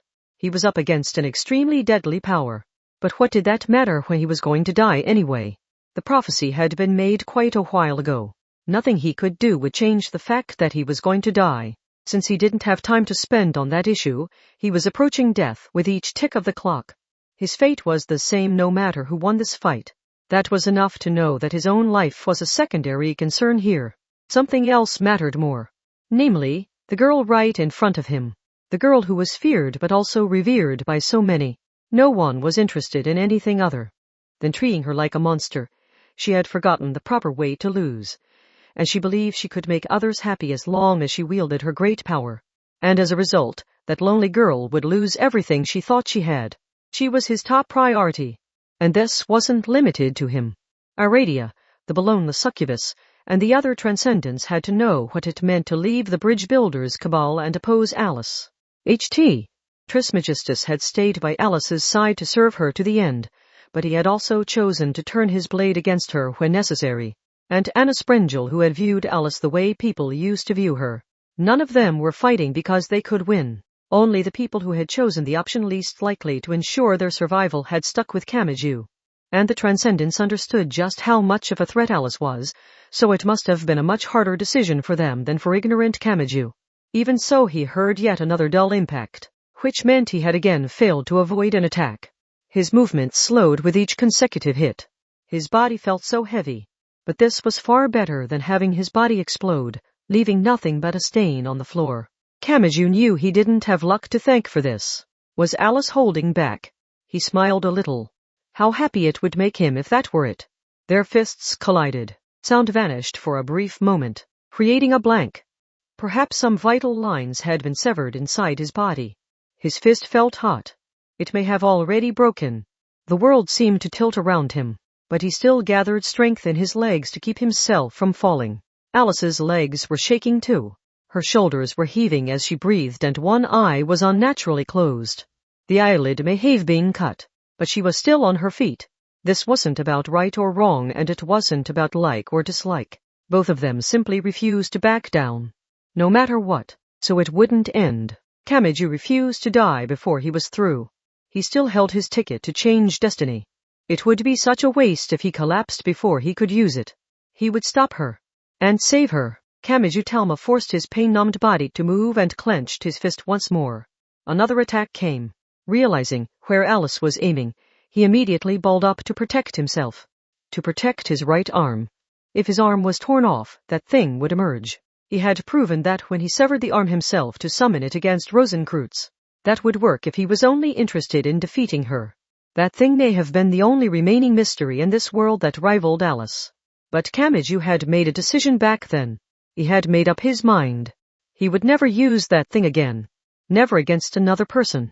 Plus, a little thing like death wouldn't be enough to stop Alice. He took the full brunt of the attack as payment. He couldn't see it, but he was pretty sure his back had split open. He finally heard a rupturing sound within his own body. It reminded him a lot of a water balloon. He coughed up blood. Enough to feel like a solid clump. That didn't matter. He refused to collapse. He hadn't saved Alice yet. So he would keep fighting until he had.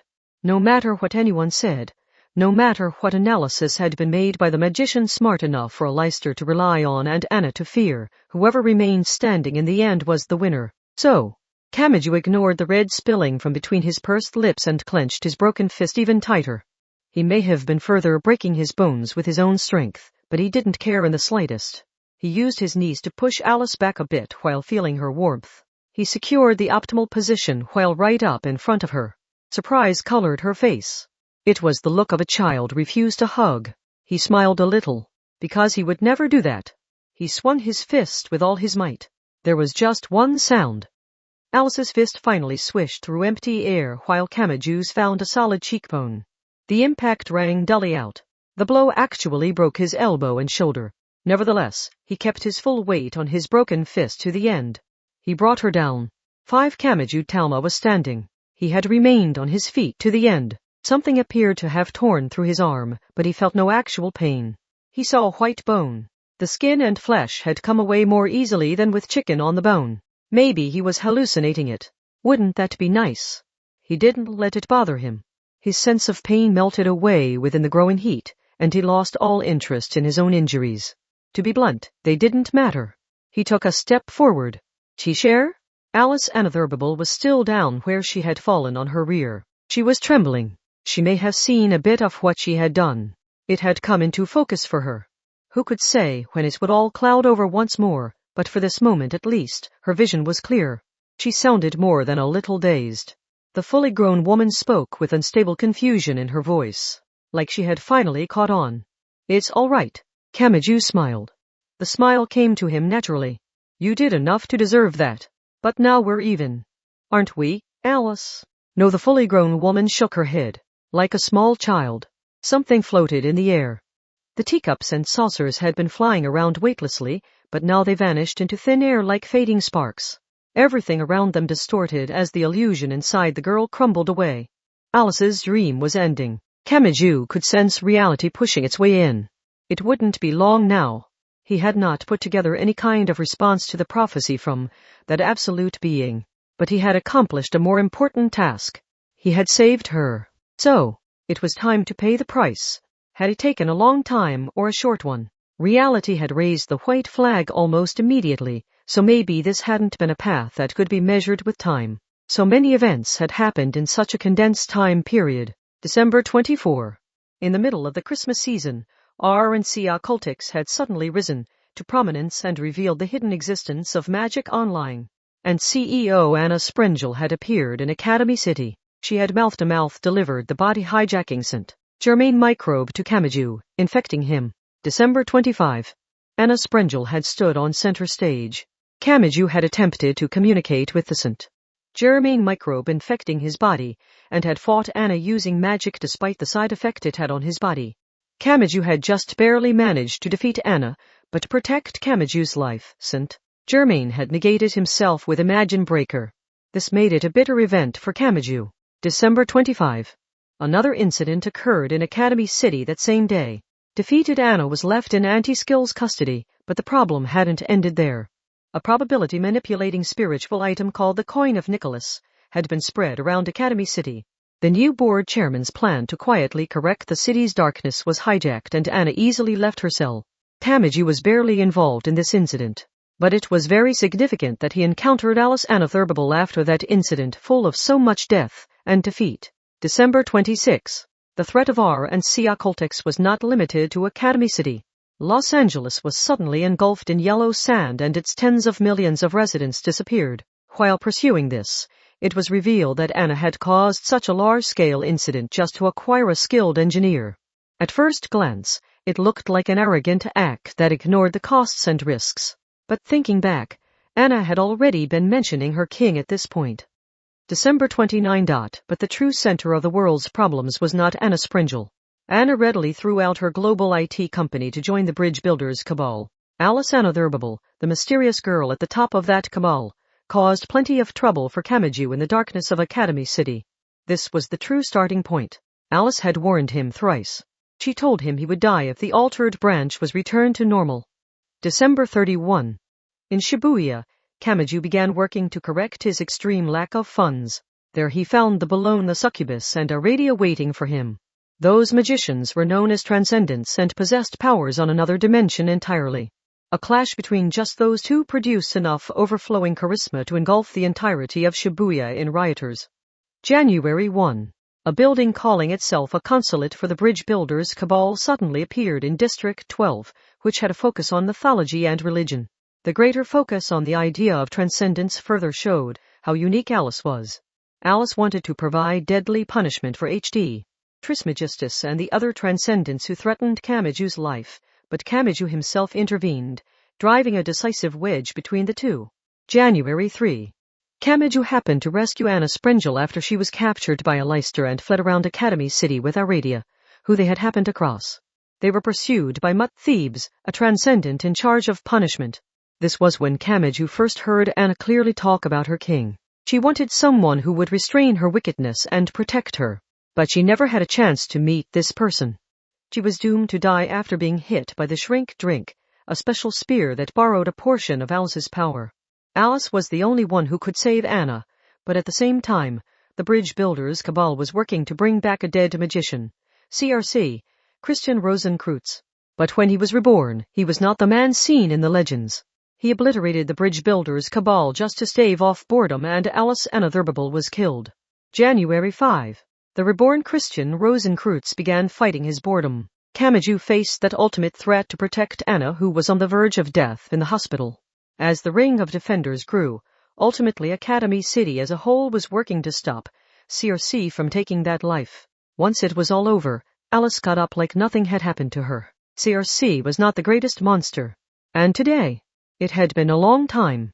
Yes, a very long time. Unbelievably long. This wasn't about the literal time it had taken. Far too much had happened over winter break. Kamaju had been exposed to multiple new forms of threat and been badly beaten, but that had built up his unseen heart and soul enough to make it this far. And he had dragged his heavy body far enough to stand before Alice Anotherable. He had stood right in front of her. He could say that for certain. Everything that had happened had been leading up to this moment. He had arrived. All the past storms seemed like a fantasy now. It hadn't been pretty and he had been badly delayed, but he had made it. On his own 2 feet. I'm here, Alice. He barely got his voice out. With all the blood clogging up his throat, he wasn't sure if his voice was even audible. I made it here. You can't defeat the girl, teacher. If everything had gone as planned and the girl had used her full power, you might have been spared this death coming from the outside. Alice could say what she liked, but the winner made the decisions. That's what he had been fighting for. So he could tell her it would be all right. The girl might not get what she wanted. If Kamaju died here, Alice's wish to make up with him would go forever unfulfilled. She had become a world-destroying storm to make that happen, but Kamaju himself had put a stop to it. But he just hadn't been able to leave her all alone and howling. His limit had arrived. He would die today. But Alice still had her life. She still had plenty of happy paths left for her.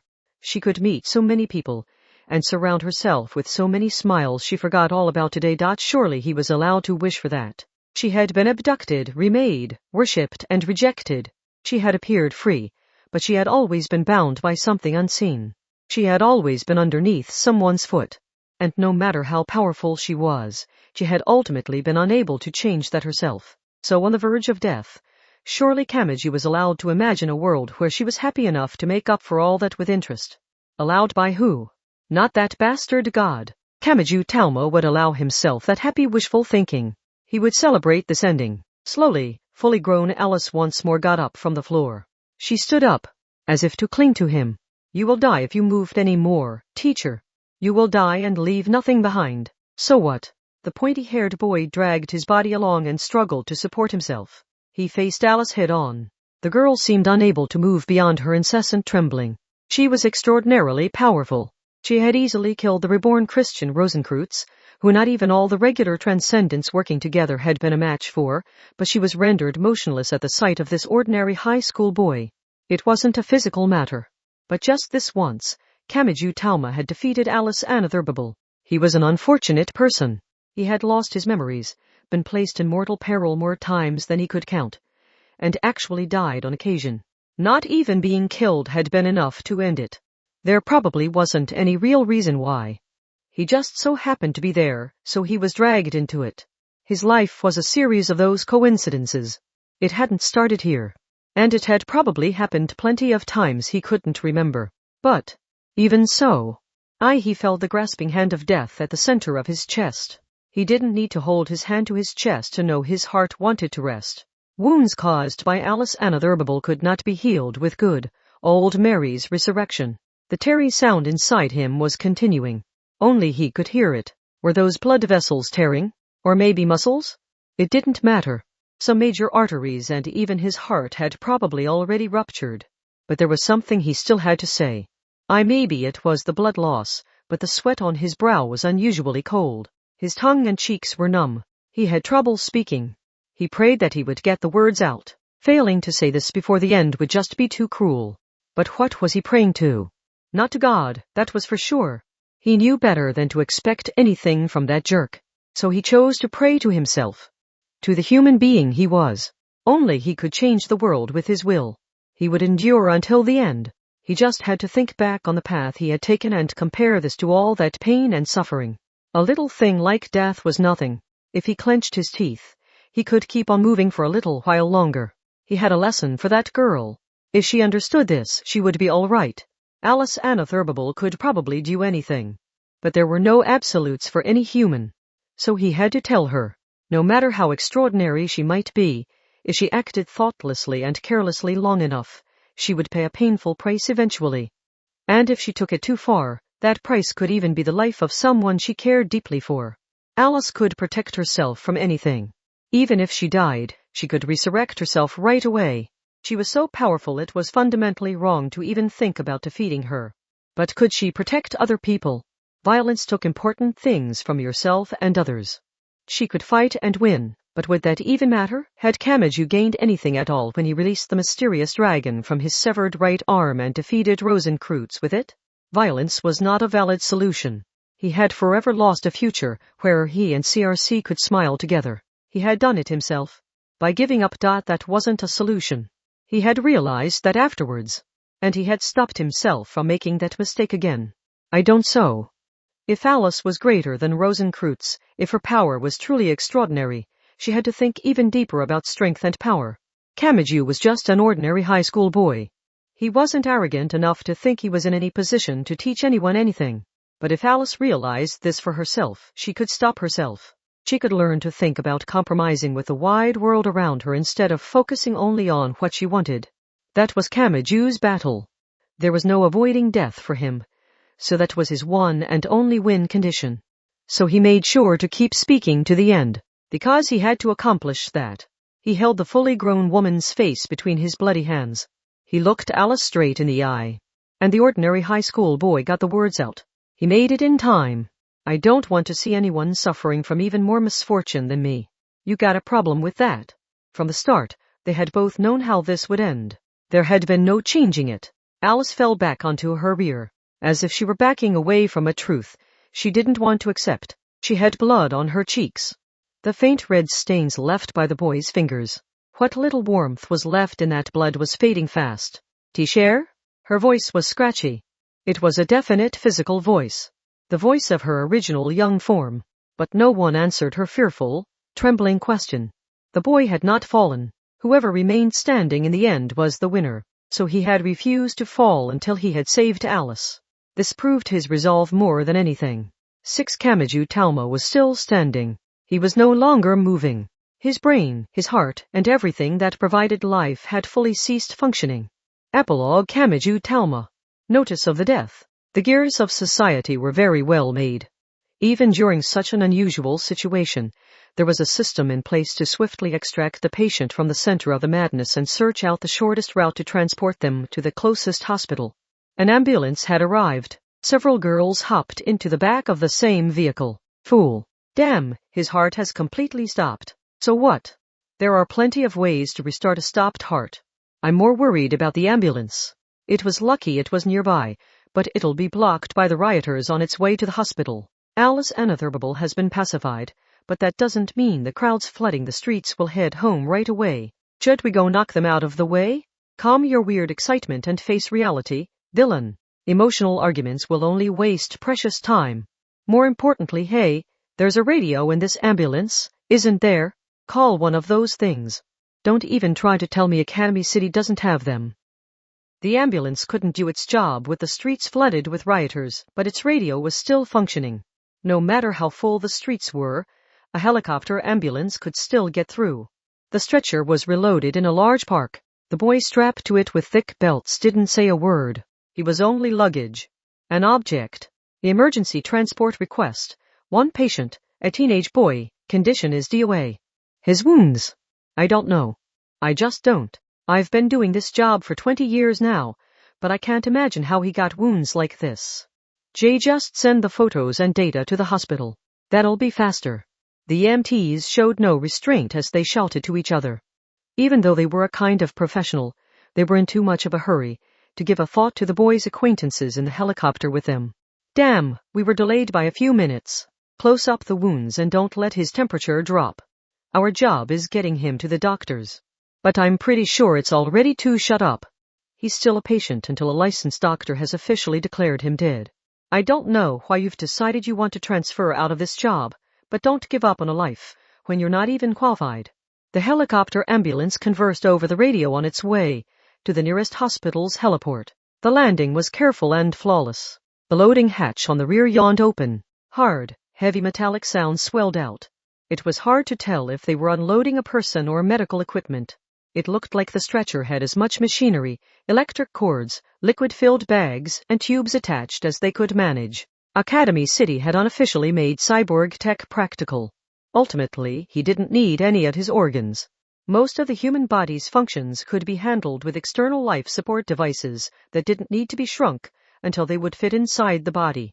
In the modern day, people could go on living with a few of their biological organs crushed. It didn't matter if it was handled internally or externally. As long as they breathed, had a pulse, and had brain waves, then they were alive medically speaking.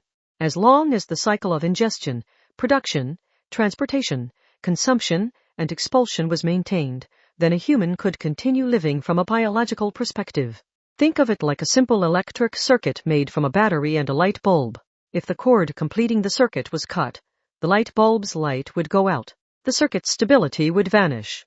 But if two batteries were hooked up in parallel, you could cut one of the cords and the light bulb would continue to shine. The stability would remain despite the destruction. This simply applied that logic to the extremely complex and advanced field of biology, including electrophysiology, molecular biology, and hematology. The ancient idea of the soul could be spoofed with cutting-edge technology. It was a lot like the deception done by a stage magician or a food sample craftsman. It was a happy trick done to please everyone. Nevertheless, even with all that advanced technology, not a single noise came from that boy's body. His condition was on a level beyond all of that. His bangs blew in the chilly night wind. But even that looked like weeds on the roadside. There was no will there. It was even crueler than a complete absence of motion. The special monitor thinner than a piece of copy paper displayed only a flat horizontal line, indicating the number 0, and an equally flat tone played on and on forever. That was all.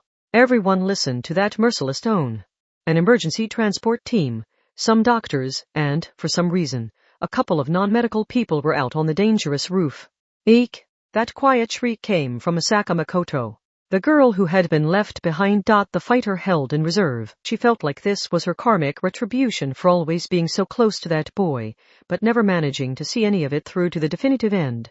Another girl was also out on the heliport. She spoke with her long honey blonde hair buffeted by the helicopter wind. The girl bore a different kind of karma from Makoto. I told you this would eventually happen if you kept on like that. The tone grew more distant. The people surrounding the stretcher were yelling at each other as they quickly withdrew into the hospital. Were they headed to the operating room, or the intensive care unit? Had they given up yet? Had they still not accepted the truth? Were they afraid they would realize the truth if they let themselves come to a stop? Everything became silent, finally. But Index had been on the helicopter ambulance, but she hadn't been able to disembark. She couldn't move at all. She simply held her hands over her mouth. The pure girl had crystal tears in the corners of her eyes. She covered her entire face with her hands. Darkness had been thrust before her. A sign of parting. Of death. She couldn't speak a single word. Was her perfect memory a curse at times like this? Or was it a blessing because it allowed the boy to remain forever with her, even if only in her head? Eventually, the frog-faced doctor slowly shook his head. January 6, 11:58 p.m. That side-to-side motion said it all. The doctor, who never gave up, still said the words here. The transported patient has been confirmed deceased. There is nothing I can do when he's already dead. Kamachi never made it to January 7, the final day of winter break. His death had already been confirmed. Afterward, if you picked them up one at a time, welcome back. If you bought them all at once, welcome. This is Kamachi Kazuma. This is the ending. This was determined all the way back when he first met her. I think Alice's threat level grew with each volume, which may have made you readers curious about what she had said in the past. Everything that had been building up was released in this volume. The karma of an easy decision came back to bite him. If you read it all from the beginning with that in mind, it should change the overall impression you get. I have already placed an emphasis on Alice's adventures in Wonderland in several of my series like the Simple series and Blood Sign. You can find some frightening imagery when looking into the original versions of Cinderella and Snow White, but Alice is a little different. Is Alice the truly strange one for adjusting to everything happening in Wonderland so quickly? I like how you can't quite tell which side is making the rules. I had trouble deciding how to depict Alice's world. One idea was to have her create a physical Wonderland, and another was to focus more on childlike logic and image association. Especially when depicting Alice's internal conflict, I thought it would be good if reading the text left you puzzled. There should have been some parts where you found yourself reading through the dialogue and narrative without really questioning it, but I tried to structure it like a children's story. The part where transcendence from both sides strangely gathered on the bridge would be the most obvious example, but the way Kamachi and the rest of the characters were being dragged along by invisible rails was another part of them being bound by Wonderland logic after entering Wonderland. Then there was Anna Sprengel. If you look at the foundation of modern Western magic, you will quickly learn that she was a mystery young lady involved in the founding of the Golden Cabal. The term irregular transcendent has been used all over the place in the Genesis Testament series, but did you expect it to have such an important role? The most likely theory is that she was a completely fictional person who Westcott based on Kingsford while tweaking some of the details, but my story is fiction. While considering what it meant for a fictional person to be walking around, it reminded me of identity fraud. That then led me to create the framework of the transcendence. There is also otaku-friendly magic where people prepare the handmade costumes and a stage to cosplay as gods, so I made use of that too. On that note, let's talk about Anna Kingsford. She isn't quite as well known as Aleister Crowley, but since the occult world tries to remain hidden, being well known isn't exactly a good thing for them. If you're curious, you can start with Mathers and work back from there and find a lot of complimentary information on her. Just like with Mina Mathers and Annie Horniman, there were far too many highly unique and charming women around that man Mathers, the eccentric and arrogant genius who caused trouble for everyone around him, including Crowley, asked her to teach him. She laid the foundation of the ideologies for the great occult leaders of the 19th century like Westcott and Mathers, and she led to the creation of a magic cabal that allowed female members when banning women was still standard practice. Her various legends show just how incredible a person she was. This battle was a clash between the two greatest illusions created in the 19th century and then breaking them down with modern Western magic, which had converted even Wonderland's nonsense into logic, but I think it made for a nice twist that both Anna and Alice were fighting for the illusion killer boy. Last time in GT9 all the scientific and magical firepower in Academy City gathered together to attack human kaiju Rosencreutzes, but here in GT10 everything was focused on just those two illusions. Pure and frightening Alice vs villainous and kind Anna. Neither are your average heroine, but that's why I hope you saw something you could identify with in those two polar opposites who both make reassuring allies and terrifying enemies. Maybe they weren't your standard heroines, but with a standard heroine who can just ask for help, your standard person living in a standard world can save them. It was because they took a step beyond that which allowed Kamachi Talma to reach his right hand where not even the top spurs and magicians could reach. He is the illusion killer boy, but that is why he can't save himself after he returns bloody from the realm of illusion to reality. He knew that and was made to recognize it, but what was it he wanted to do in the very end? I hope you give some thought to that. I give my thanks to my illustrators Himura-san and Itu Tateki-san and my editors Miki-san, Anand-san, Nakajima-san, and Hamamura-san. Transcendence all over the place, plenty of named characters among the cosplayers, and Alice going full-on psychedelic. This one had to have been a lot of work. Thanks so much. And I give my thanks to the readers. Kamachi Talma is not a clever person. He is no more than a foolish and powerless level 0 who can't recover well from what's already happened. But if he returned to GT5 when it all began and again faced Alice, as she offered to distort reality and create a false culprit to create a happy ending where everyone was smiling, he would choose the same thing again every single time. I trust that you will accept that foolish boy for who he is. Thank you so much. It is time to close the pages for now while praying that the pages of the next book will be opened. And I lay my pen down for now. What was he thinking in the very end? Kamachi Kazuma. He woke up in an empty white space. He sat up. White. Everything was white. Not even the concept of a horizon existed in this silent place. It was like a bad joke. Still sitting, Kamachi Talma looked down at his hands, at his surroundings, and thought. What was this place? Was there really more after what he went through? He hadn't seen this any of the times Othinus had killed him. He had thought death was a lot emptier, that what came apart could never be repaired, preventing any hope of salvation. Yet he found himself somewhere. He saw no damage or red stains on his clothes. He tried moving his body around, but didn't notice anything out of the ordinary. This wasn't just his sense of pain numbing over.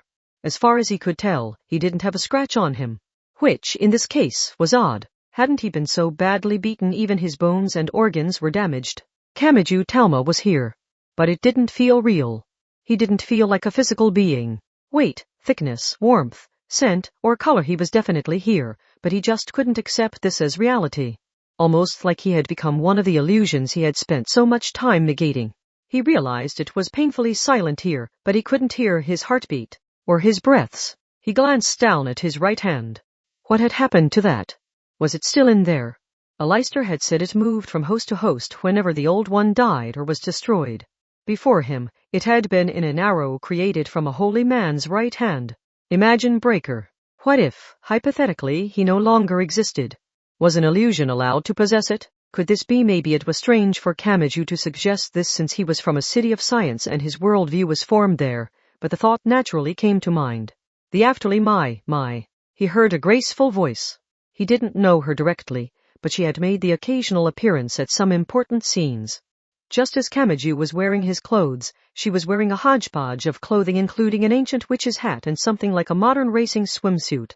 She even had glasses on. He didn't know how it worked, but it would have been awkward if they were both naked. She stood in this white void like she belonged there. How abnormal was that? She made it look so natural it was hard to tell, but she must have broken the rules in a big way to pull it off. The woman who was fixed in this place spoke to the boy who was fixed in this place. It is Crossmark watch for you to be here yet, is it? Aren't you the other one? King Zo, right. Anna Kingsford? Direct hit. Why was she here? Was this place really so easily accessible? I quite like that you view me as the other one. You do, Crossmark, see either of us as superior. You naturally view us both as a real Anna. Seeing it that way might save her more than anything, while also tormenting her more than anything. But you saved her in a way I could, Crossmark. I am impressed, benevolent one. Each question that came to mind led to another, quickly saturating his brain. Thinking about this normally wasn't going to work. While his eyes widened, Kingsford elegantly held a hand to her mouth and laughed. Did you forget? Forget what? Or perhaps you did, Crossmark. No, in the first place. The other Anna neatly laid out the information. She seemed like a calm and gentle teacher. As a high school boy, she made him think of a liberal arts teacher, but not quite like an English teacher. I am Crossmark, more than a preserved corpse rigged up to move. Thus, I have Crossmark forced my way in here. This is where I belong. So by stopping the gear parts and bidding a crying face goodbye to the globe showing Europe Africa of the living, I can visit here any time I want. First I come back from the skull, then I get killed, then I put his mind at ease, and now I'm saying goodbye again. I have put Leicester through a lot. Well, he should accept it since it is for you. Besides, I am meant to be skull. And I predicted this outcome from the beginning. She said it so easily. He had struggled so hard to reach this ending within the psychedelic world of unpredictable Alice, but this other Anna came out and said this was well within her expectations. He was glad she was a good person. She would make the worst kind of evil villain. And if she was a detective, he would definitely punch her for letting so much crime go unpunished. When someone had brought trouble to other people's lives, Kamachi wasn't the type to let them off easy just because they were a girl. This woman might make the perfect door manager, but he would harden his heart and do it anyway. Crossmark one can escape their own choices. You had already passed the final branch before I was even brought back as a preserved corpse, so not even I could have intervened. You had crossmark choice but to skull. The expert spoke to speechless Kamachi. She seemed to be viewing his life and scoring it, but at the same time, all people deserve to be set free once they have received their punishment. Simply put, you made a mistake, but you do crossmark deserve to be criticized for it now that you have died for it. You have atoned for your sin. I have? You have indeed, Kamachi Talma. Even as your life slipped away, you did crossmark hesitate to try your very best to save Alice Anna Thurbable even though she was the cause of it all. That service was truly praiseworthy. I, Magician Anna Kingsford, guarantee it. And I'm crossmark strong-willed enough to sit idly by when someone is crossmark rewarded for their efforts. What are you talking about? How long are you going to hold it all inside? As you can see, this place is outside it all. After everything you have been through, I would expect you to be searching out guide to give him a jigsaw of your mind. Are you just going to accept that you skull it? Seeing you be this obedient is honestly pissing me off. Angry face, hold on. Don't just make decisions for me. I sense some kind of great power in you, which is giving me a really bad feeling about this. Besides, first years in high school are only 16 in your country, aren't they? You seem awfully accepting for someone right smack in the middle of their rebellious phase. Isn't there anything you still want to do? Oh, come to think of it, it is almost my birthday, which would mean you're still only 15.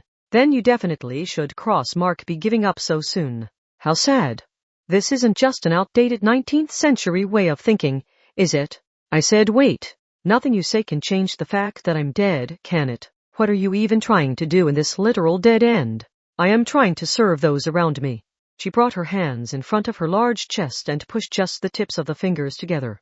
The expert smiled as she spoke. As an expert, I have a secret technique you could call a hell tour. My. If that does crossmark mean much to you, what if I called it a jailbreak? Wait, really? Yes, really. If the globe showing Europe Africa cheats you, you cheat it right back. That is how magicians did things in the 19th century. Have things really changed that much? He was speechless. It couldn't be. Was this woman really saying she could manipulate this place as she pleased? Could magic really do that? In that empty world of white, Anna Kingsford reached a slender hand out toward Kamachi, who was still seated. Her right hand. Now, how about you kick out this shitty predetermined ending and join me in making comeback? So what part of this was a lie? The unfortunate boy refused to fully believe this offer. To him, it sounded far too good to be true.